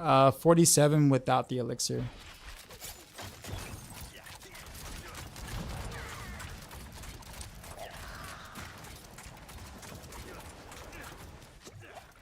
Really?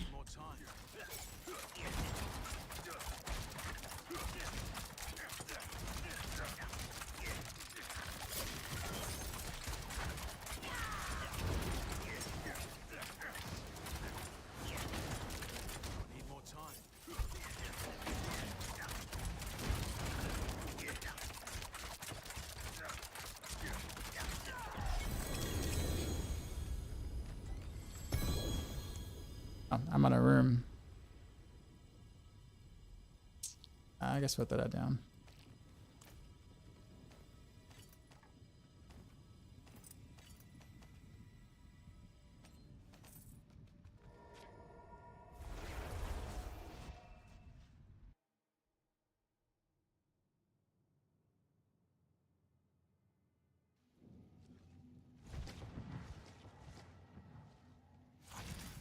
Good things, but the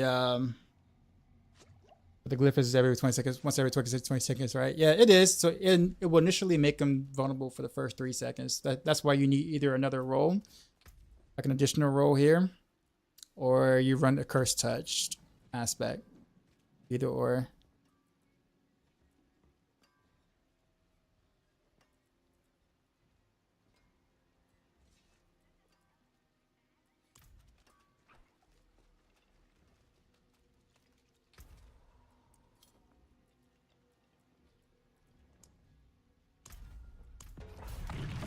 The butcher had a hard enough for you tonight. Triple passive amulet is more rare than the uber unique. Yeah. Probably, yeah. What pistol the Maxroll creators pushing to rank certain builds S tier or lower? Whereas if for bars, why do they compare it to, what do they compare it to? Let's say this is builds S tier. At the moment, I mean, we do kind of look at pit tier clears at the moment to see what classes are doing what clears. That's really like the only realistic metric we have for like power standings, I guess. So but most of the time we talk about it as a group. Like, so the specialist of a class will look at what's going on and they're playing the builds themselves, and then they go, oh, this build definitely feels like an X tier build, or, you know, Y tier build, or whatever. I'm able to do this versus whatever. And then the other class specialists will sit there and compare their findings and their achievements with what they see as well. And then we go, well, if rogues are doing that and barbs are doing this, but Sork is only doing this, then this build probably ends up around X tier, you know, or whatever. So it's a collective thing where we discuss in a meeting how we feel about it. We need a pit leaderboard bad. Initially I thought that way. But I think having the pit leaderboard this season would have been dramatic, or I'm gonna say dramatic, but I think it would have been pretty bad if they did. They have to address some other stuff first before they put a leaderboard in for the pit, like an official one. Otherwise, Blizzard is just going to get a bunch of people making videos about how Diablo 4 is pay to win, and you don't want that. Like, you don't want that messing up a good season where they actually did good things in the game and made really good changes to itemization, and then all people are talking about is how pay to win pit leaderboards are.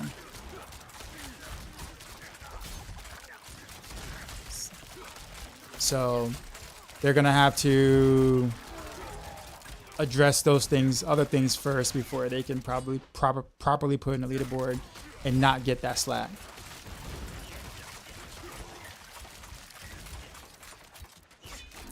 Did they end their Heartseeker? No. Any reason why you believe they might have?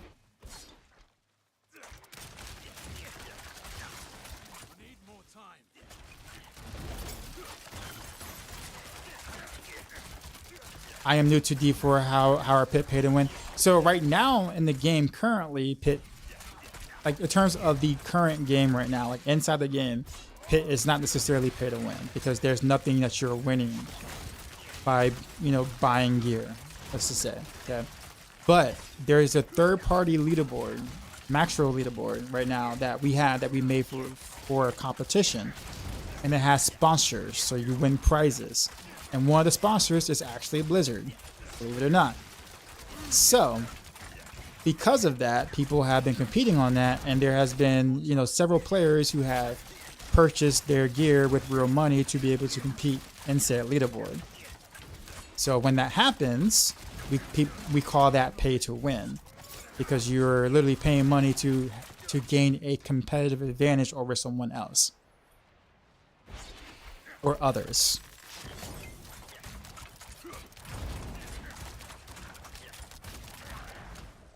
So it's a thing right now that people are talking about right now with the Maxroll leaderboards, but because it's not an official leaderboard by Blizzard, not everyone is really, you know, as concerned about it.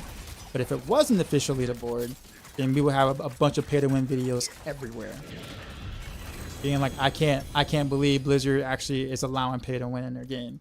And you already know how how sensitive people are about it right now. When it comes to Blizzard, people are super sensitive about pay to win because of the whole Diablo Immortal thing, right? So people will quickly say stuff like that. So nobody says in the PoE though. Have you not seen the whole pay to win battle pass thing earlier this season? Even though it really wasn't a big deal, but people were making videos about it because it's Blizzard. Of course they're gonna care about that. I mean, bro, people say that people people will always say that. People say that in D3. It's not the same thing though. You can't technically buy items with real money in D3. Like currently you can't. You can buy services, you can buy botters, like you can buy bots, you can buy people to play on your account, but you can't literally buy a piece of gear with real money in Diablo 3. Currently. Not talking about D3 vanilla, but currently, right? Point is that like that's not good for your reputation, you know, for all that to go out when Blizzard is finally is finally turning the game around. You don't really want that type of narrative to be the story of your season versus all the good things that they did do. Because you know people are going to go wild. Asmongold is going to make a video about it. You're going to have other big content creators making videos about it. People are going to get tons of views on it, and everyone's going to be like, "Oh, Diablo 4 is pay to win," and then that ruins anything good that they did that season. And you know that's the truth. You guys know that's true. So every game where you can trade items is kind of pay to win. Well, the thing about it is that like as long as there's no actual advantage over someone else in terms of a leaderboard thing with the reward, then it doesn't matter, right? If you just trade items but there's nothing that you gain from doing so, like no sort of rank, no sort of anything, whatever, then it doesn't matter because it doesn't affect anyone else. But if it's a competitive environment, if there's a competitive mode or anything, and someone buys gear and you didn't, then obviously that's a competitive advantage, and that is technically considered pay to win, right? So that's what I'm talking about.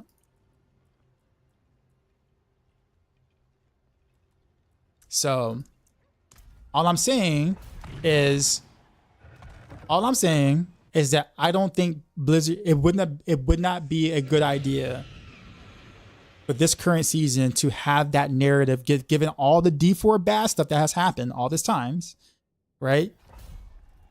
All the D4 bad stuff that's been happening all this time, I don't think they want that narrative over season 4. And I think that honestly makes a lot of sense.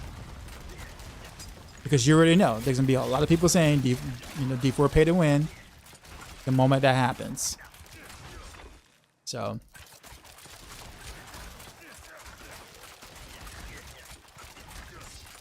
but that's why we need a solo self-found mode, so people can do whatever they want in the regular game, and the people who want to be competitive can actually play on equal footing with other people without having to, you know, be like, well, I guess I can't compete because I didn't real money trade my gear, right? So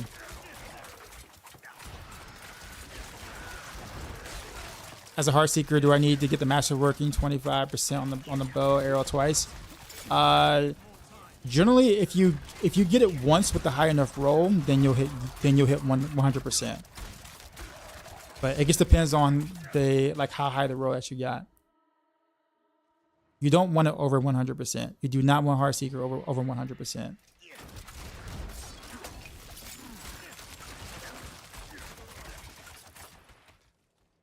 You want it at 100%. It will naturally either roll slightly over 100% or slightly under 100%. You won't get it exactly 100%, but you're not looking to overdo it.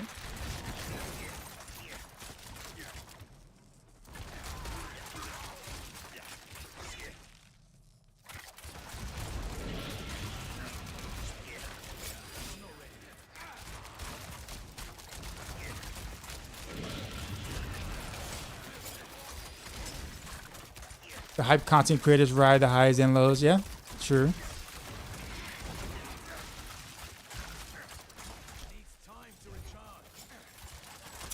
But yeah, as I was saying though, that's kind of my take on the leaderboards thing. Until they like, let's say, add a solo self-found mode or whatnot, or I don't know, do something with the real money traders, I guess you could say, happening. Which I mean, they can be they can go after him, but I don't know if it's really worth the money to try to do that. But yeah.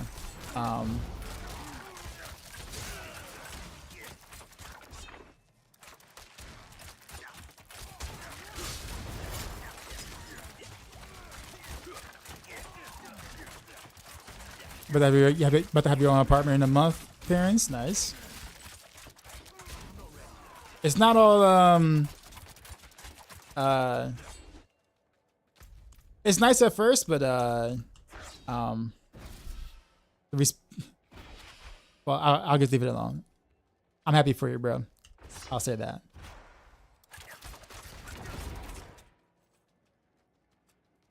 If real money trading is pay to win, then buying the game itself is pay to win.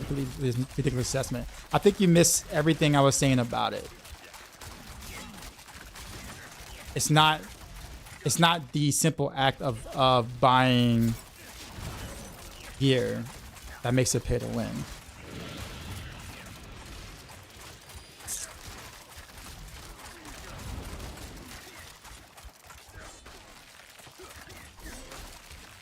I mean, there's a reason why, like,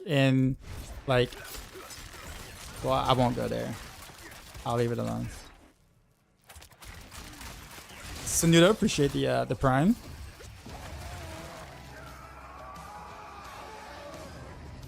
I'll put it this way. If pay to win, or sorry, if people buying their gear with real money to be able to get ahead in a competitive space, it's okay, then there's really no reason to have a competitive space to begin with. Like, what's the point if you're not trying to find out who's better at doing whatever, if the idea is you spend more money to get said ranks or said whatever in that competitive space.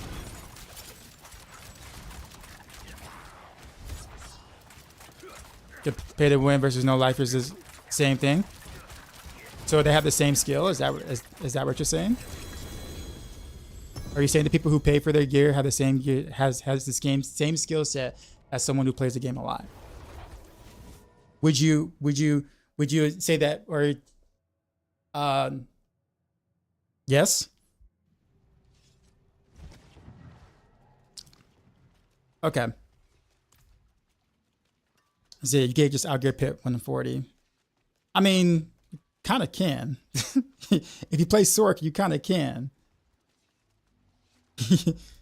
You can. Yes, you can.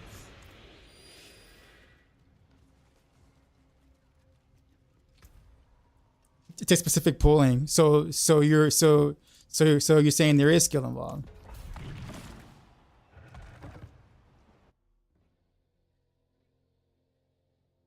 Imagine this, Riptide. I'll give you different examples. Let's go into your realm. What if someone decided to, let's say you go to a tournament, Riptide, right? You go to a tournament, right? And you're supposed to play against somebody in like a tournament, right? You're in bracket, okay? And you're like, in pools. And the person you're playing against, you're obviously better than that person. But what if that person paid someone else to play for them? and they beat you. Fair game? What if that person paid like a professional to play in their place? Fair game? We're cool with that? Not a problem?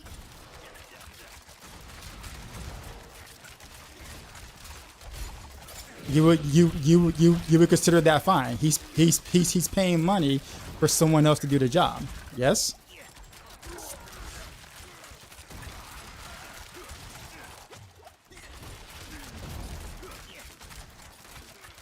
Yeah, but you still lost. You can't progress in the tournament anymore. Are you cool with that?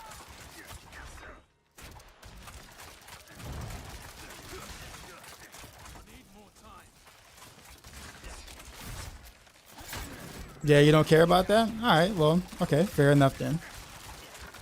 I know your stance then.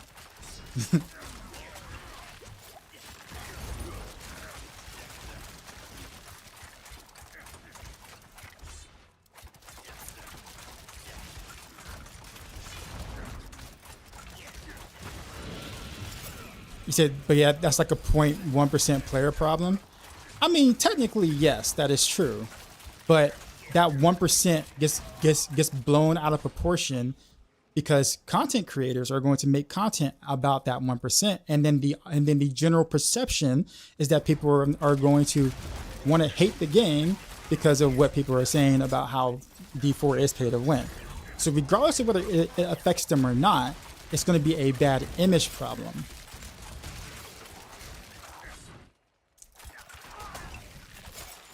Like, and that's already giving Diablo's reputation as it has been. You don't want that.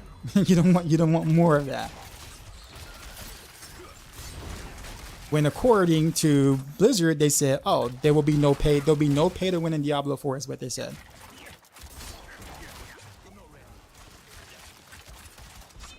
That's what they said. They said there'll be no pay to win in Diablo 4. That is what they claim. So the moment that there's anything that resembles that, guess what happens? Whether it affects them or not, guess what happens?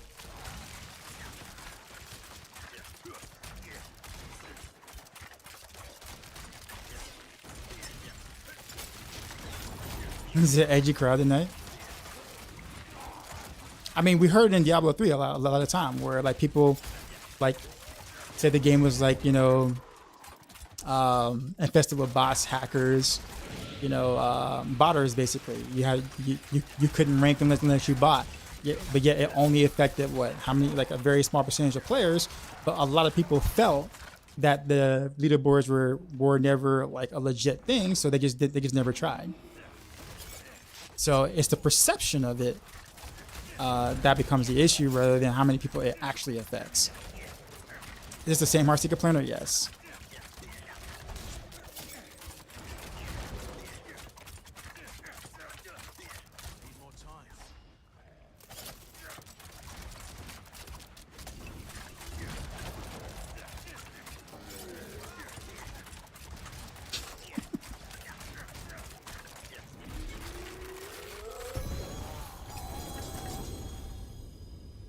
I hear PoE players complain about real money all the time, or money trading all the time.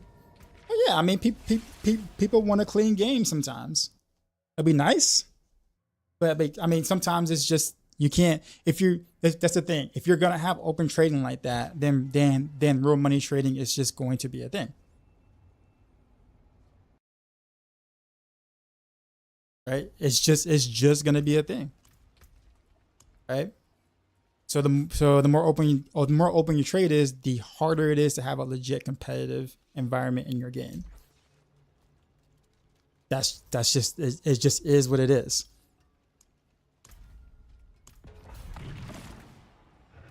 Which is why I think games that the more open trade the game is, the more likely or the more I incentivize solo self-found. So therefore, people who actually want to be competitive will just not worry about any of that. And those who don't can play, you know, whatever.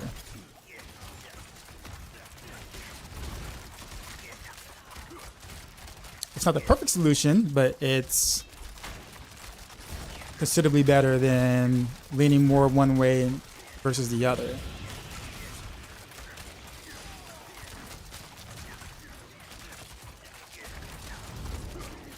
Radiators, I do like the Uber's KP trade, so if you one thing you gotta put time into it. I think you like burst a few blood vessels, a few veins of some people here by saying that.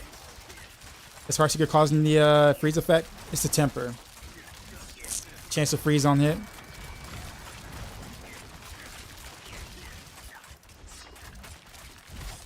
So you think World Tier 5 will come with the DLC? Possibly. Probably. I wonder if Blizzard could go back in time, they just scrap Immortal. No, they made a lot of money from Diablo Immortal. Despite the perception of the game, they made a lot of money off of that. They really did. So I don't think they would go back and say, huh, I'm sad we made all that money. Let's not make the game. They still would do it despite the backlash.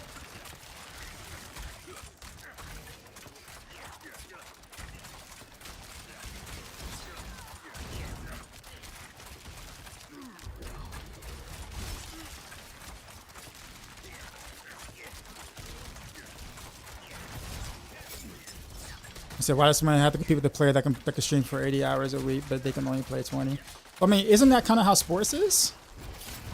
Like professional sports, professional gaming, all that time. Like the person who invests more time in something to be good at it is usually the person that's going to be better at it. Is that okay? I mean, I think that's okay. I mean, I would expect it, you know, all NBA basketball players to be better than somebody who might only like, you know, do some pickup ball like, you know, twice a week or something. I mean, I don't know how that's not okay. I mean, if you don't have the time to invest in that thing, then you just won't be as good. I mean, that's normal. It's not really, it's just we're not being fair. It's just that do you have the time investment or not? If not, then you don't do the thing.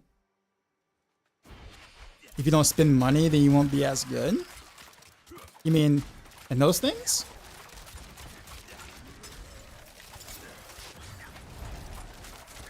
I mean, I could tell you right now, like, I mean, I pretty much suck at first-person shooters, but I don't spend a lot of time at it.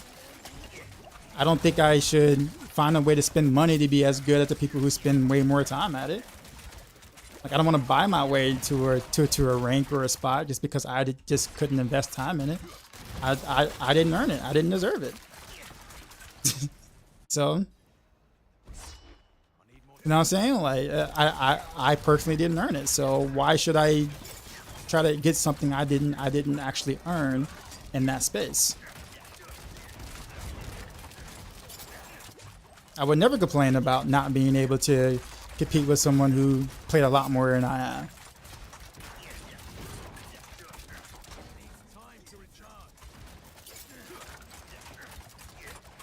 Like, I'll put a better example, right? Here's a better example. Like, Woody Joe plays a hell of a lot more than I do. Racing to 100, I would never beat him. I would never beat him to 100. He's way better at that activity than I ever will be. But I'm not gonna sit here and be like, man, how can I buy my way to beat Woody Joe? Like, I'm just not. That to me that makes no sense. He's better at it because he does it a lot more. He knows the ins and outs of it way better than I do. You know what I'm saying? Like, it just is what it is. I'm not gonna get mad because I just don't have the time, you know, as much time as he has to invest. I mean, I can't be upset that he can do that and I can't because I have a day job and he doesn't, right? Like, that's, you know, that's not. I mean, I can't get mad at that. How am I gonna get mad at that?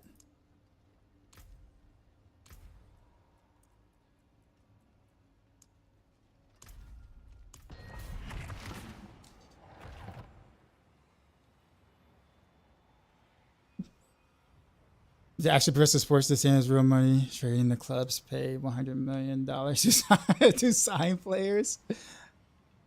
I mean,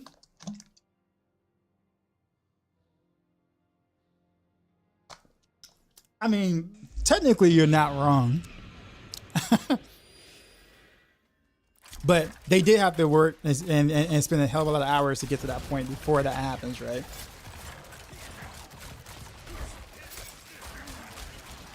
But yes.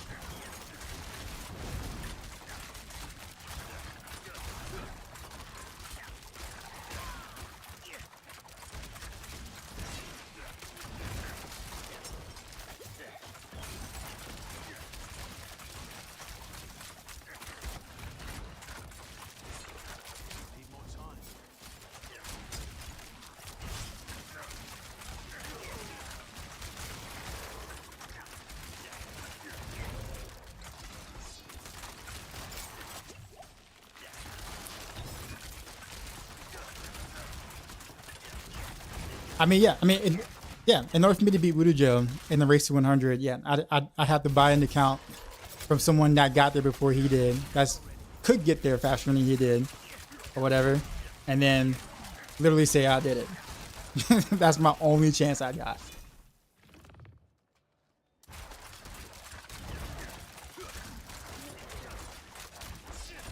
But yeah. Anyways, you know, like. You know what I'm trying to say. Like, you know the point I'm trying to make there.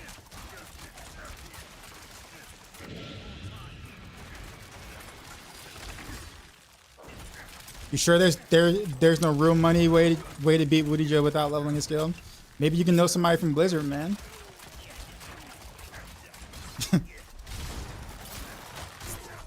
Get someone to program account for you.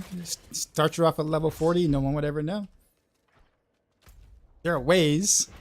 Technically, there are ways. Is it plausible? No, but can it happen? I mean, technically, it can. But I mean, who would do that? Like, no one would ever do that. But you get the point I'm trying to make, though. Thought about drop a smoke grenade for Shadow Clone. Shadow Clone does no damage. It doesn't proc victimize. It does no damage, and it doesn't get any of your multipliers.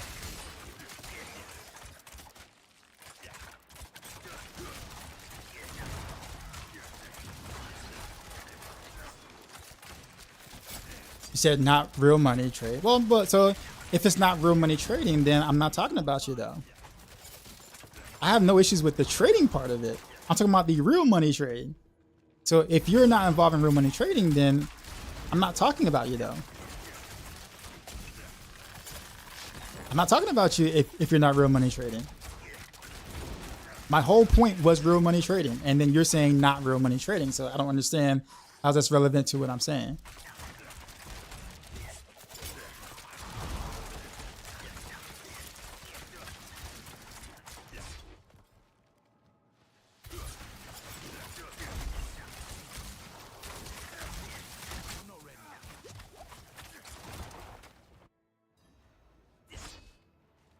What up? Welcome back, Zarya.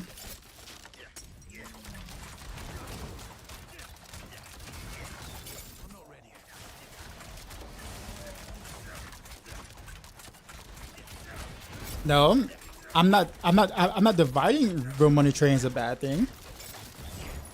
You're literally like skipping over like the important part of my argument.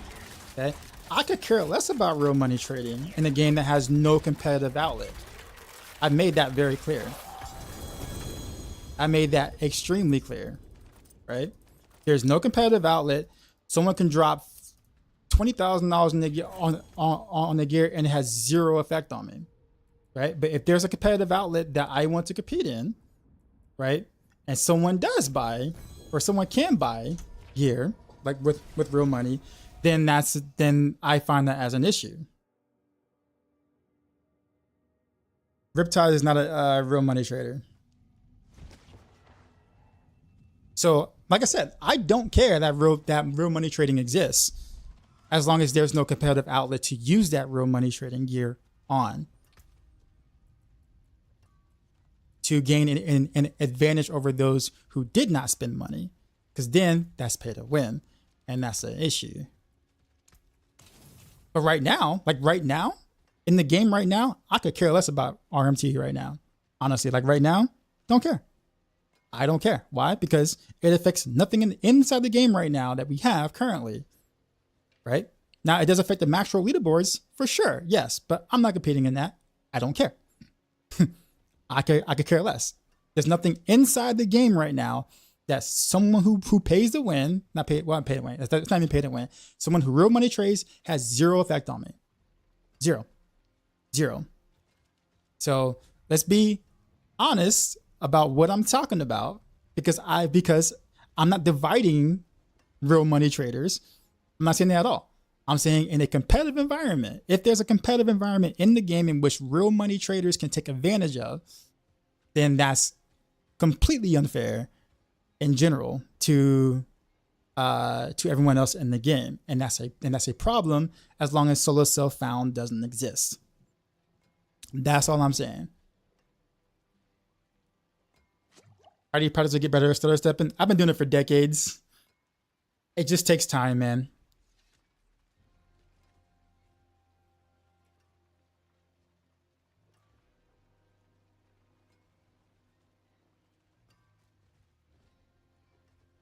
One shot kid, you said he must have paid for your gear but no skill.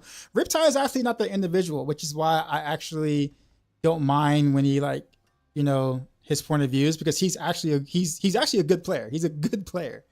He's not a no skill player by any means. He's not that dude.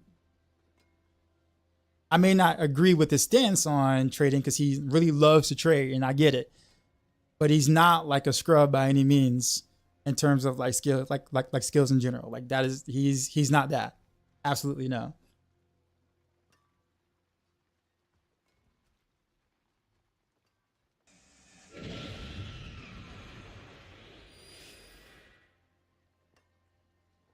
How is it fair that someone doesn't have the time as me to drive to play the astronauts or the AH is at a disadvantage? Well, I mean, but that's different though. Like, I don't think you can. How do you gauge time played? To be fair, you can gauge real money, yeah, sure, but how do you gauge time played as being fair or unfair? I mean, that's literally everything in life. That's like saying, oh man, I can't, you know, it's not fair that I'm not a lawyer because I didn't have enough money to go to college for it. Like, that's unfortunate, but like, should we blame, you know, like, should we say that, you know, I should be able to spend money to skip time to be able to be a lawyer? Like, no, that's not how that works. Is it fair? Not necessarily, but, you know, you can't just buy your way into something. Time has to be spent to do something. I mean, it takes years and years and years of time to do some of these things. We can't just spend money and go, okay, I want to do the thing that person does, but I just don't have the time to do it. So here's $100,000. I now want to be a doctor, or $100,000. I now want to be, you know, airplane pilot. You know, like, we can't just throw money at things and expect it to be fair and get what we want because we don't have the time to do it. That's just not, you know what I'm saying? Like,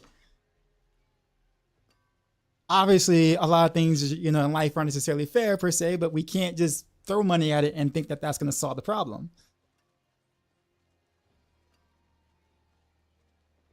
Unfortunately, that's how it works in some aspects of America. I'm not going to go into a lot of that, but you get what I'm saying though. Like, you can't just buy your way into you know, some of these things. Like, there is time investment.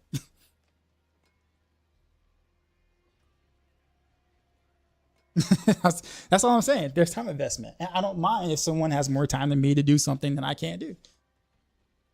That's a choice I had to make, and that's, you know. But if someone is way better at me at Fortnite or like that because they spend 20 hours a day at it, then I'm succeeding in somewhere else that I, you know, like a job or, you know, somewhat of a social life or a wife and whatever, these other things that this person who spent 20 hours playing Fortnite doesn't have. That's the trade-off. Right? I mean, it's okay. So if he's better at me at Fortnite, so be it. You know what I'm saying? It's okay. You know what I'm saying? Like, it's okay. I won't be mad at it because I don't have 20 hours to spend playing Fortnite. I'll just be like, oh, okay, cool. You do you, sir. You do you. Not hating. You know what I'm saying? Not hating at all. You know, if that's what you want to do with your life, so be it. Right?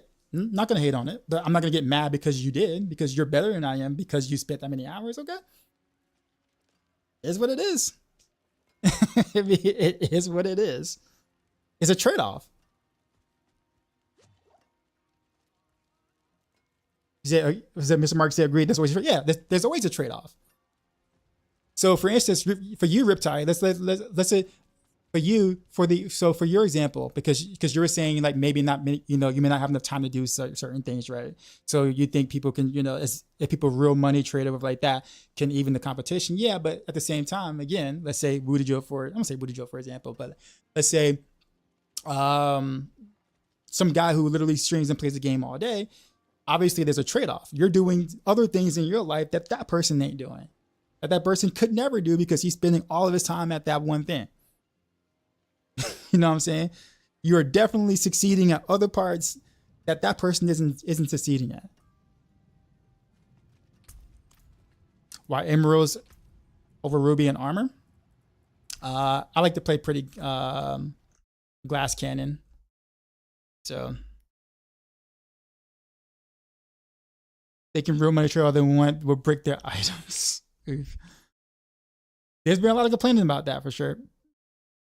Would I consider a decent pit clears for a build? It depends on the build. Like it's definitely a build. You say Rax does it. I think Bax and Rudy are like in the same situation where like content creation is their job. This is what they do every day. So they're literally on the same playing field.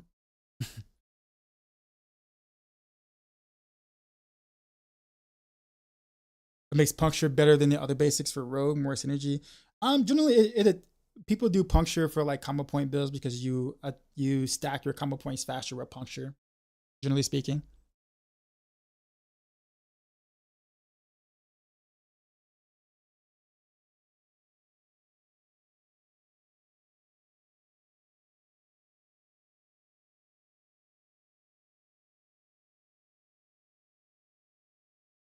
I think I missed Zarya's comment. I had to scroll way up for that one. So funny though. I did some math.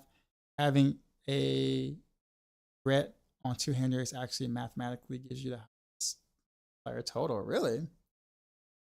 Okay. WoW retribution is double dipping. Still not worth it because it's conditional. While Moonrise and Adapt aren't, but still interesting. Oh, okay. Interesting to know.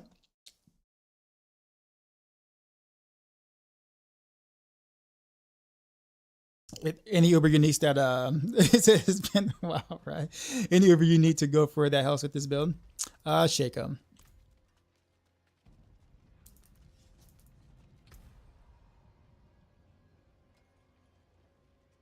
Here's a fun bug. Heartseeker generates 2 combo points when you double shoot, but you can't be close to the mob. What? How is that even a thing? Is Doc said, is it still up to date that you play with almost 100% lucky hit chance? Oh no, we can't get that much. We cannot get that much.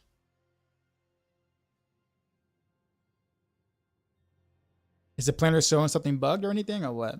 Do I think rapid fire will overtake Heartseeker once the double dipping is changed? Yeah. Yeah. Yeah, it would. Although I think if and when, well not if, because they will at some point. When they do so, I wonder if they're going to like give some of that power back. Not to say all of it, but if they give some of that power back in a different way, like maybe just buffing Victimize or giving Victimize a higher lucky hit chance or something. Or whatever. I don't think it'll be a complete gutting of the double dipping without bringing something back in line. If they do. Considering how popular these particular builds have been. And also the fact that Heartseeker hasn't really broken the game per se, hasn't like made everyone want to play a rogue basically. Like it's not like everybody's jumping ship to play Rogue, kind of like season 2, where people were jumping ship to play Barb or Ball Lightning Sword, basically, because those were way stronger than any other build in the game. So, like, everyone is still, you know, people are still playing Barbarian now. People are still playing Sork right now. People are still playing Necro right now, right? There's still good builds that are competitive with victimized base builds. So I don't think that they will, like, they will fix the double dipping, but I don't think it will be without some return.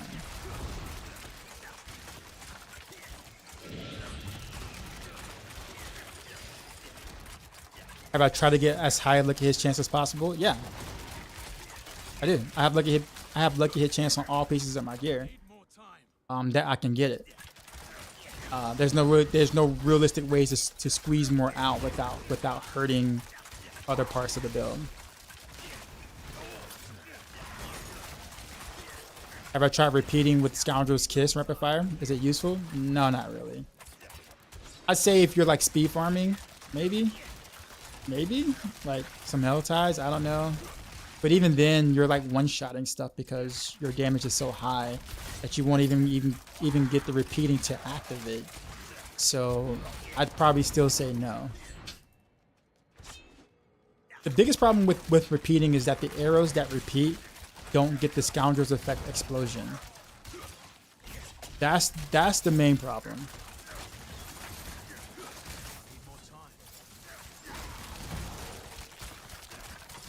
Any thoughts on Lucky Luciano's Rapid Fire build with Scoundrel's Kiss?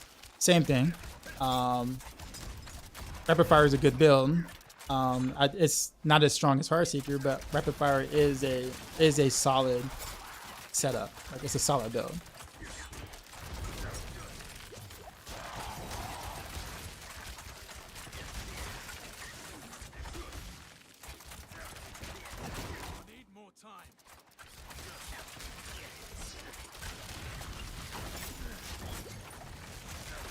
But what I don't like about Rapid Fire currently is the lob.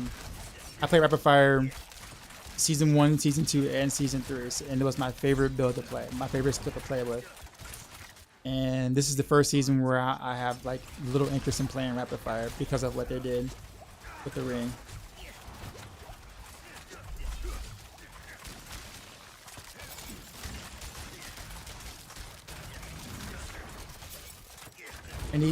Can you try swapping Poison Trap for Shadow Clone?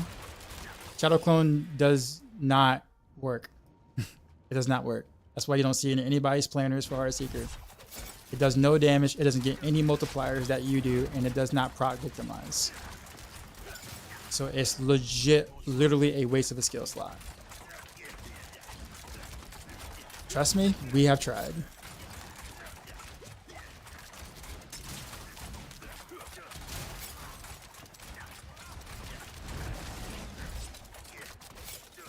You just completed Pit 95. Thanks for the build guide. Yeah, man, you're welcome. What is my version? What, Heartseeker version or Rapid Fire version?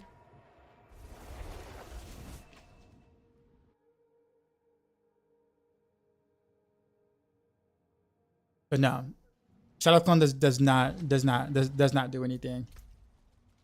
So if you had a faster clear than with Poison Trap, understand Poison Trap is like kind of situational. I like it for the extra crit chance, or like that, but it's not gonna make or break how high you go. So if you took Poison Trap off your bar, it's not gonna make too much of a difference. If you just had a blank skill here, it won't make much of a difference. If you put Shadow Clone, same ordeal. Why do I use Poison Trap over Concealment? Because I'm not going from elite to elite. I'm actually killing things along the way, so Concealment doesn't really have any value there.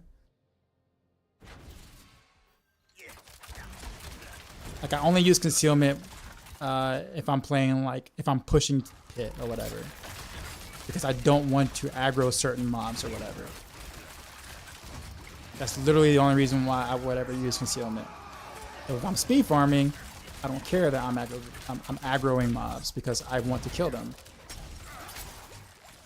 Heartseeker Rapid Fire? Whichever one you prefer.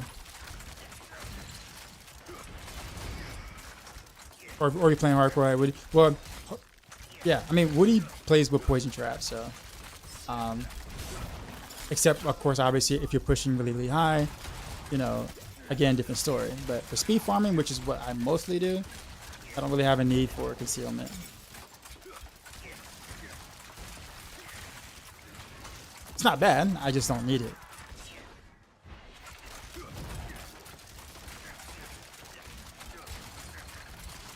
What skills did no damage? Shadow Clone.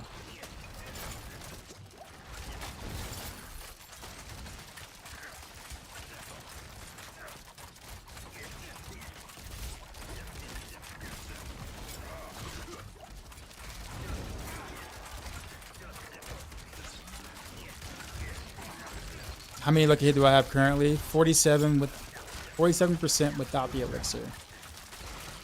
Is Shiko good for this build? Yes, it is. But I would advise you to have lucky hit chance everywhere else before, or when you do have the Shiko on.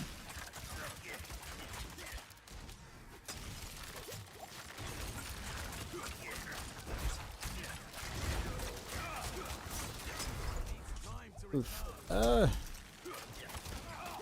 No. Where is he? There he is. Now they're all unstoppable now. Shame. Do I have gear stats overview somewhere? Yes. Exclamation mark build.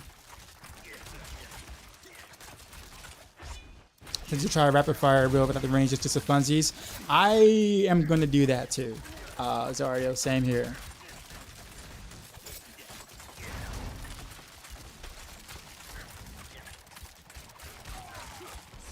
I literally plan on doing the same thing. I'm just like screwed a ring.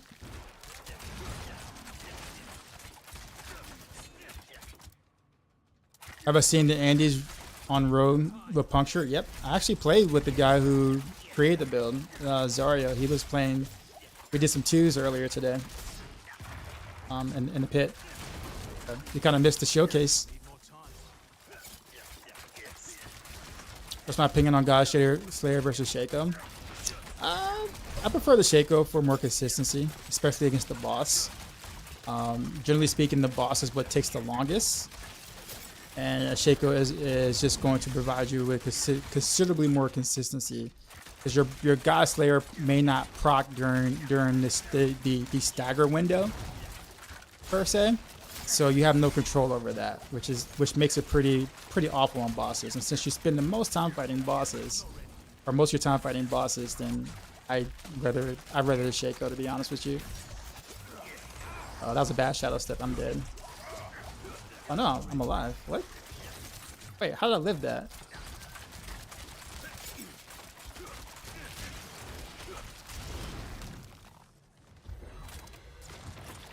I totally should have died there. I have no idea I survived that. All those snakes there.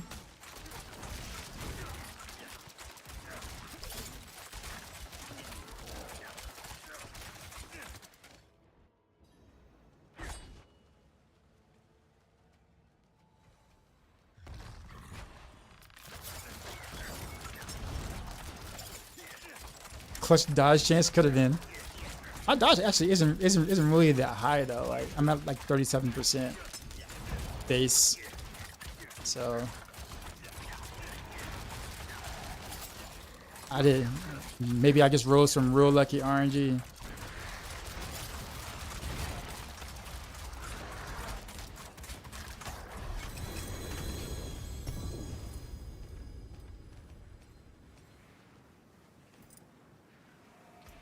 What I think about penetrating shot build, it's good.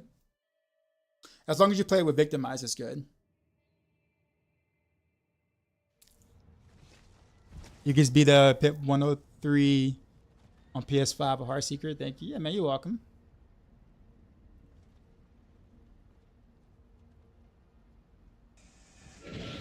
Some Doggers and Umbras procs could have been, man, but I felt like I should have died like several times in that in that pack. Like I literally almost took my hands off the keyboard and mouse, and I'm just like, yeah, I'm dead. You dread the day Victimize gets fixed. I'm actually kind of looking forward to it, to be honest with you. One go, appreciate the prime.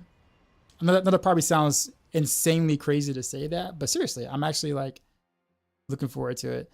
Any other unique good for the build? No, just just Shaco. I mean, you can do Godslayer, but I mean that's pretty much it. How good is the Andy build? It's solid. I wouldn't look to like for it to dethrone like Heartseeker or Rapid Fire, but like I would say it's better than Barrage, fully geared out.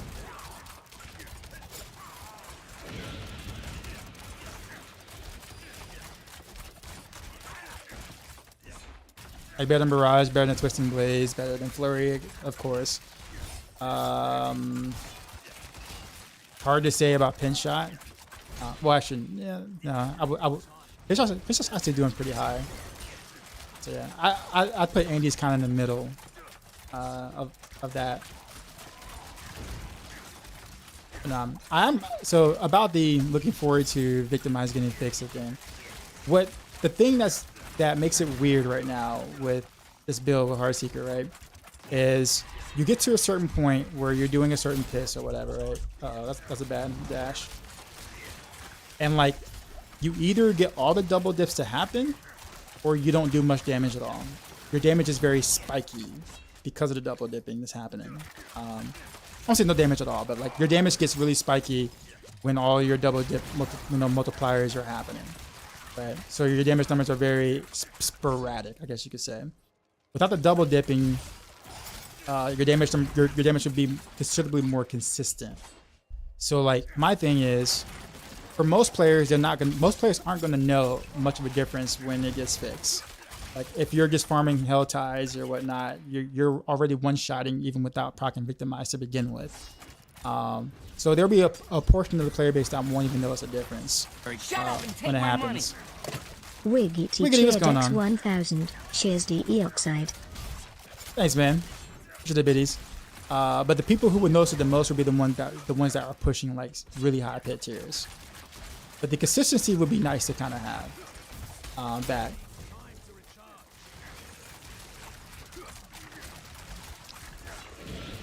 I've always been the advocate of fixing all bugs or whatever, so whether I benefit from it or not, like that is the one thing I am not biased for or against. So when I said yeah, lightning bug needs to get fixed back in season 2, I wasn't hating. I'm just saying it's a bug, just like to Boss Will in season 2. I said the same thing. Like that needs to get fixed. So only thing I ask is fix the bug, right? But give some of that power back through either more, better way to proc Victimize or gets more damage from Victimize procs, so our damage can be consistent.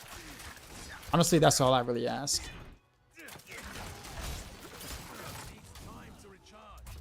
No, Heartseeker will be viable without the double dipping. Like it will still be a good build without the double dipping. It won't be Rogue's top build, but it'll be good. Like think of the double dipping as like, I don't know, would you claim like 10 or 11 tiers of damage loss or whatever? I'm thinking more of like 13-ish or whatever. So I mean like the high end, let's just say, for example, would be like a 124 or 125 on Rogue if the double dipping was fixed. That's still good. Like that's still better than a lot of builds in the game. So like, Heartseeker will be fine once it is fixed.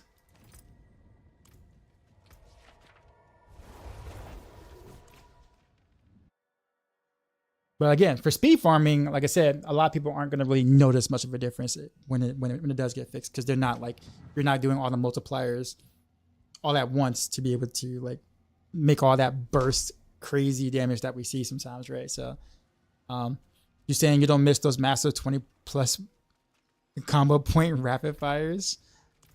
I don't miss being pigeonholed into one way of playing a class, like completely. Granted, combo points is still kind of that way anyways to a certain degree before these basic attack builds became a thing. I've never been a fan of something being so bugged that there's only one way to play that class or play that one thing.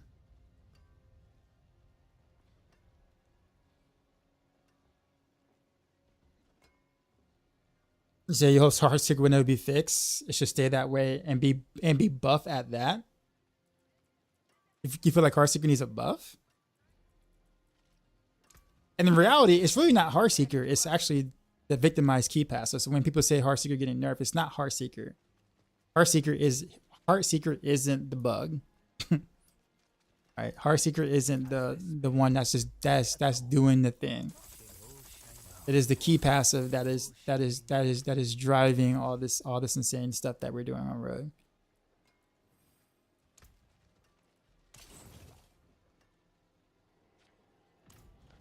But my take on it is that it's hard to make other builds viable to try to match bugs in the game.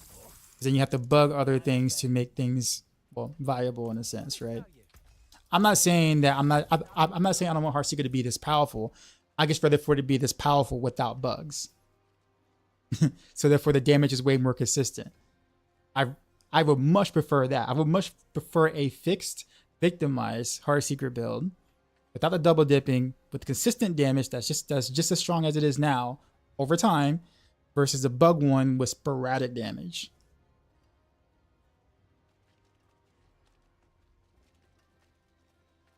So we're nerfing Rogue as a whole. What do you mean?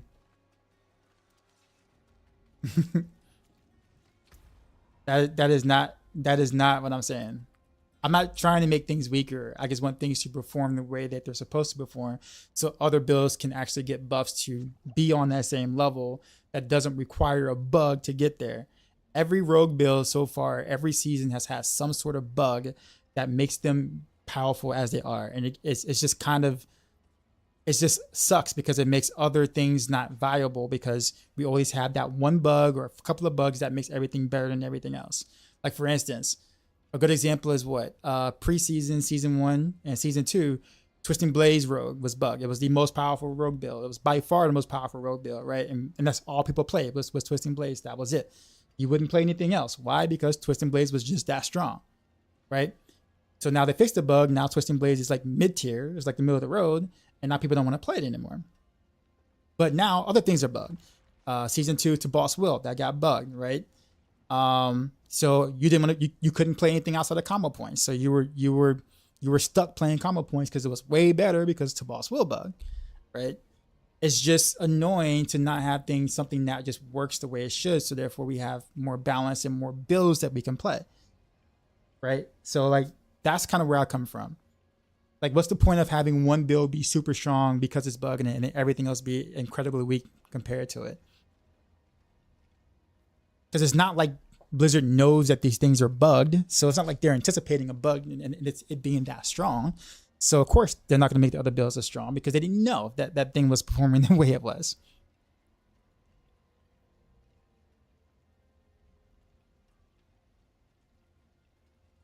Rogue is a dead class if Heartseeker is not there though. No, that's actually not true. Pinshot's actually pretty freaking good right now.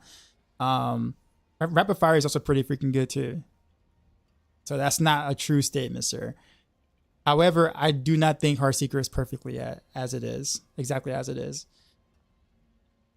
I don't think the spiky damage output is actually kind of good for the build. Do you know how often I get in my stream? How come I'm not doing the damage that you're doing? How come you're doing this, but I'm not doing that? Or how come sometimes my Heartseeker hits for like 500K and the other times it hits for like 7 million? Like, it's because of the double dipping stuff. All that sporadicness is just not necessary. I'm not saying Heartseeker can't be strong. I'm just saying let's make it feel better and be strong. I'm not sure why that's a bad thing. You don't want it to feel better and be strong? I do. Same thing with Pinshot. Pinshot suffers from the same thing with Victimize. Is either you get this one build proc on Victimize or you deal peanuts for damage. There's like almost no in between, right?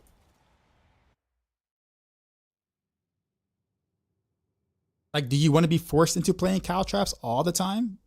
Do you like dropping cow traps every single time to deal damage? Like, most people don't like the skill, but we're forced into doing it because, well,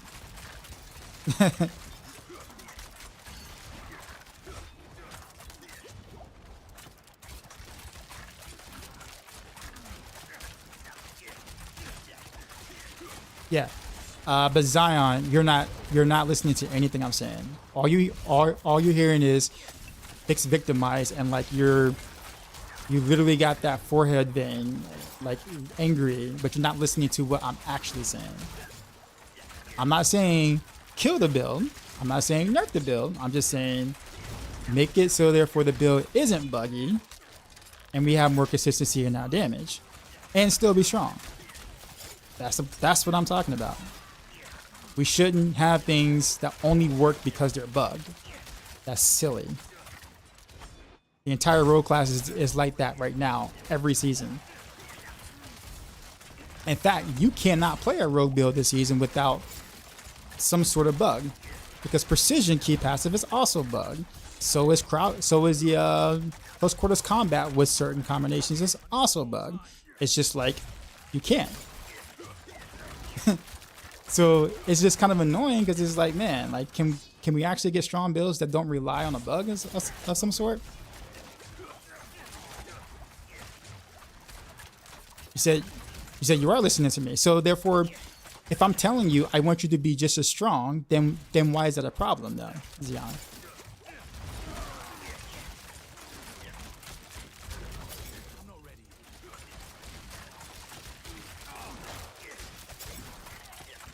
It's not a bug, but a hidden feature. I don't know, man. Pepper Fire's borderline impossible to play on console is really awkward. It really is. I don't like the ring. I really don't.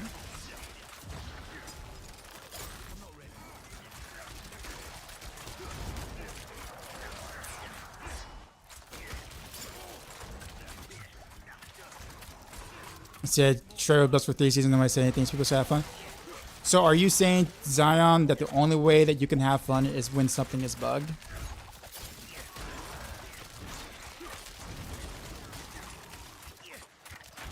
You don't feel like something can be fun and not be bugged?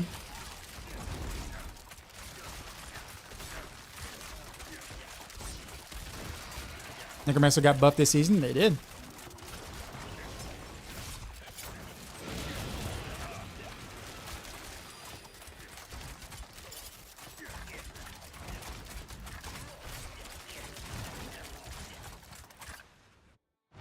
Have they ever fixed the bug at the same time, buff it back to the same power without the bug? Well, it depends on how broken it was. Obviously, if it was like completely breaking the game, then no, they're not going to give it back that exact same power. But remember, Ball Lightning was bugged, right? Season 2, they fixed the bug, they gave it some power back, and it was still relevant to Sork in Season 3.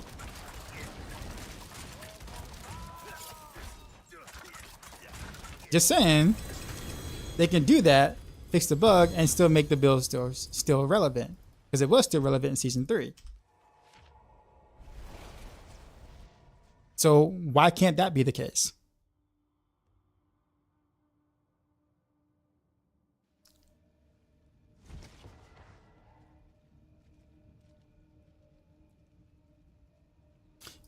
Heartseeker just really felt like his wish it was a little bit flashier. Well, I mean, I guess it depends on how you play it. You can choose to play it, you know, rather bland if you want, or you can be more agile and, you know, I guess stutter steppy, I guess, at the same time, and kind of like squeeze more effectiveness out of it, I guess. But I guess the idea of just like spamming one skill over and over again, I mean, I can understand. Is there no way to fix the spiky damage inconsistency? Well, the spiky damage inconsistency specifically on Heartseeker has to do with double dipping. Most of it. I mean, you're still going to get like a surge in damage when you get your multipliers up. But the double dipping, when everything is up, makes your damage like very spiky.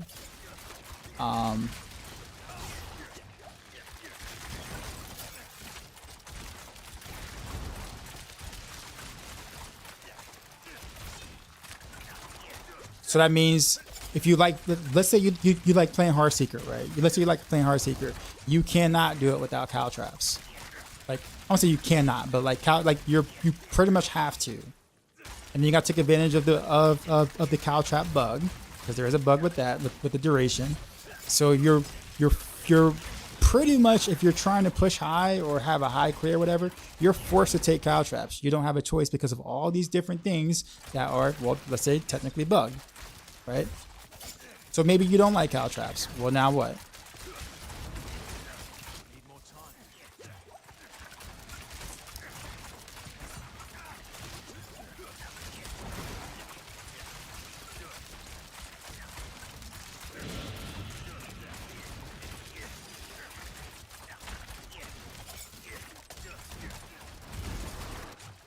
So you came straight to the road when you started building? I still don't think you're listening to me, Zion.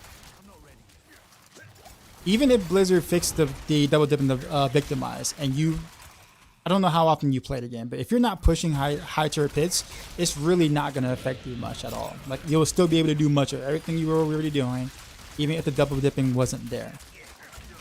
You're making it sound as if the build is going to die, and it's not going to be strong anymore, and you can't clear like hell ties or bosses or whatever like that. None of that's true. Not true.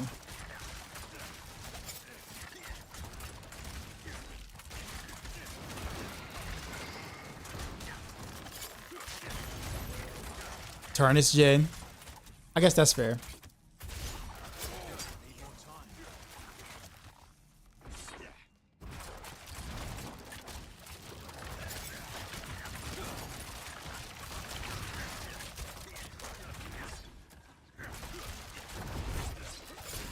There is one thing I want to say. I think that's one person says that how does double dip make it fun though? Wouldn't it be the same exact thing if you didn't do it? It's called yellow number syndrome. Yellow number syndrome. You see a higher yellow number, right? The brain processes that as, oh, good, right? And that's it. Doesn't matter if the gameplay is the exact same before or after. If that yellow number flashes on the screen, looks big, then GG.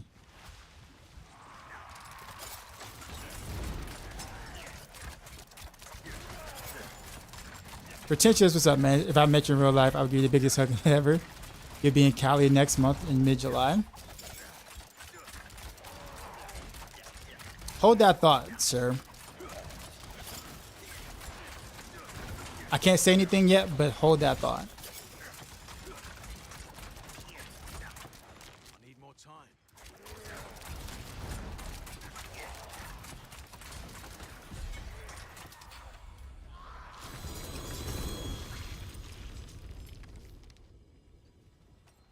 But my last comment on this, even if they do fix victimize, I'm still playing Heartseeker. You'll still see me play Heartseeker still. I'll play other builds too, don't get me wrong, but I definitely still will play Heartseeker.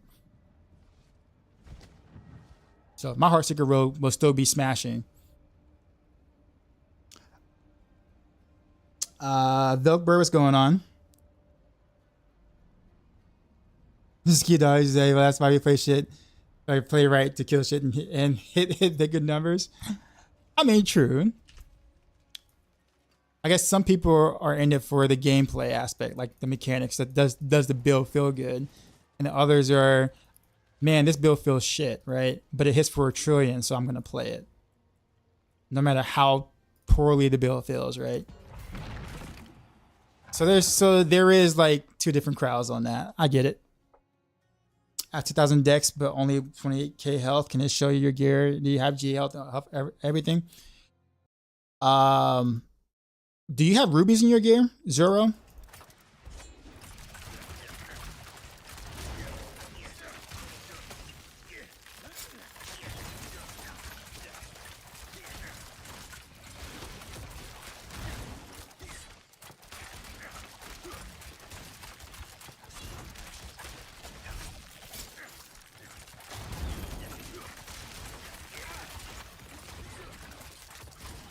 Also, yeah, also your Paragon board. So if you're following a build, like a Heartseeker build, you should never have that low HP unless you're still like in the building process of your of your gearing. You got green rubies. Green rubies? Is green rubies a thing?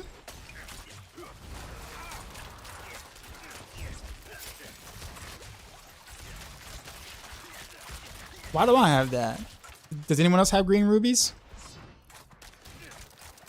Is that like a new gem? I must be missing out, man.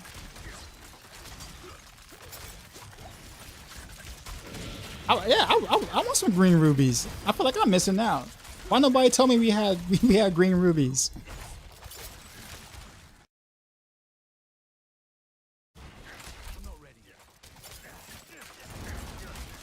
Evening best tip for Uber Lilith first time on Necro. Have you fought Uber Lilith before? That's probably the first question I have to ask you. If you have not, no, okay. So go to this YouTuber called named Macro Bio Boy. Macro Bio Boy. Okay. Go to his YouTube. He actually has a video of him showing you how to kill Uber Lilith on his Necro. Black market rubies, is that what that is?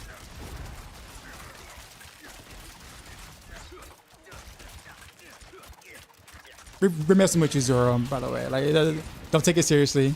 We're messing with you. But yes, don't put emeralds in your gear. Do the red rubies. Okay? Not the green rubies. The red rubies.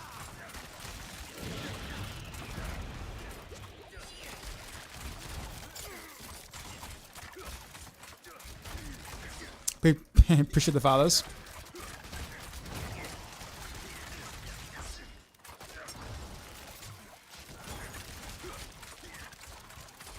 Sitting on 47k HP, is that decent? Yeah. Blue Topaz is OP as to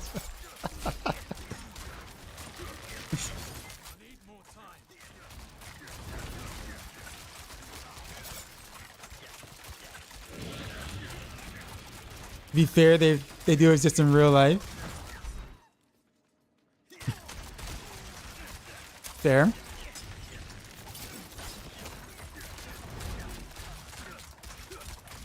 Having fun with the build outweighs doing higher damage numbers. I mean, that's kind of my philosophy with it too sometimes, but I know that's not like the norm per se. And like, I get it. I totally get it. I'm a mechanics person. I like how a build feels mechanically. While like, you know, you play an action RPG to feel powerful, right? Like to build something feel unstoppable and powerful, right? So if you're not doing a lot of damage, then that feeling of what you play an action RPG for usually isn't really there, right? So I get that point of view too. Like I understand both.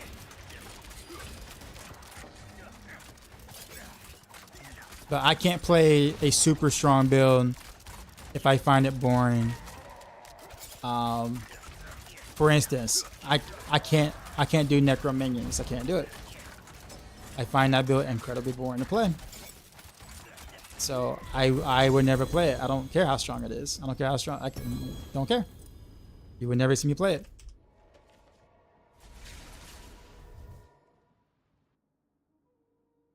I'll give you 150 for Max Frostbitten or Umbrus, or 300 mil for both. Okay, I'll look. Is it Umbrus or Frostbitten, right? Okay.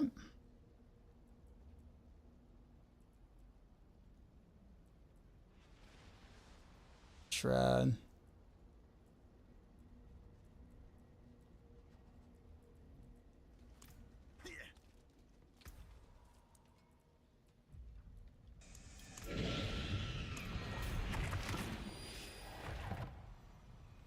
Oh, this song, you know,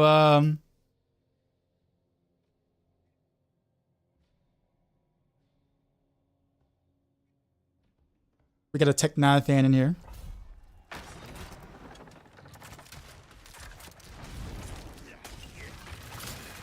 Is all my gear 12-12? Yeah, finally.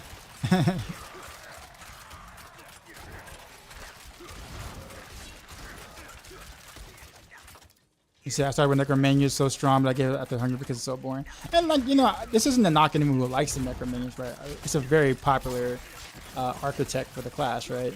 Like, lots of people like minions, right? I'm just not one of them. I didn't even like last season's theme because, you know, we technically had a pet or a minion that just didn't really do much of anything. So that's kind of why I didn't really enjoy last season, because I didn't like the minion, the pet.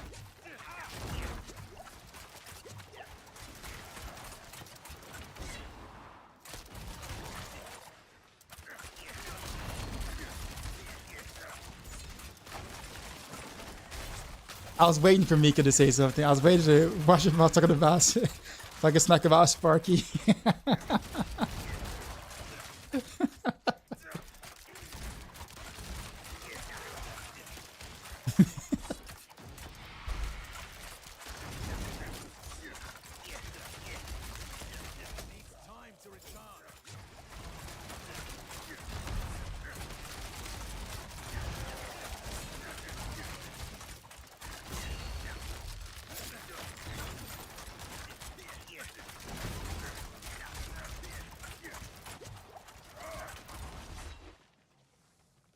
What's the optimal temper combination on your armor pieces for free stun immobilized days? If you have a Shaco, then you have 4 slots basically for that. So 2 freeze, 1 stun, 1 daze. That's kind of what you want. It's not like a necessity, but it is good. Like that combination is good. I would even go as far as to say even maybe having a 2 stun, given the fact that Retribution actually double dips now, actually be good. So if you don't have a Shaco, 2 stun, 2 freeze, 1 daze would be nice actually.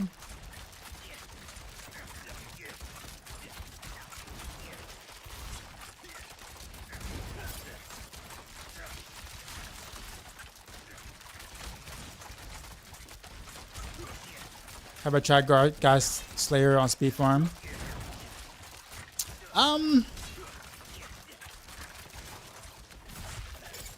So generally speaking, the boss is what kind of takes the longest to kill, and that's where God Slayer is like the most inconsistent, because there's no way to proc God Slayer when you want. Right? You can't proc it like when it's staggered. Like if you could, then you could one cycle some like higher level pit bosses with that thing, right?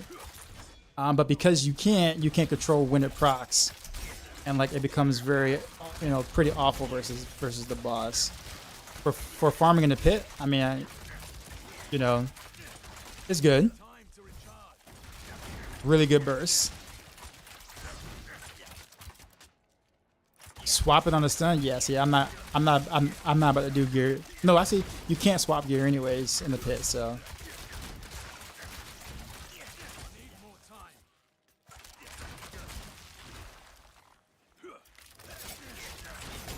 What do I think of the Andario puncture build? I like it.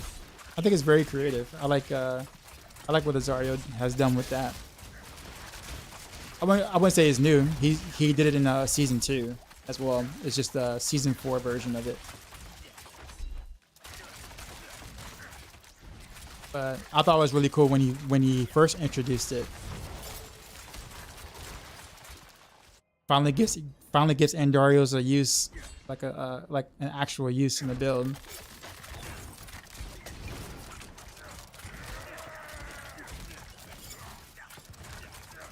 What's more important, more rare plus legendary nodes or more glyphs? That's a really hard question to answer, because that's going to be different per class, per build. So it's not just about number of rare nodes or number of legendary nodes you take. Like, it has to match your build and what you're doing. Oh, whoops. Whatever that was, that hurt. Do I like Rapid Fire Rogue? I used to like Rapid Fire Rogue. I don't like the Scoundrel's Kiss ring. The Rack's death.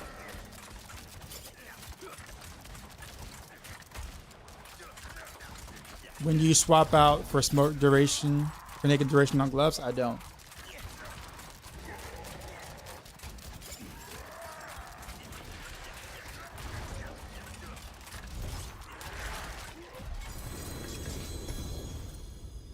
What do I not like about the Scoundrel's Kiss? I don't like the lob effect. The lob and the delay means that you're kind of having to predict where the enemies are when you're playing the build. So like you're kind of spending time trying to land in front of the mobs as they're moving or behind the mobs as they're moving. It feels like more work than you should have. You should have to for the power that you have of the build. So it just feels rather awkward, and it's really awful on console or controller players because controller players have no chance of being able to aim in front or behind the enemy because you can't click in front or behind because controller. So it really sucks to play it on console. I just think honestly they really should have just removed the lob effect and just kept the explosion part of it. Like why not just do that?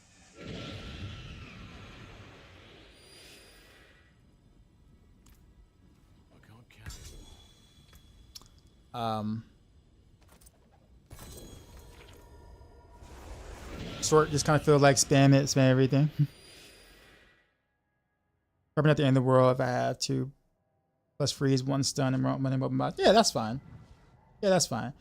I guess the most important part is the 2 freeze, 1 stun, or at least a freeze and a stun. Like you have to have those. Past that, the others are more so of if you get them, cool. If not, say yeah, it'd be way better with the lob effect. Yes, exactly. Just let the arrows just explode. What's wrong with that? Like that would have made so many people more happy with that with the build, including myself. Oh, this is actually a good sword for rapid fire or precision based build. I was getting ready to salvage that too. I'm like, I don't see anything good, but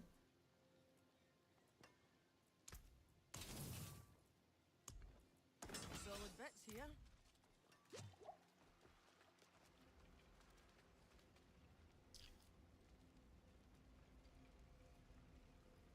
Echoes of Trials too.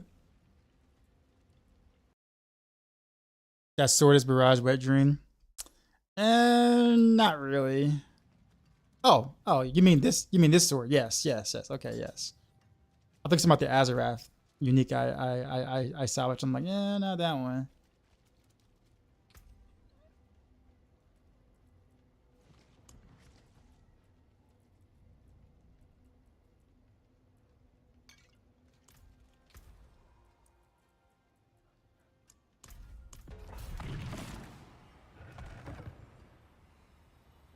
Salvaging Mr. Optimistic, thinking the goal will last.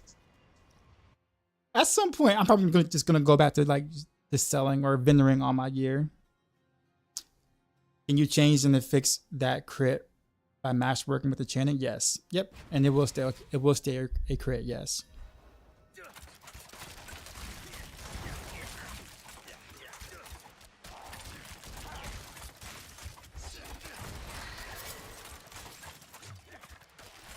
I think someone asked a question and I missed it. Would you use a crossbow or both rapid fire? That depends. If I'm playing Heartseeker basic attack, that was really bad. That was a terrible shadow step by me. If I'm playing Heartseeker basic attack, I will use a bow. If I'm playing Puncture basic attack, I will use a crossbow. This is for rapid fire.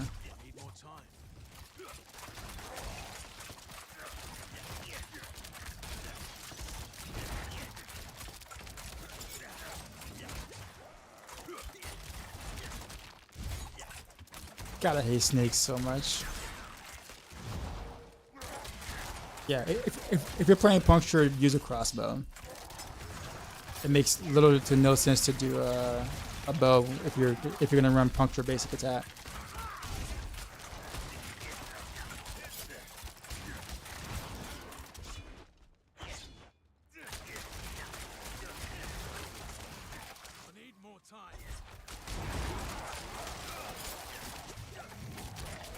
In fact, speaking of which, I think I'll make a rapid fire build tomorrow with no Scoundrel's Kiss.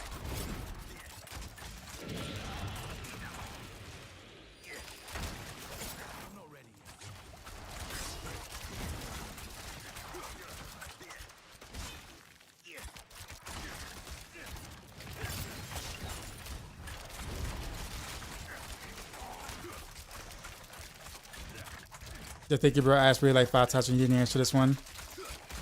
So, Pink, to be fair, Woody Joe has like, you know, thousands upon thousands of viewers in his chat as well.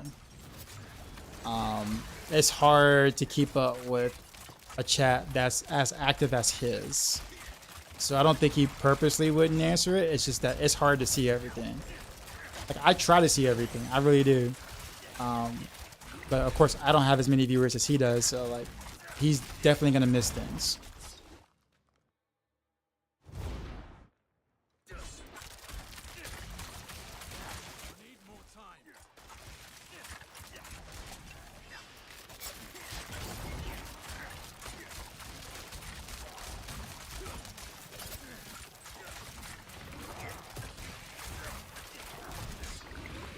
No, Rita, I might actually take you up, take you up on that, maybe.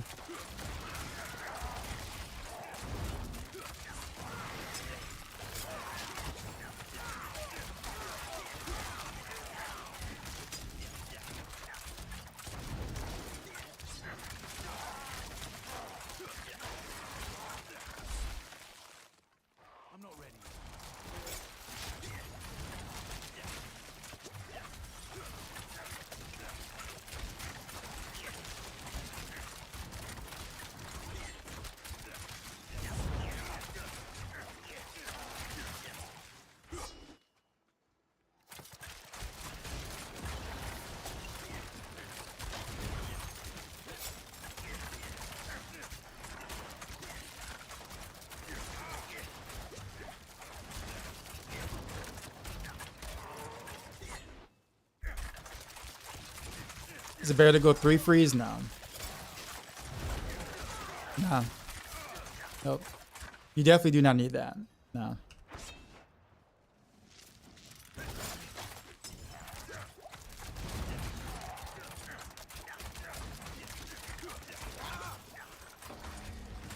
Whoa.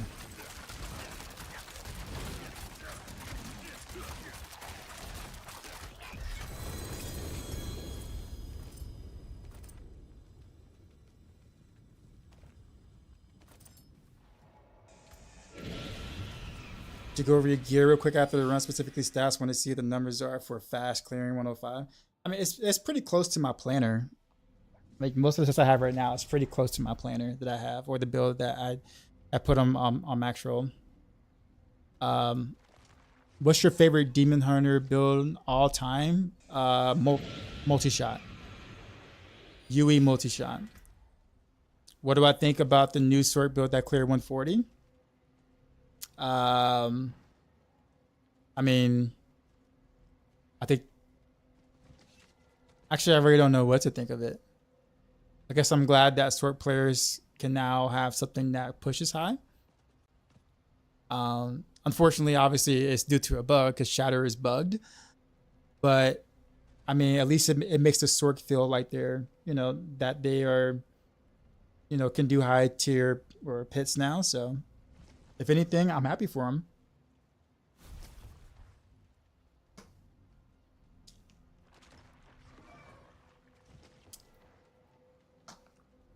If you're missing, look at his stun. Is it a lot of damage missing? So here's the problem. Especially since Retribution is actually double dipping now. And in some cases, you need to be able to stun them or knock them down. So if you can't stun them because you don't have a temper, then you have to find another way to do so. Or knock them down. So there are ways around that. You can take trick attacks because you do daze them with smoke grenade kind of thing. Although that doesn't really, I don't know that really works technically on a boss without just a stun. So I'm not quite sure on that one. Smoke grenade is really weird on that front right now. But anyways, you can do daze here. You can do trick attacks here, which if they're dazed, they're knocked down for X amount of seconds or whatever. So you have to find a way to do that. Or there's poison trap, right, which has a knockdown here. When it activates, it knocks them down. So there are ways around it, but it's just so much easier to prot retribution just by having a stun somewhere. How can you tell in the guide what stats you want to upgrade through masterworking? You can see the numbers on the planner. Like the blue number is 1 masterwork, the yellow number is 2 masterwork, the orange number is 3 masterworks. Hello, is this your which is on? Is this your build which is on Maxroll? Not updated, right? No, it is updated. The Maxroll build is updated. The permanent flame shield seems like it's not intended. Northwar actually talked about that for a bit. I don't think he likes that. Greetings. But yeah. Greetings. I mean, it is what it is. Is Shaker requiring a build? No, it's not.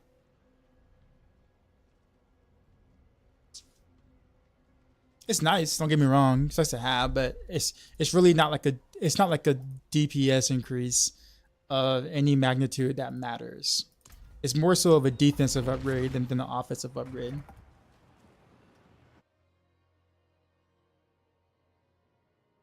How's your damage so high with Heartseeker? I changed last night and find it really average as your gear. Well, if you just started playing the build last night, right, versus somebody who's been playing the build since day 1 of season, right, and been farming for the gear for a whole 2.5 weeks, we're probably not going to have the same level of gear, and therefore we're probably not going to hit for the same numbers.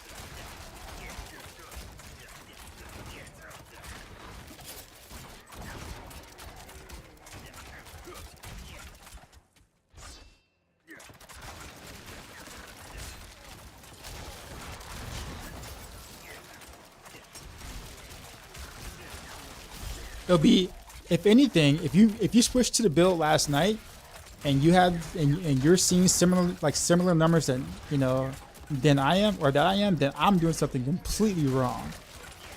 If it took me 2.5 weeks to get here, but took you a day to get there, then I'm doing something very wrong. You know what I'm saying?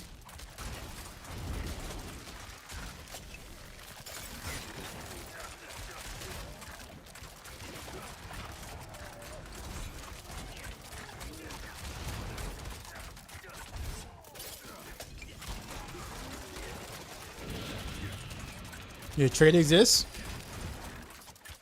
I mean, yeah, that's true, but I don't know if, I would say very few people will have enough gold to be able to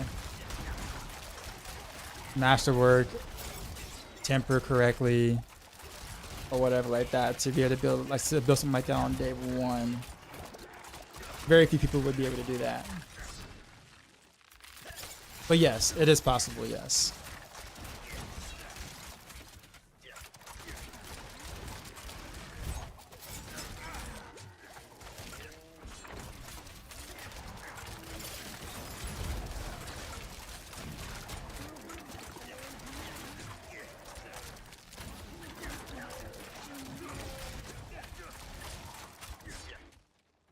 Do you need 2 daggers for the dash shots have to feel more responsive, or just 1? Both. 2. You're really not gonna notice the 1. You're really not gonna really notice the 2 much either. I think honestly, when it comes to daggers versus swords, just pick the one that rolled better. That's it. It's not worth to just chase daggers right now. Like the benefit is like nowhere near worth going for just daggers. Same with bow versus crossbow, exactly. Although I will say that, like, you know, the cosmetic part of bows versus crossbow, as well as like the faster attack speed versus harder hitting crossbow, there is more of a reason to kind of like have a preference there. But the DPS is still the same, right? But it's just, bows are sexy, you're right.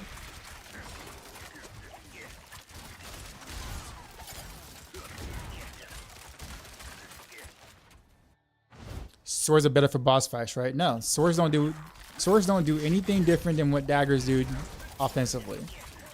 What does swords do that daggers don't do on a Heartseeker build?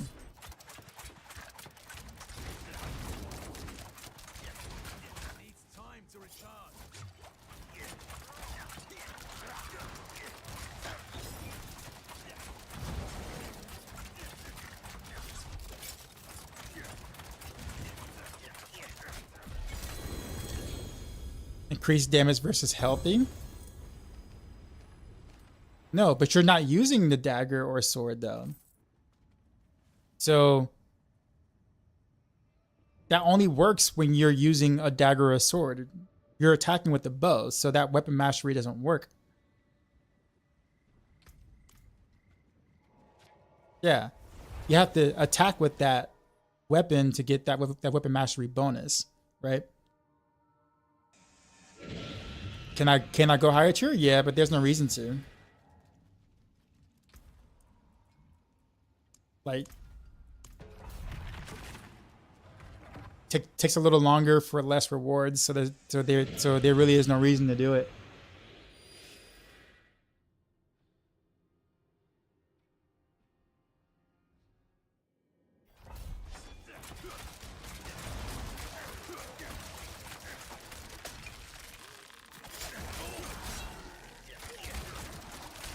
Regardless of what's going on.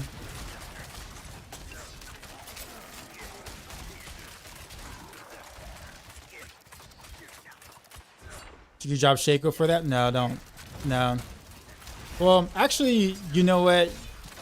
I mean,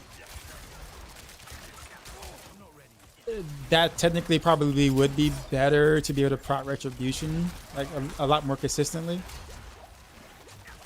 But I don't know. Still, I don't know if I would do that still. That was a bad shadow step there.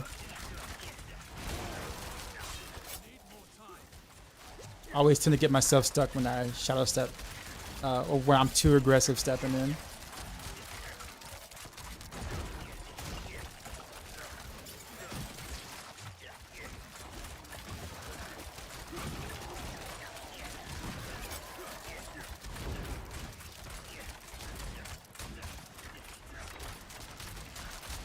Bows fire faster means better uptime for Shroud, etc. Well, yeah, that's like quality of life, right? But that matters more if you can't stay alive or you can't survive, right? And even then, it's like a 22% difference. Very rarely are you ever out of Dark Shrouds, really, crossbow or bow.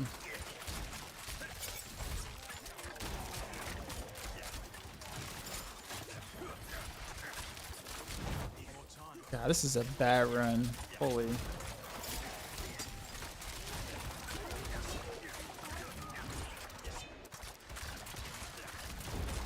It's just about not getting clapped by crossbows on your necro. Are you armor capped?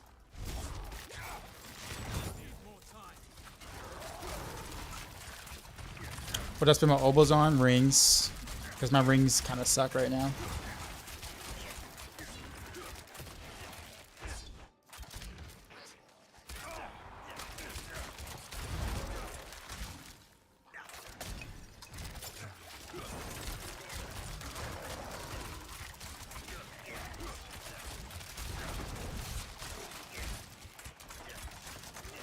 When we make a new character, probably next week. It'll most likely be a druid first.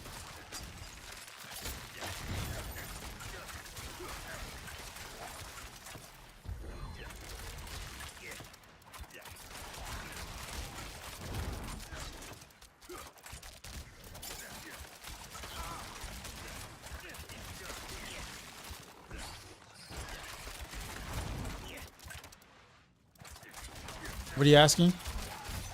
Is the higher flat damage and crossbow bigger than the ultimate multiplier on the bows? So the weapon mastery vulnerable damage on bows is just a 12% multiplier that does not dip with victimize. It's a separate multiplier from that. People think it stacks with victimize, but it does not. It's just a separate multiplier. That is why malice passive on an amulet is better than weapon mastery even with the bow, because malice actually triple dips, whereas the weapon mastery on a bow is just a regular 12% multiplier when they're vulnerable. That's it. It does not feed into the victimized passive at all.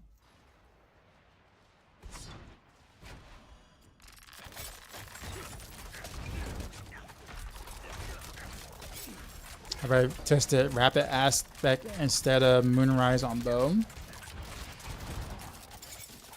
For this build, for Heartseeker?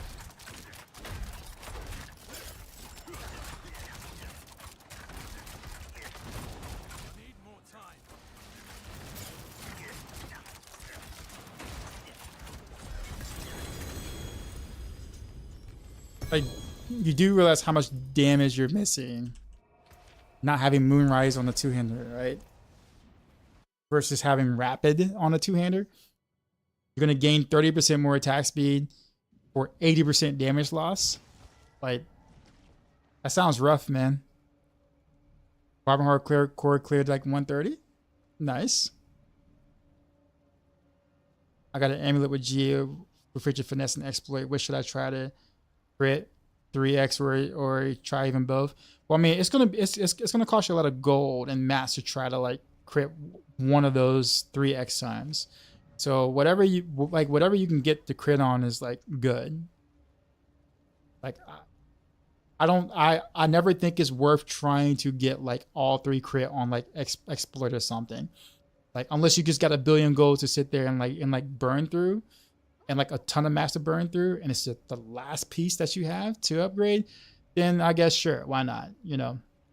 But I mean, it's not going to be a noticeable difference for you by doing that. So I mean, if you crit on feature finesse once, and then you crit on exploit once, and then you crit on some other random thing, I don't know, like lucky hit, whatever, that's fine.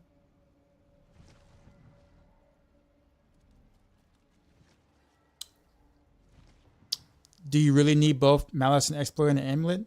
I mean, it's nice to have. I mean, that's like if you had your perfect amulet, yeah, you do want both of those. But I mean, it's not gonna be a difference between you clearing, like speed farming clearing, and not speed farming clearing. It's not that big of a difference. A smoke grenade cooldown reduction bug. The cooldown isn't being reduced on bosses. That's because smoke grenade doesn't work on bosses, because bosses are CC immune.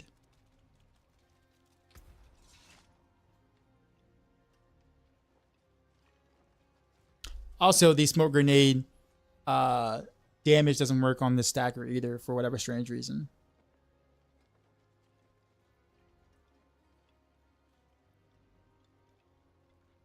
Are some people running Flurry with Heartseeker? Some are. Where can you find my Uber build? It's linked in the description, in the YouTube description.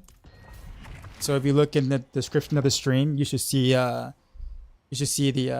build link and the planner link. So you can change your concealment to poison trap. Not necessarily. I guess prefer poison trap. I want the extra crit chance, but you can use concealment to kind of get around. If you're in trouble, like if you just like to just focus just fighting elites, then concealment is worth it.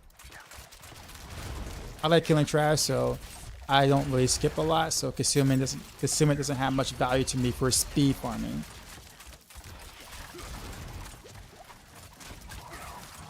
Emphasis on speed farming.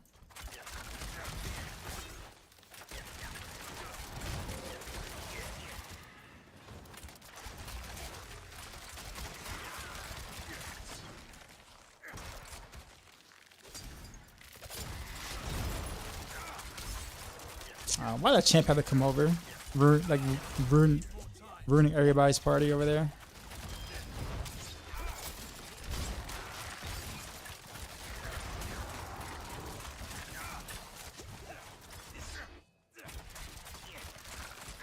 Do I have a guy for my build? Yep, exclamation mark build.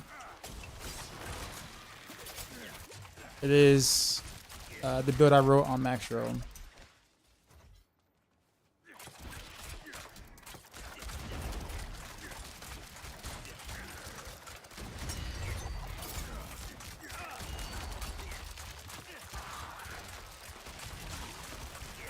Without Harlequin Quest, would you remove Share Misery for Intercom? What does Harlequin Quest have to do with Share Misery, though?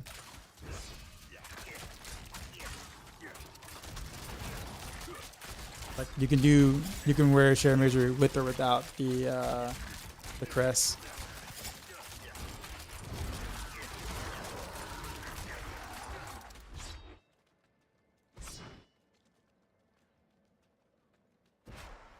Reckon hunger decks are 60% vulnerable as more damage to your build.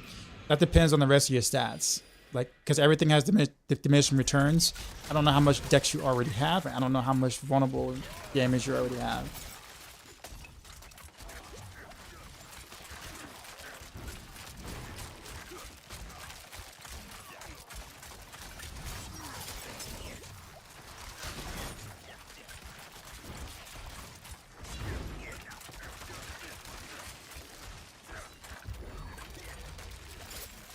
I still need more information than that though. Like, there's no way I'll have to like actually like physically look at everything else you have to know which one is going to give you a bigger value. You're that close at a certain point. So best answer is you kind of can't go wrong with either. But I would most likely take the vulnerable because you're probably not max vulnerable everywhere.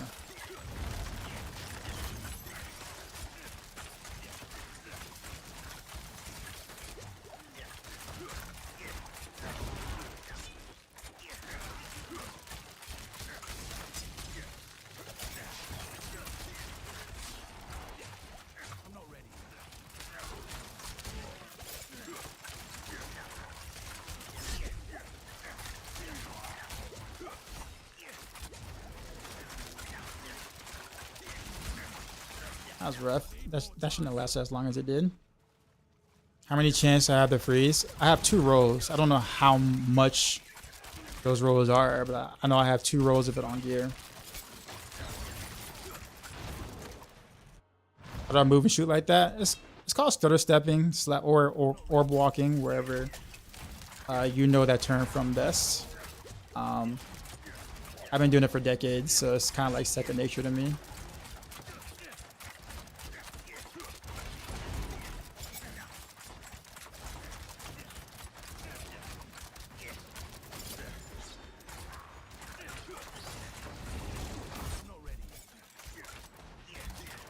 Really? Really? Really that eye?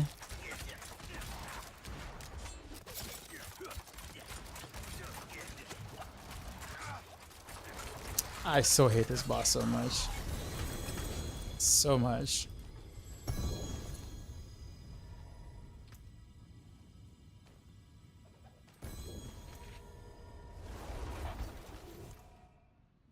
Love you some Outcast? So do I. Don't believe me playing with the controller? For a boss soon? How soon? 5 minutes? Okay. Alright.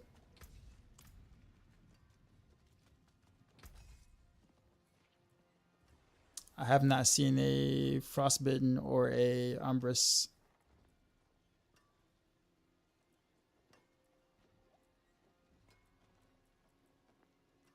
Okay then, guess it's my turn.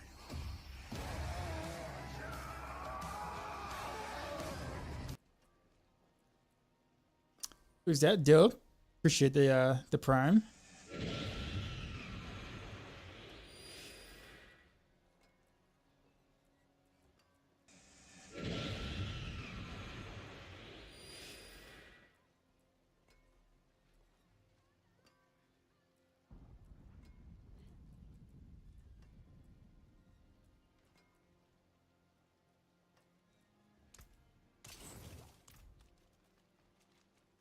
It's the best way to farm for Shaco. I mean, you can do Durio and Dario runs for an extended period of time, or you can craft the Shaco by getting four sparks. 3 of them you can get somewhat easily. The 4th one is going to be hard unless you just level a new character and do the Iron Wolves quest line again for the 4th one, or you can farm Durio and Dario and hope that a bad Uber Unique drops, you salvage that one, and then you can craft your Shaco. But you also need 50 million gold too.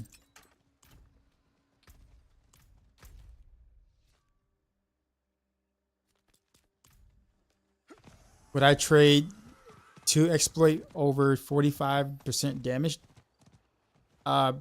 Percent damage is a bad stat, so you would never take it.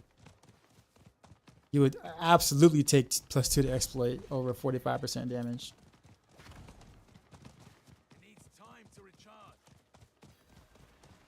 Can my build carry Echo Lilith? Yeah, I've done so several times.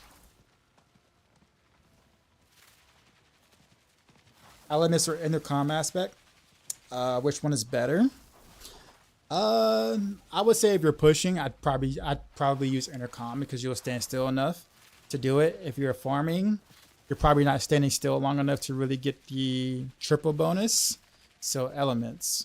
But for me as a player, I don't stand still, so I almost can't really ever use intercom. Exploit or Malice? Exploit is better, but Malice is also very good. So the difference between the two is like very close. I don't know how the math shakes out, but could damage to crowd control be more valuable than crit chance on Heartseeker? No, because the only damage that scales on Heartseeker is vulnerable, and that's because the key passive scales with vulnerable damage. That's it. So any other damage types doesn't do anything for the build. So crit chance will always be more valuable than damage to crowd control, always. In the build like this. Why does Woody use percent damage for his poison barrage build? Because percent damage actually scales with dots. That's why.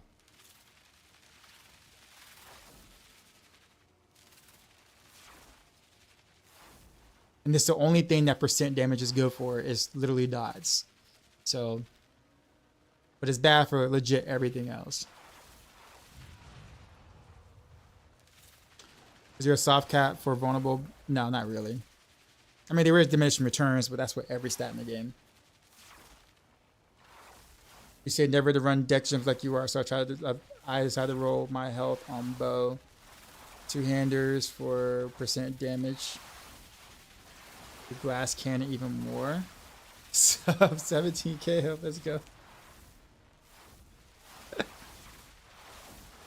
See, I'm using the bow. Why go Malice ranks on Nick instead of weapon mastery? Because weapon mastery doesn't dip with the victimize. It's just a regular 12% multiplier. That's it. Whereas Malice like triple dips with your victimize passive. That's why.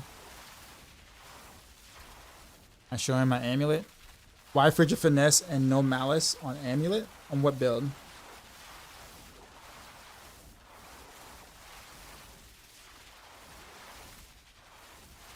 You do want Malice on the amulet on Heartseeker. If you're talking about rapid fire barrage, you do like Malice is kind of meh because there's no double or triple dipping going on with precision in that.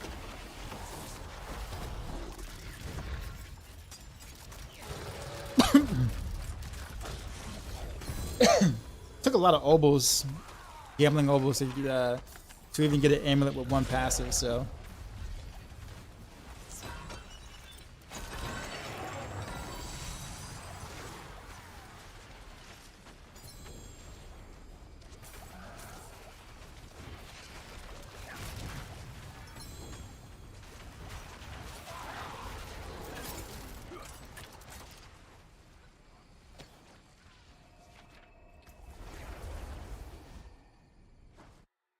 Miss Boss because game crashed and inventory open. Oof. That happened to me. I think I tried to port to town or port to a town close to the boss and like the game crashed. Did I roll the other pass? Oh yeah. I've never found like an amulet with like 2 passes on it. So I had to roll Malice on there. Which lucky hit tempers do I have on my items and why? Well, freeze is important. So we definitely want to have 1 or 2 freezes, a stun, daze. You want multiple different tempers for CC, so therefore you can stagger the boss quickly, but you also want them for certain values. So freeze and stun are very important. I would say daze is like 3rd. But yeah. If you have to choose one passive on an amulet, malice or exploit, probably exploit, but if you get malice, I wouldn't be upset because they're very close.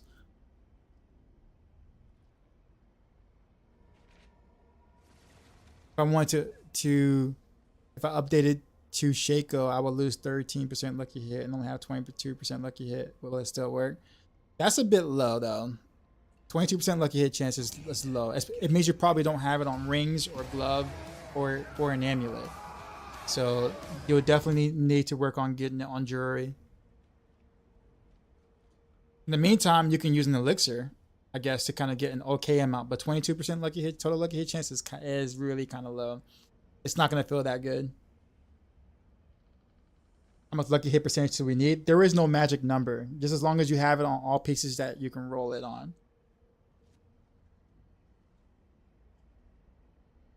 Things with the get this up, appreciate you. But you got but yeah, just keep in mind, like victimize in general is a lucky hit based passive. So obviously the more you have, the better. But yeah. So you like to increase that on Shaco. Shaco isn't going to make you deal a lot more damage if that's what you're thinking. Shaco is better for Shaco gives you a bit more defense in general. So, but the offensive value of Shaco is kind of diminished by the lucky hit chance that you lose from the helm. It's still slightly better, but it's not enough to go, oh, well, I can clear 5 tiers higher now. Like it's not that at all. Like nowhere close. How important is crit chance on this build? Well, you want to crit, so therefore you can get the crit number, which victimize also procs on. So you definitely want to be able to crit. I will in my planner and guide do exclamation mark build on the Maxroll build. I don't know if you guys have like looked at that or know about that. Like I outline like the preferred stats that you will want this build.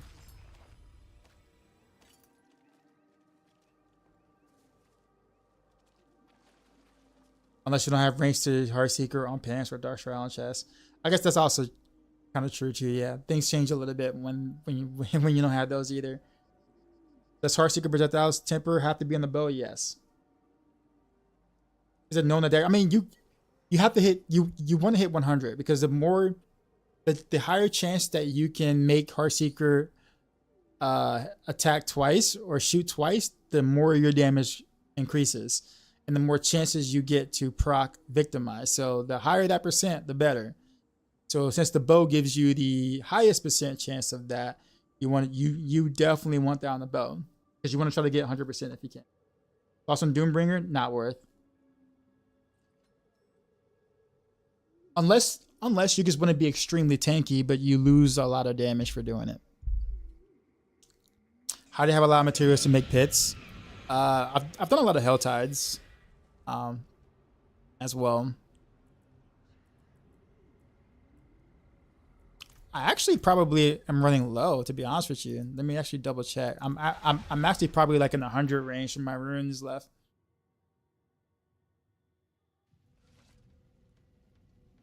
So appreciate the follow.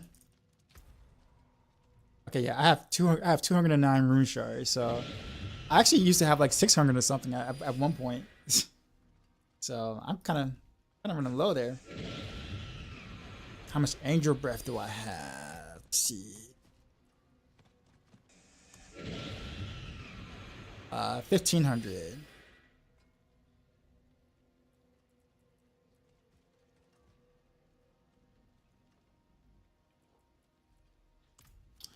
Yeah, I'll be right back. I need to get up and walk around. You said Doom not worth even the hardcore. I mean, yeah, I guess at that point, yeah. Because I mean, obviously you don't want to die. So if you feel like you're gonna die without the Doombringer, then for sure we're the Doombringer. But it's definitely a pretty big offensive loss. But it's not.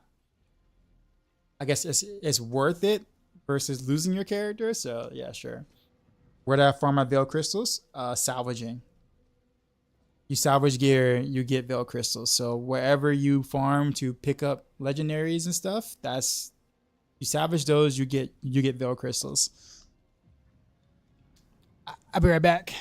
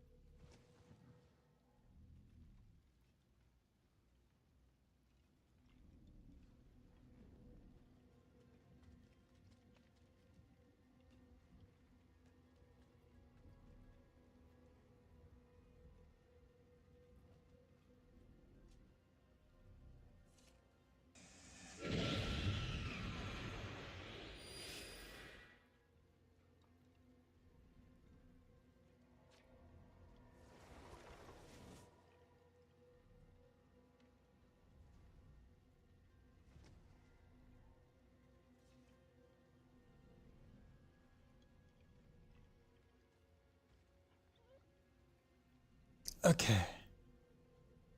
Where did he go? I don't know. Where did he go?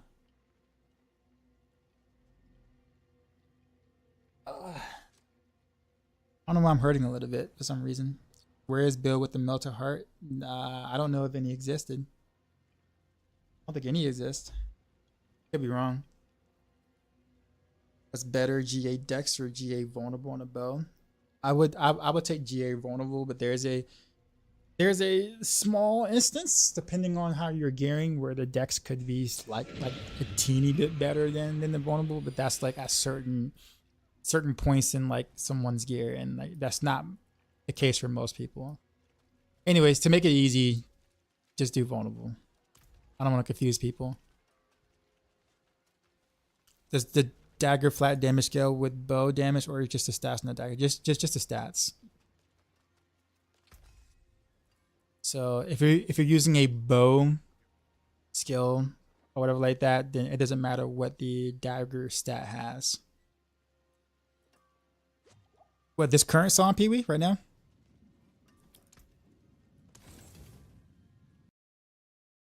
Oh, I don't know what the song was before because I was gone. Hold on.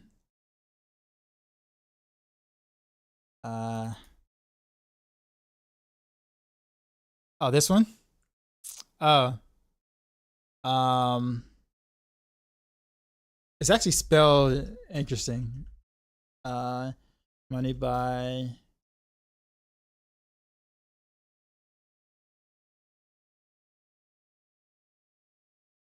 and yeah, buzz.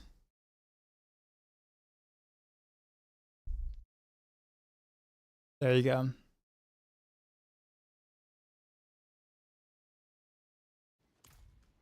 Why do you not roll Frigid Finesse passive on your amulet instead of life lucky hit chance? Because I didn't get the opportunity to. Do you know how rare it is to get a triple passive amulet? Like, that's like literally treading into like real money territory at that point. Yeah.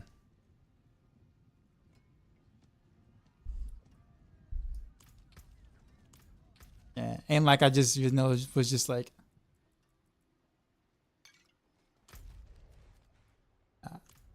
those kind of amulets don't necessarily exist in like even like the gold trading market. Some do, but I mean that wouldn't be smart.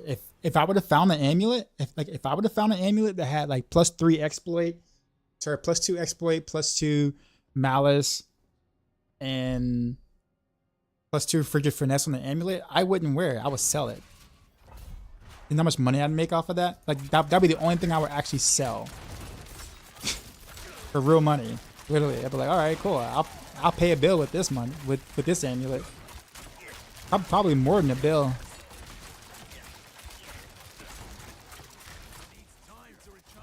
Am I doing pit? Yes, this is pit.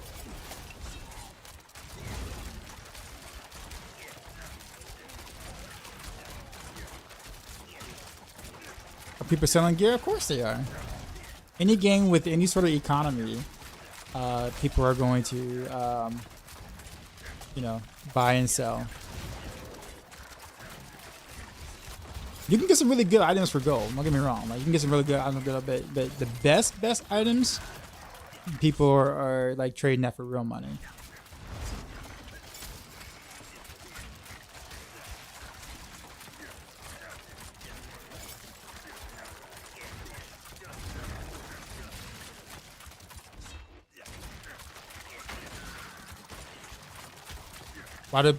Why do you need such a lot of money in this game? You mean like gold, or? I mean, gold goes pretty quickly in this game when you masterwork quite a bit. Like,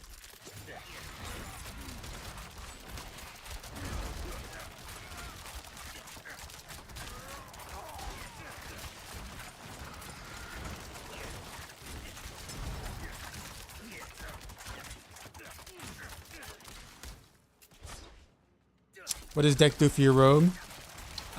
Damage and dodge chance.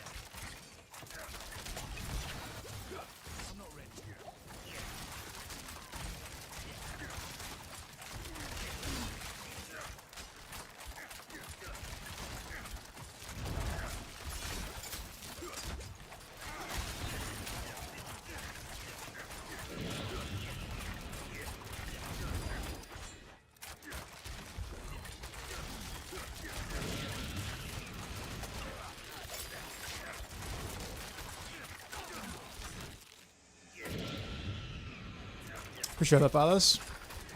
You did your first 61 a few hours ago using the poison build on road. Nice. I'm guessing you're doing the poison barrage, right? Did you perfect masterwork yet? No. I got some decent crits on some decent items, but I haven't perfected it yet. No.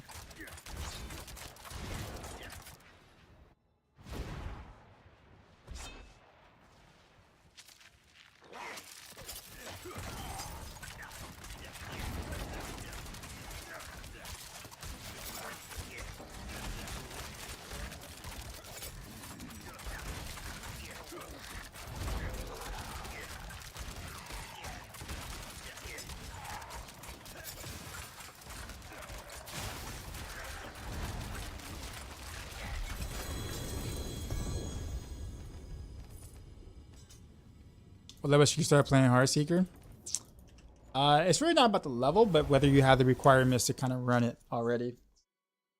Generally speaking, it's usually like later in your leveling. Usually, how much percent vulnerable? It's a combination of things. It's not really just about the percent vulnerable, but I guess on my victimized passive, that's what mine look like.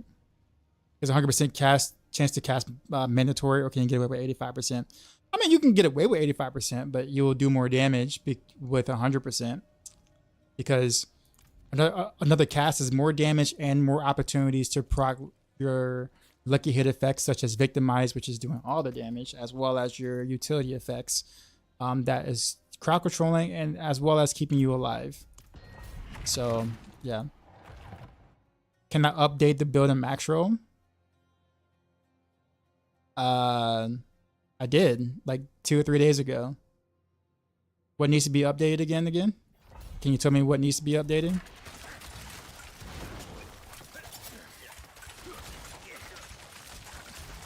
Yeah, I'm not gonna update it every day if nothing's changed in like a day.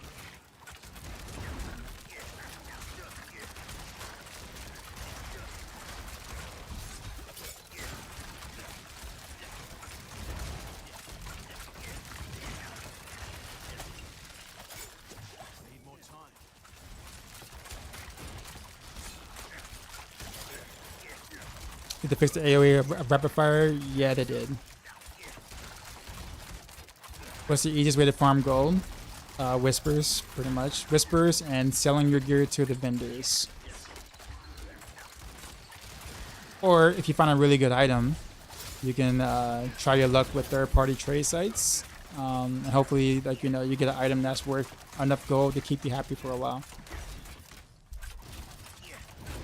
In Maxroll, your build with bow and you're using crossbow. Okay. It doesn't matter if you use a crossbow or bow. The reason why it's bow in the Maxroll planner is because everyone likes using bows, so I left it at bows. I personally prefer crossbows, but I'm not going to change that in the planner when everyone else likes bows. So I'm going to leave it at bow.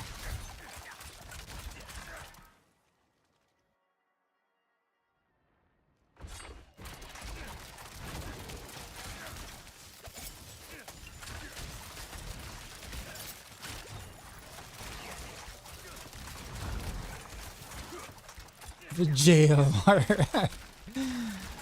I mean, you know, people come in and they and I've heard me say that before, so it's understandable. What I prefer crossbows, honestly, I like the way they sound when they chuck the Heartseeker. Like, it sounds meatier per hit, whereas the bow sounds kind of wimpy with the skill. Honestly, that's it.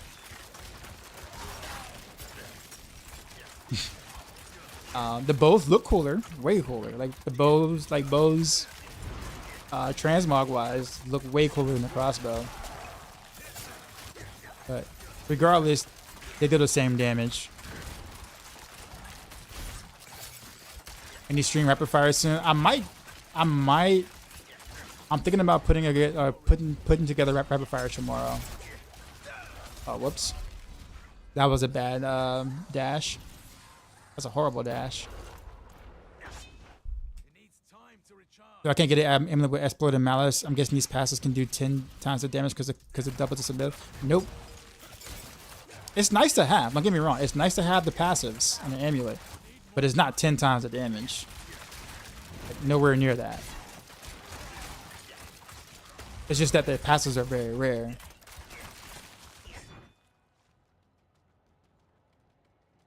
But several times on stream, I've actually swapped an amulet to a shitty amulet that isn't even tempered, just to showcase that there really isn't much of a difference of having a GG amulet versus a shitty amulet.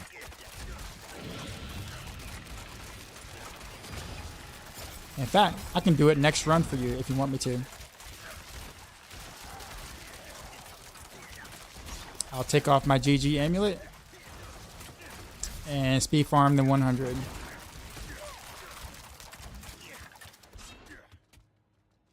Concussive isn't really worth anything. Like, I won't say anything, but concussive isn't really something you want on an amulet.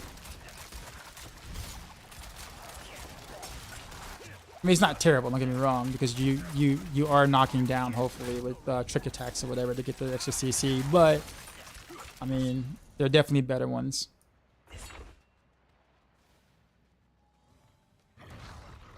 You happen to know if you temper puncture the cast twice, does it make your combo points build faster? No, it does not.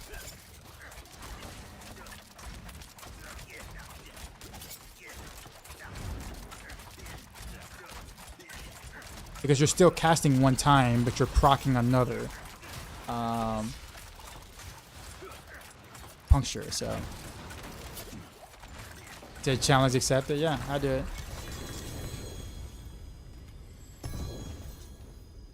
Don't both have more synergy with weapon mastery passive? Damage versus vulnerable? No, not really. Because that vulnerable damage on weapon mastery does not scale with victimize. It's just a regular 12%. Multiplier that only happens when they're vulnerable, so it does not scale with victimize. If it did, I'd be using bow for sure. Like I wouldn't even second guess going with bow. But no, it does not. It's not something that's like well known, but you know, so I understand the questions on that. But yeah, 24-hour rapid fire to Heartseeker rebuild requesting gear. Alright. Helltide give you decent items. Why don't you farm it? Because I'm more concerned about the mats, so I can switch. So I can switch builds. It requires a lot of switching builds requires a lot of mats. Also, I have more fun doing pit than Helltide. Helltide, like everything dies in one shot right now. Not that I don't find Helltide fun, but I'm at the point where I'm kind of wanting just a slightly more challenging content in a sense.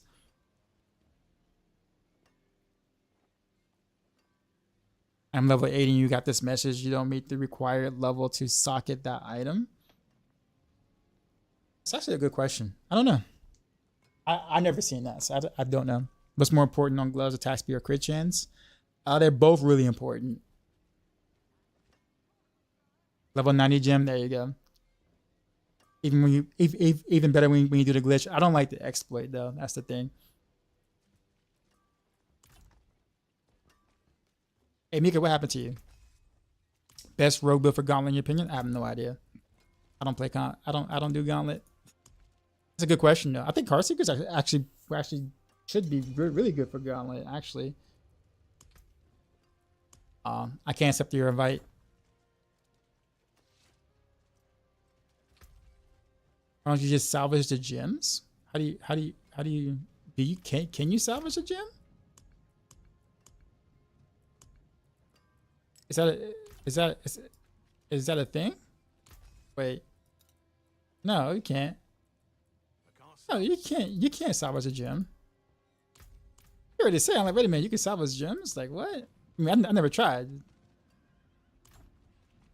The jeweler you can, for real? You can actually salvage gems? Oh wow, that is a thing. Hey, that's pretty cool. Does it give you the it gives you all the fragments back?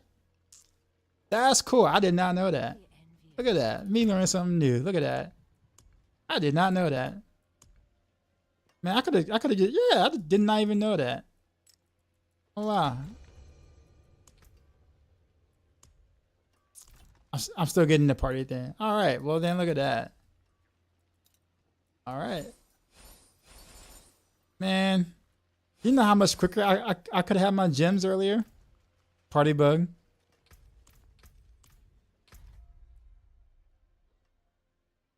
I don't think it's a full refund. I mean, it's still better than like not doing it at all. It costs real money. Don't tell me that. Hold on. Let me log back in.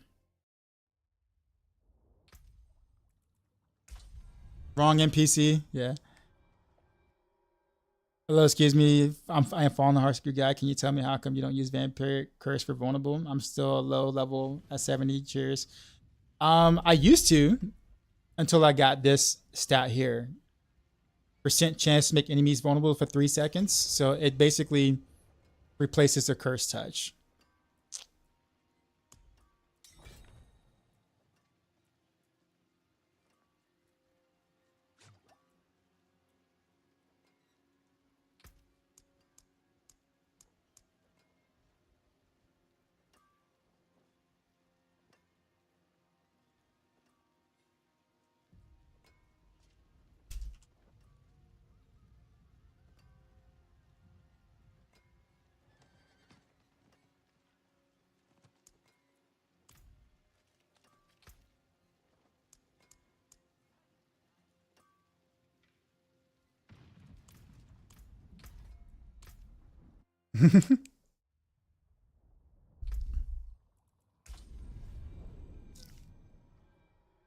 He said, I just threw all my gems away. I'm so sad. I didn't know either. I did not know either. I did not know that was a thing. Any idea why you're struggling with damage? That's a very vague statement. There's no way I can even answer that question because I have no idea what you're referring to. There can be lots of reasons why you're struggling with damage. I don't know the build, class, stats you're missing, any of that.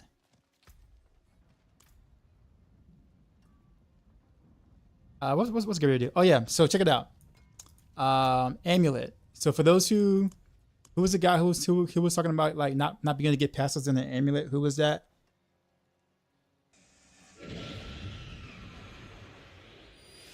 Appreciate the follow. Okay, so you guys see this this amulet, right? You see this like really busted amulet. We're talking about like there's nothing on this amulet that I benefit from at all whatsoever. Okay. Is percent damage better? No, it's not. It's worse. Way worse. But a weird 925 amulet missing it. Yeah, it was actually a yellow amulet that I imprinted to purposely not have a third affix. Can you roll percent damage to life on hit? You can, but I don't think it's really worth. Percent damage and life on hit are both bad affixes. You only want percent damage if you're doing like a poison or like a poison dot build, and that's definitely on like the rarity side. All right, so here we go. We're gonna switch to this non-tempered, unmasterworked 2-stat amulet that has nothing that I benefit from. Nothing. Okay. Actually, yeah, it even drops my armor, so I'm actually not even armor capped. Okay, so I'm gonna have to see if we can actually survive this. So we're gonna do a 100, Heartseeker 100.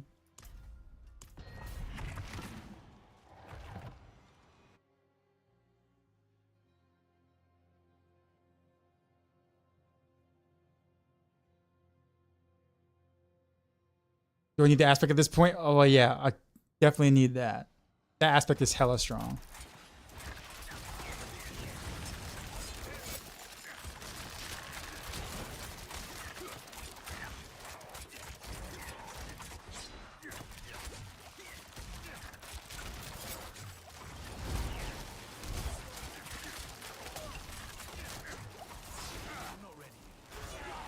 Wow, okay. I couldn't even get remotely close to that fire enchanted dude.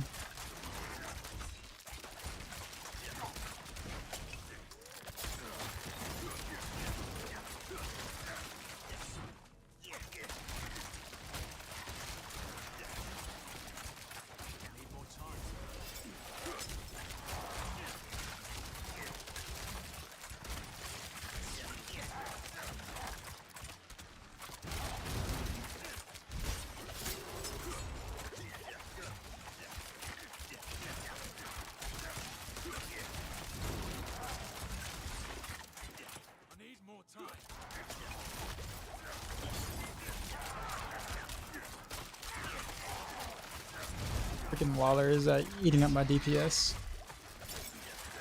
I can feel that not being armor cap though. Those physical attacks hurt.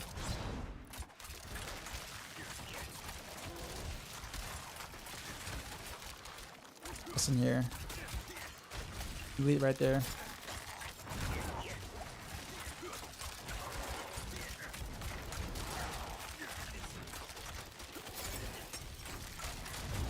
All right, keep in mind we still got this garbage amulet here.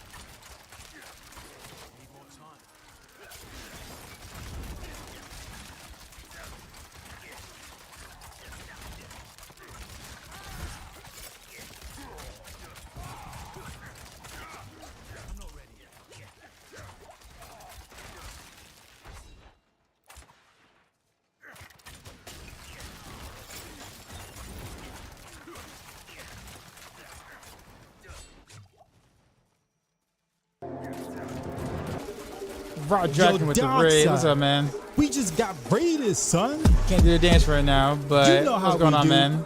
Drop my new beat for these new viewers. Am I winning? Something like that. Actually, this run was to prove a point. Actually,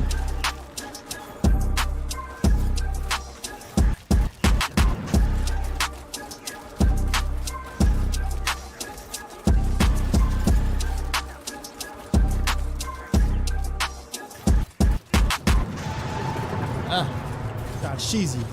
ow. All right. Nah, I took Rodraken the armor. raided my No, stream I'm under with armor 20 views. on purpose. So, because I know a lot of people are like really like stressing out about trying to get like the multiple passive amulet, and I don't want people to kind of feel like if they don't have it, they can't clear or they can't do like speed or whatever. So I wanted to run a speed 100 with the absolute shittiest amulet you can possibly find, missing a stat, no tempers, no masterworks, and just do a run. So obviously having a GG amulet would be better. I'm not saying that, but like it's not the end of the world if you actually get an amulet that actually has some good stats on it. Like, you know, lucky chance, crit chance, attack speed, weapon mastery is fine. Even percent dex is kind of okay. You know what I'm saying? It's just like if you don't get the multiple passive amulet, it's okay. Like it really is. And like I said, I don't think anyone in chat has a worse amulet than this. Ain't nobody got a worse amulet than that. I saved that one on purpose.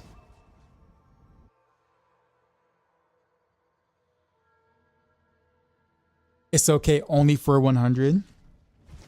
I mean, I'm pretty sure I could probably do like a 120 with this amulet. I mean, considering the rest of my gear level, that's fine. Like I wouldn't be able to get into the 130s with this amulet, no. But I mean, most people, even with godly amulets, are not gonna be pushing that. So does it really matter?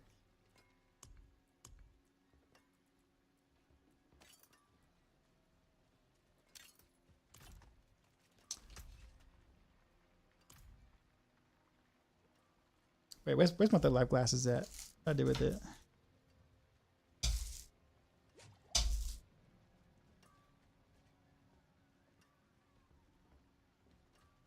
Actually, I don't know where I put my third life glasses at. What?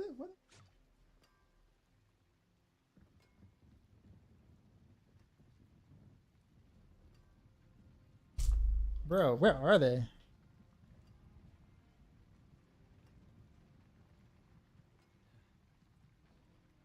Yeah, I don't know where they are. But I'm gonna have to find these. Yeah, I don't know where my Thug Life glasses went. Grab that.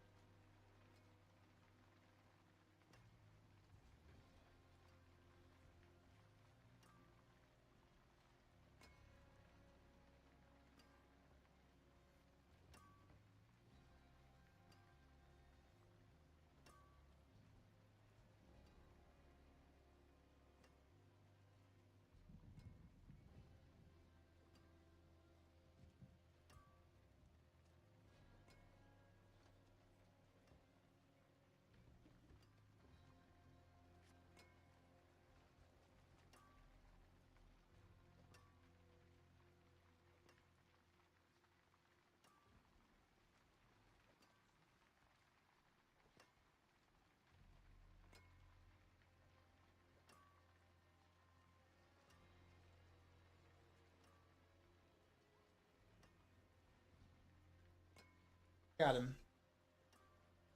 They somehow ended up behind my computer desk somehow.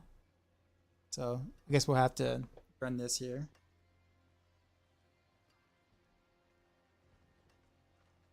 This Lady Gaga cover? Yes, it is.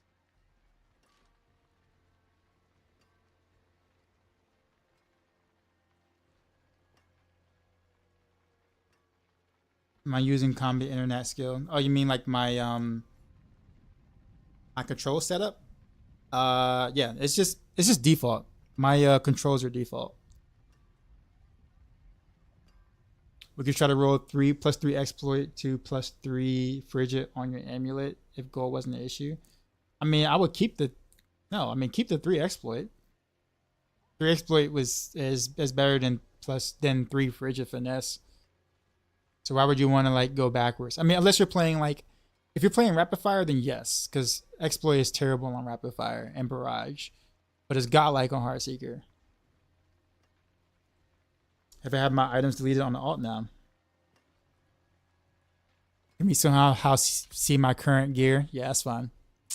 There we go. There's a helmet, chest, gloves, pants, boots, weapon, other weapon, other weapon, ring, other ring. This is still like not a 925 ring, by the way. It's an 886 ring. I've not found a better one yet. And amulet.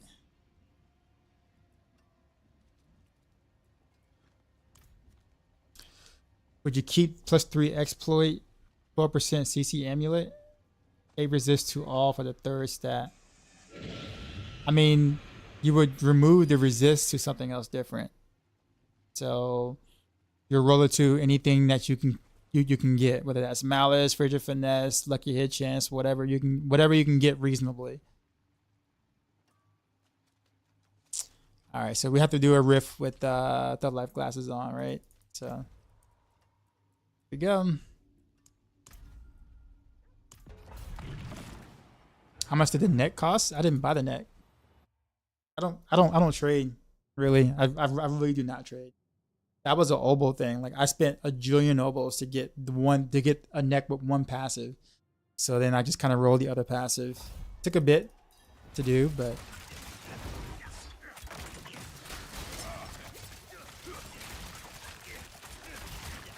all right, Mika, you have a good one. I'll check you tomorrow.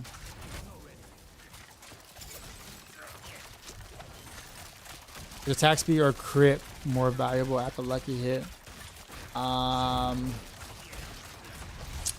depends. They're both necessary, so it's kind of hard to put a value over one or the other.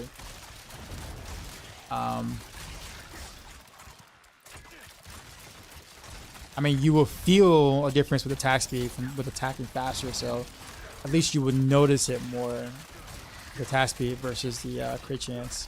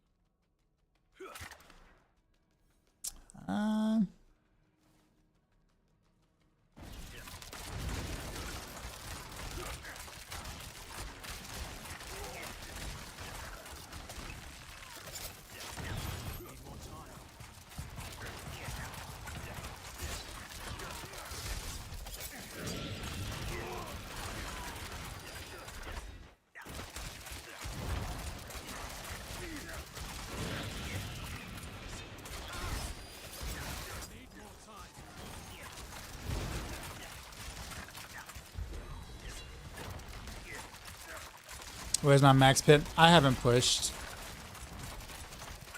I haven't pushed yet. I honestly don't think I'm ever going to this season, to be honest. I find pit pushing in this game very, very boring.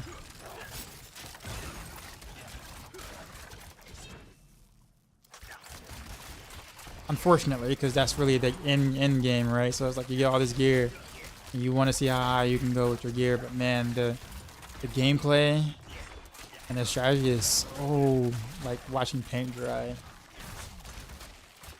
as well as all the fishing you gotta do, like multiple hundreds and hundreds of tries for like top level clears. I did that in Diablo 3 for a long time. I am not about to do that again in D4.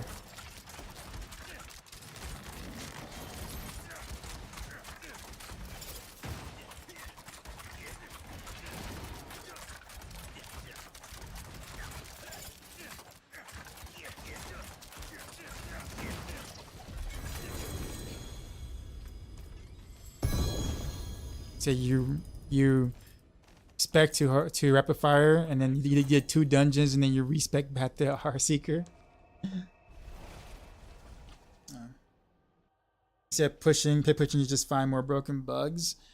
I mean you can say that, but like that's not even what really bothers me. It's just like it's when I when I see when I look at the videos that people have done pit pushing, whatever, I look at it, right? This is okay, Pant, I guess. Got grid affix on it. I look at it and I'm like looking at them play, and like the strategies and what they do is completely straightforward. There is no difference between one player than another. Even in the classes, it's remotely almost the exact same. And then you get to a point where you can outgear most of what's going on in terms of the damage taken to you. So you can legit just sit there on top of the elite and not be worried about anything, right? So there's very little skill expression. There's no like, he did this thing that maybe I can learn from so I can do a better clear or so, right? It's none of that. It's find an elite, stand on top of it, hope you can out heal whatever damage you're taking. It's dead, go to the next elite, rinse and repeat. Every single class, every single build, basically. Almost every single build. I'll say almost every single build. And then of course the boss fight is like 7 minutes. And it's just like, I don't know. Like that to me is just not exciting. I think people are excited in the fact that, you know, a high number has been cleared. But like I watched the gameplay and there's nothing I can really be excited about that I watched. I'm like, that was actually really cool gameplay. Like, no, it wasn't. It's not the players' fault. Like the players are good who are doing it. It's just like, it just looks incredibly boring.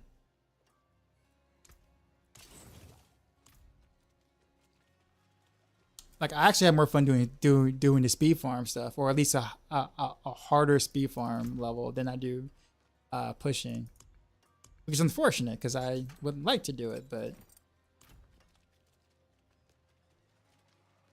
am I planning to eventually play another class this season? Yeah, I'm gonna play Druid next week, and then Sork at some point.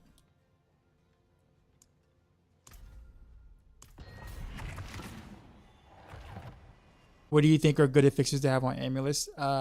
Cheers, love your channel. Thanks, man. Depends on the build. It changes, depends on the build you're playing. Have I tried play using the controller? I have, and I can't do what I'm doing on mouse and keyboard with the controller. I can't stutter step with the controller.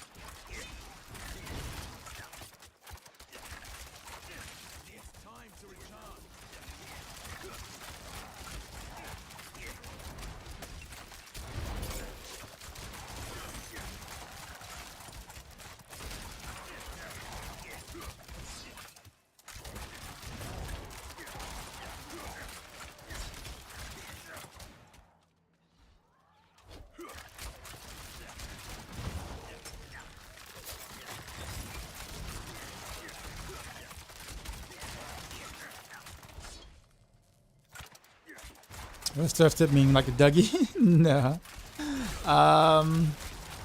Or like orb walking from like League of Legends or Dota, when you see those guys like orb walking / stutter step or whatever. I don't know if y'all have heard of the games, but have y'all like, you know, seen players do that? Have I played any other? Have I played another road build? I leveled with Barrage.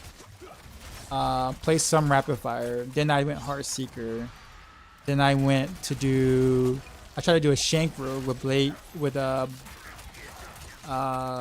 Shift. Still trying to make that work out because that's actually kind of fun to play. Did that yesterday.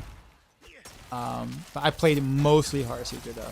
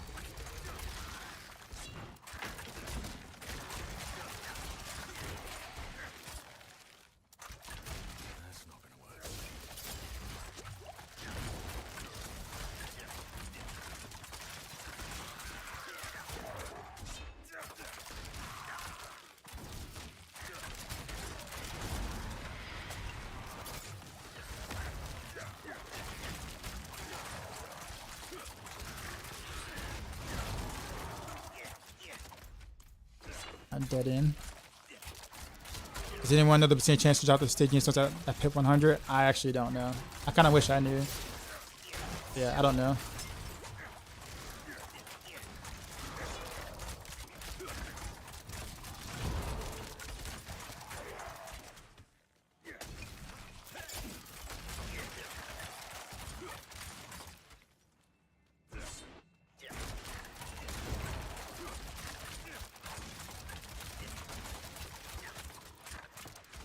What are we talking about for Sork? What's going on?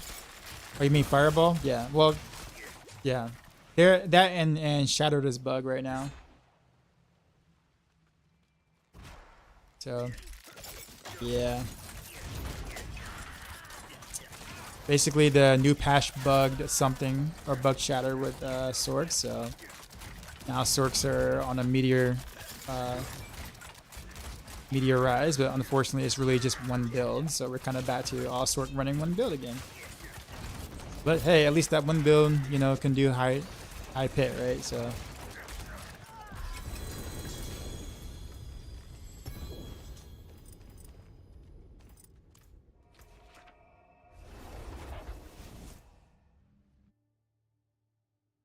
But no, yeah, Sork, Sork is a bug. Like the fire Sork stuff is based off a bug. Yes.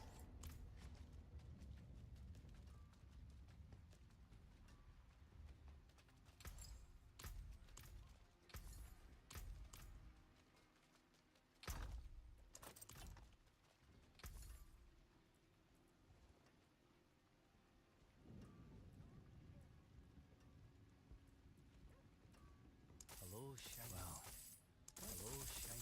Not a bad tool, that. See, I really like the Heartseeker build, but it's really gear heavy. Yesterday I just break all the GA items, but I had with tempering, so I'm a bit disappointed as well. You could just start it with like non-GA items. You don't have to have perfect gear to play Heartseeker. You don't need to, temper. Like what you see in the planner and stuff like that is like what you want to try to shoot for. But like the GA items or whatever like that, like they aren't necessary. Just as long as you got the stats, it's fine. That's kind of like the biggest thing, or stats that actually matter with the build.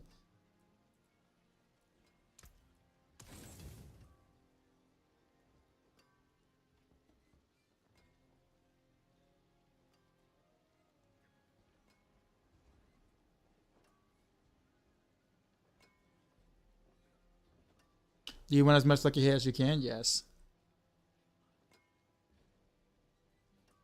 Is that so because it happened or vulnerable better than lucky hit at some point? It's not. So like on ring. So the thing about it you have to understand is that we have a lot of access to vulnerable. We got access to vulnerable on weapons. We have access to vulnerable on all the tempers on all these slots here.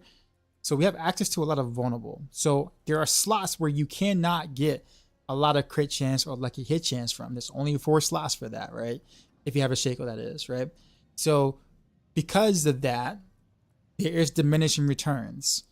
So you want things you normally cannot get on certain items, right? So like, let's say these rings, right? You can temper you could temper vulnerable on rings, right? But you can't temper lucky hit or a critical strike chance or attack speed on them, right? So like, it's important to try to get stats you cannot get a lot of that actually makes the build function. Like lucky hit obviously makes you able to, proc the victimized passive, which, is where all your damage is coming from, right? So that's why those are important. I notice you're using crossbow now versus the planner. I've always used crossbow. The reason why I have bow in the planner is because everyone else likes bow. That's it. But I prefer crossbow.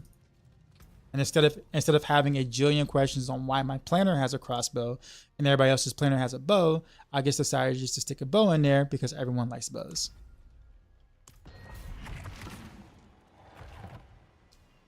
But it's the same damage. It does not matter what you do.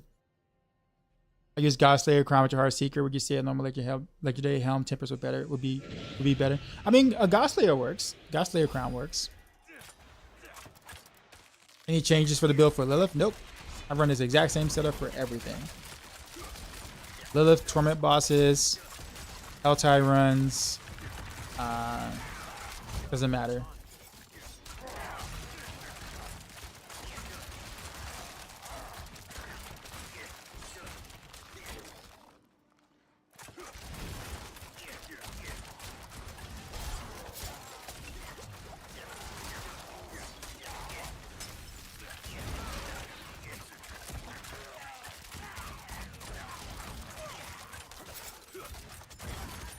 Why don't people take more advantage of the marksman tempers, like Atassia marksman skills?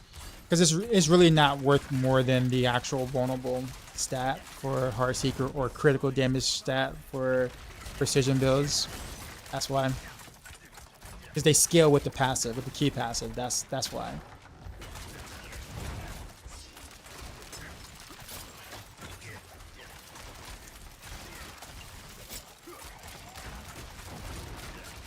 But I guess you could do like marksman critical strike chance instead of vulnerable on the rings or whatever. But then you have to roll vulnerable on the rings instead. So I mean, it's just trading at that point.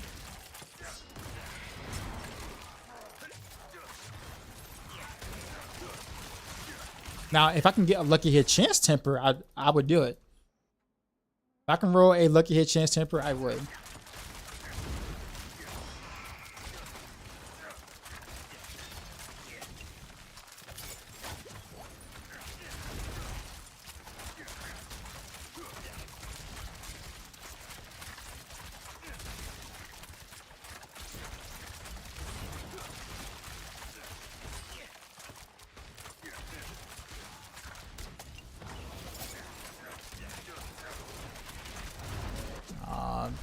freaking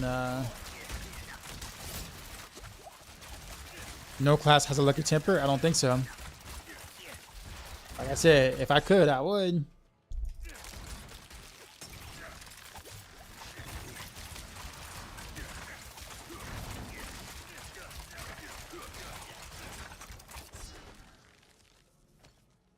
Are leaderboards in the game for Gauntlet? Yes. But it seems like very few people really care about Gauntlet at the moment.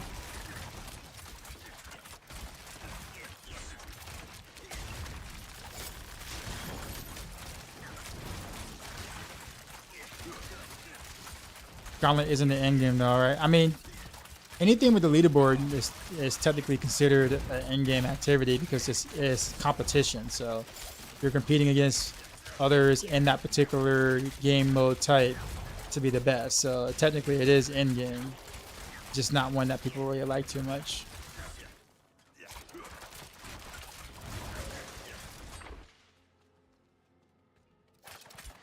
What's the difference between Gauntlet and the Pit? The Pit is more about making strategic decisions as fast as you possibly can on a timer. So you have to like making the most efficient routes, when to hit some of the pylons or shrines and stuff like that, and greater shrines. So decision making is like the biggest thing. Like decision making is speed, and memorizing like the routes or whatever for like the highest score is like the biggest thing about the Gauntlet. Pit is more so of a scaling of damage and enemy health, basically. So in the Pit, basically, as the higher you go, the more spongier the mobs become. So you kind of get to test like how far can your build take, or how high of a level that your build can technically clear of a Pit with a timer. There isn't a leaderboard for that yet.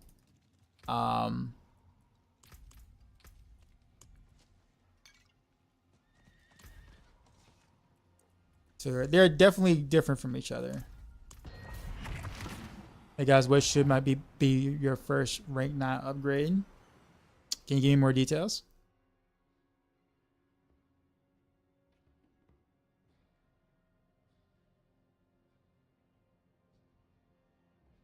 If you have all allocation, the gear stats, would you say Master Word makes the biggest difference when climbing the pits?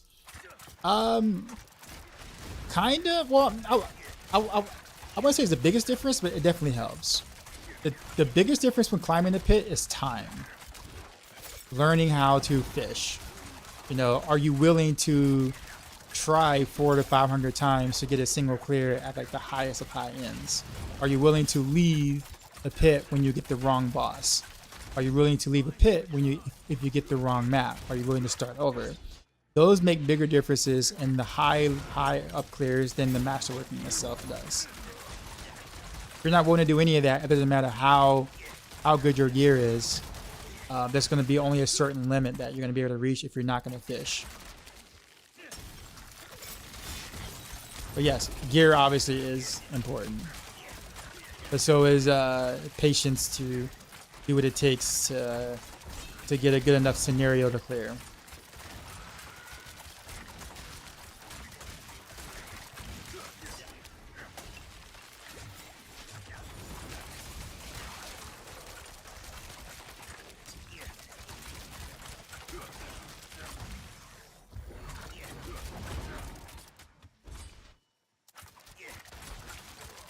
You're going to find D4 technical leaderboards. Well, there is a third-party leaderboard. We at Maxroll actually have a pit ladder right now is going on, which you can compete in. So technically we do have a leaderboard for pit. If you want to compete in that.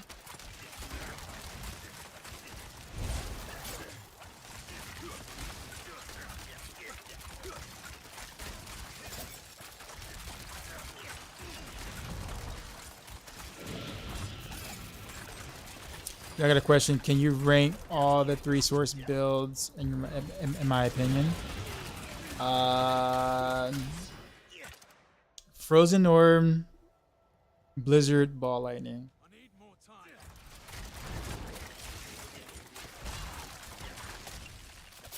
Although I do think Blizzard and Frozen are like very, very close.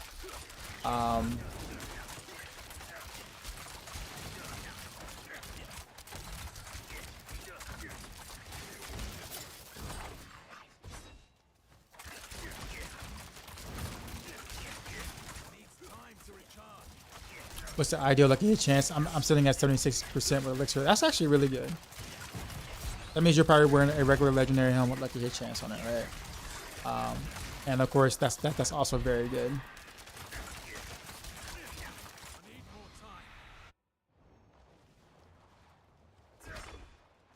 Is there a difference between masterworking a temper crit or the regular fix on the item?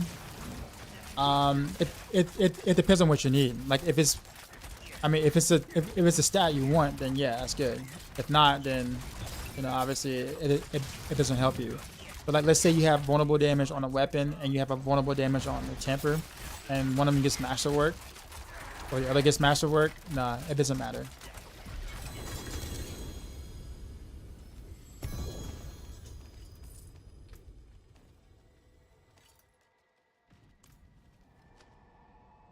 Well, I almost got all rank 8. I got an Andy's head and using 3 legacy chests. The Balts and X-Files. Whoa, what build are you playing, Glenn? It's a lot of uniques there.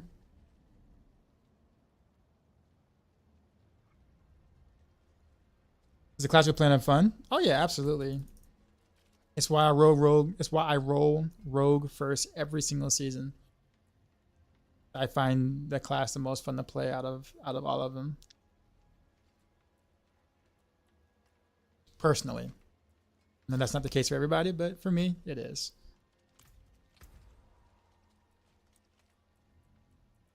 Just doing your own poison build, okay. The boss will doesn't do anything for poison though. Just wanna put that out there. Like the boss will. 20% damage modifier does nothing for poison. So like a hit does matter then? Well, yeah. Well, it depends on the build. If you're playing Heartseeker, yes. Like a hit matters. Because all of your damage is literally based on whether you lucky hit crit the victimized passive.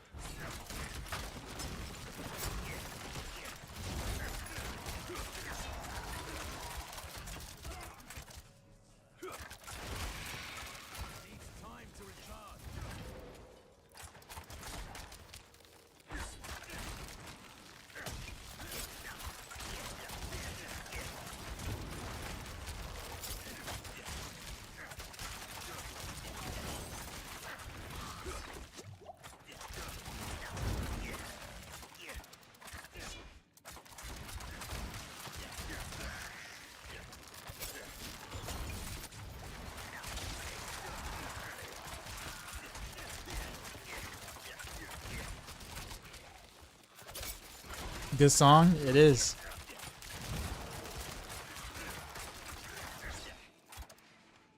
It's hard to get better than Rapid Fire and Pit. Yeah, it is.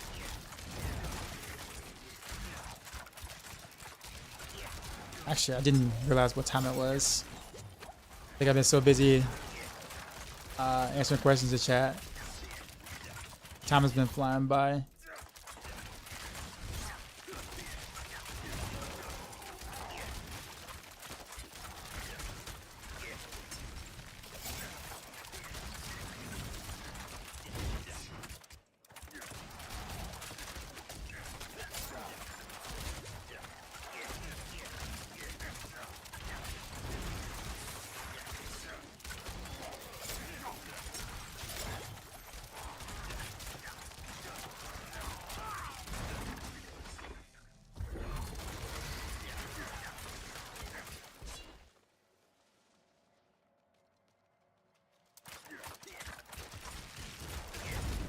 Your tip boss has 20% damage to close reduction. That's why you're using them. Okay.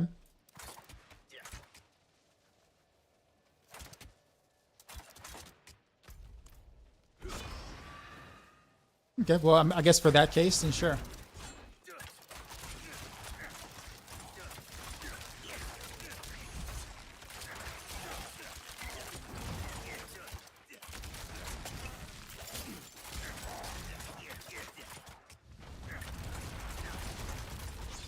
I guess if you're looking for damage reduction, though, I think actually the Temerity might be the better play over to Boss Will. To be honest. That's what you're looking for. Need more time.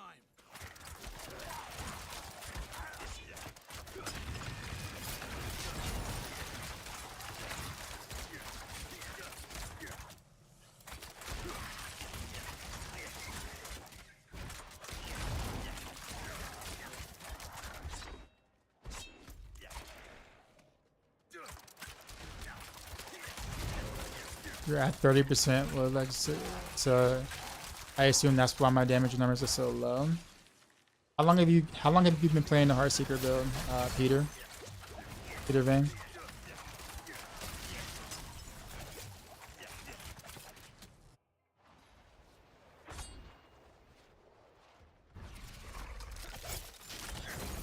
Yeah, a week.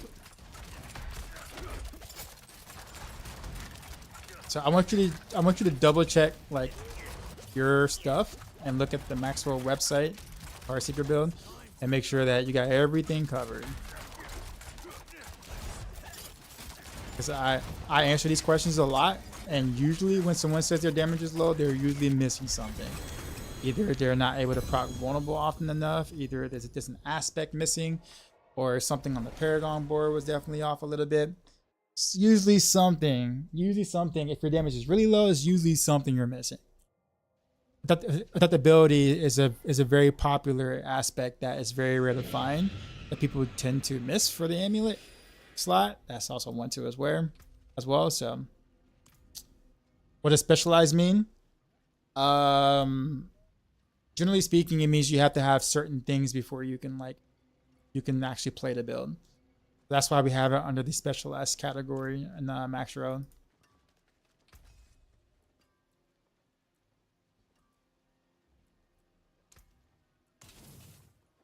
And sometimes they might just be like fun side builds where it's just like you have to have like, let's see, an Andarios or something before you could even attempt to play it. Like that would be considered a specialized build. How much is my vulnerable damage now? I haven't increased in the past couple of days. I haven't found anything new. So it's the same.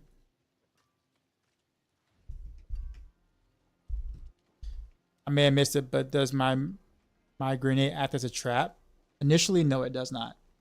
You have to get the aspect to make it do that. You have to go in the mobs, use poison trap. You use cow traps for your traps. That's what cow traps is for.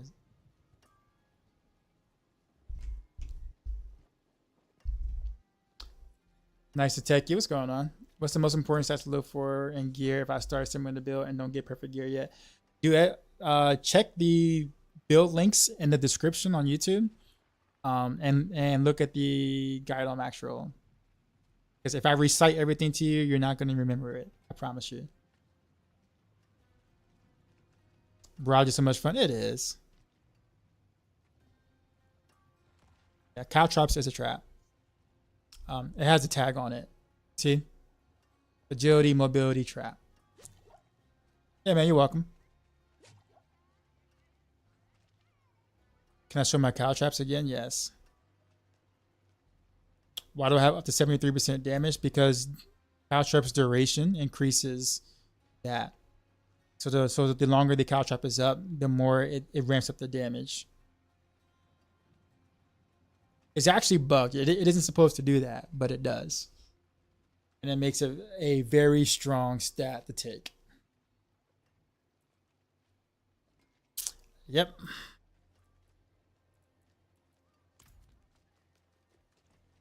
Yeah, I was supposed to be doing something else today. Like I was going to be doing some checks, but unfortunately I didn't realize how late it is. And I have to get up in 4 hours actually. Jeez. rough. Having a pig, I know. I know. I know. To get some sleep. I know. I mean, there's just a lot of activity on the stream, man. You just lose track of time. S-Ghost line. If you want, I can add you to the list. Because I've been doing gear checks like usually like each day, but I actually was gonna do it today, but kind of forgot. Time was going by and that kind of thing. But yeah, I can add you to the list if you want to for tomorrow. But anyways, I do need to take off for sure. Has anybody tried the same build with Forcer Arrow? It doesn't work well because you can't hit like another, like the reason why it works well with Heartseeker is because you can hit twice basically with the ricochet effect. So you have 2 times the chance to be able to proc victimize. That's why. So it makes Heartseeker considerably better in that manner.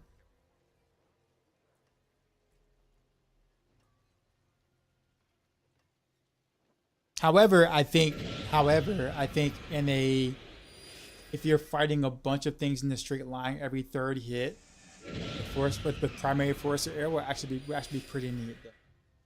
But it'll be bad on the boss though. Like it'll be terrible on the boss because yeah, it will take you forever to kill a boss. So, how much dodge chance do you need? I wouldn't say need. I mean, 30, like anything higher than 30% would be decent.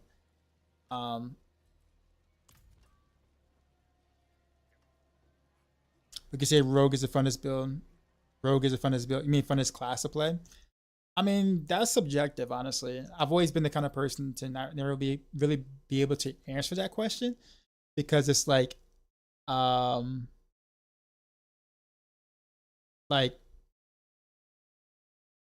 don't know what you find fun, right? I don't like necro minions at all. But people love minions, right? So, but I don't find it fun. So it's hard for me to know or say what you find fun. Yeah, 60% dodge, yeah. I actually only have like 37%, but that's because my tempers didn't roll the way I wanted them to, so it just kind of happens that way. We're gonna go to Sladra this time. Sladra has been chilling with me in my chat and been very supportive with what I do, so we're gonna roll this Sladra. Am I from LA? No, I'm on the opposite coast.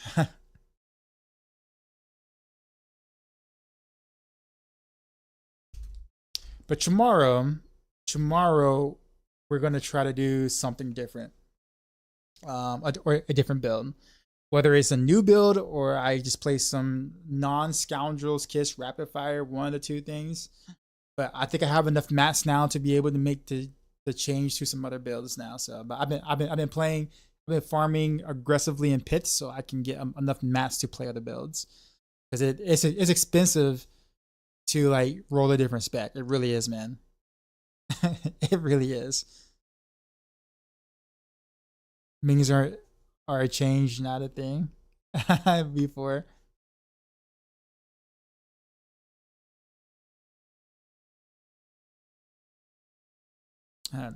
Grenadier Flurry. But I don't even know if I even saved any gear for something like that, to be honest with you. But all right, enjoy Sladra. I will see y'all tonight. And as always, till next time.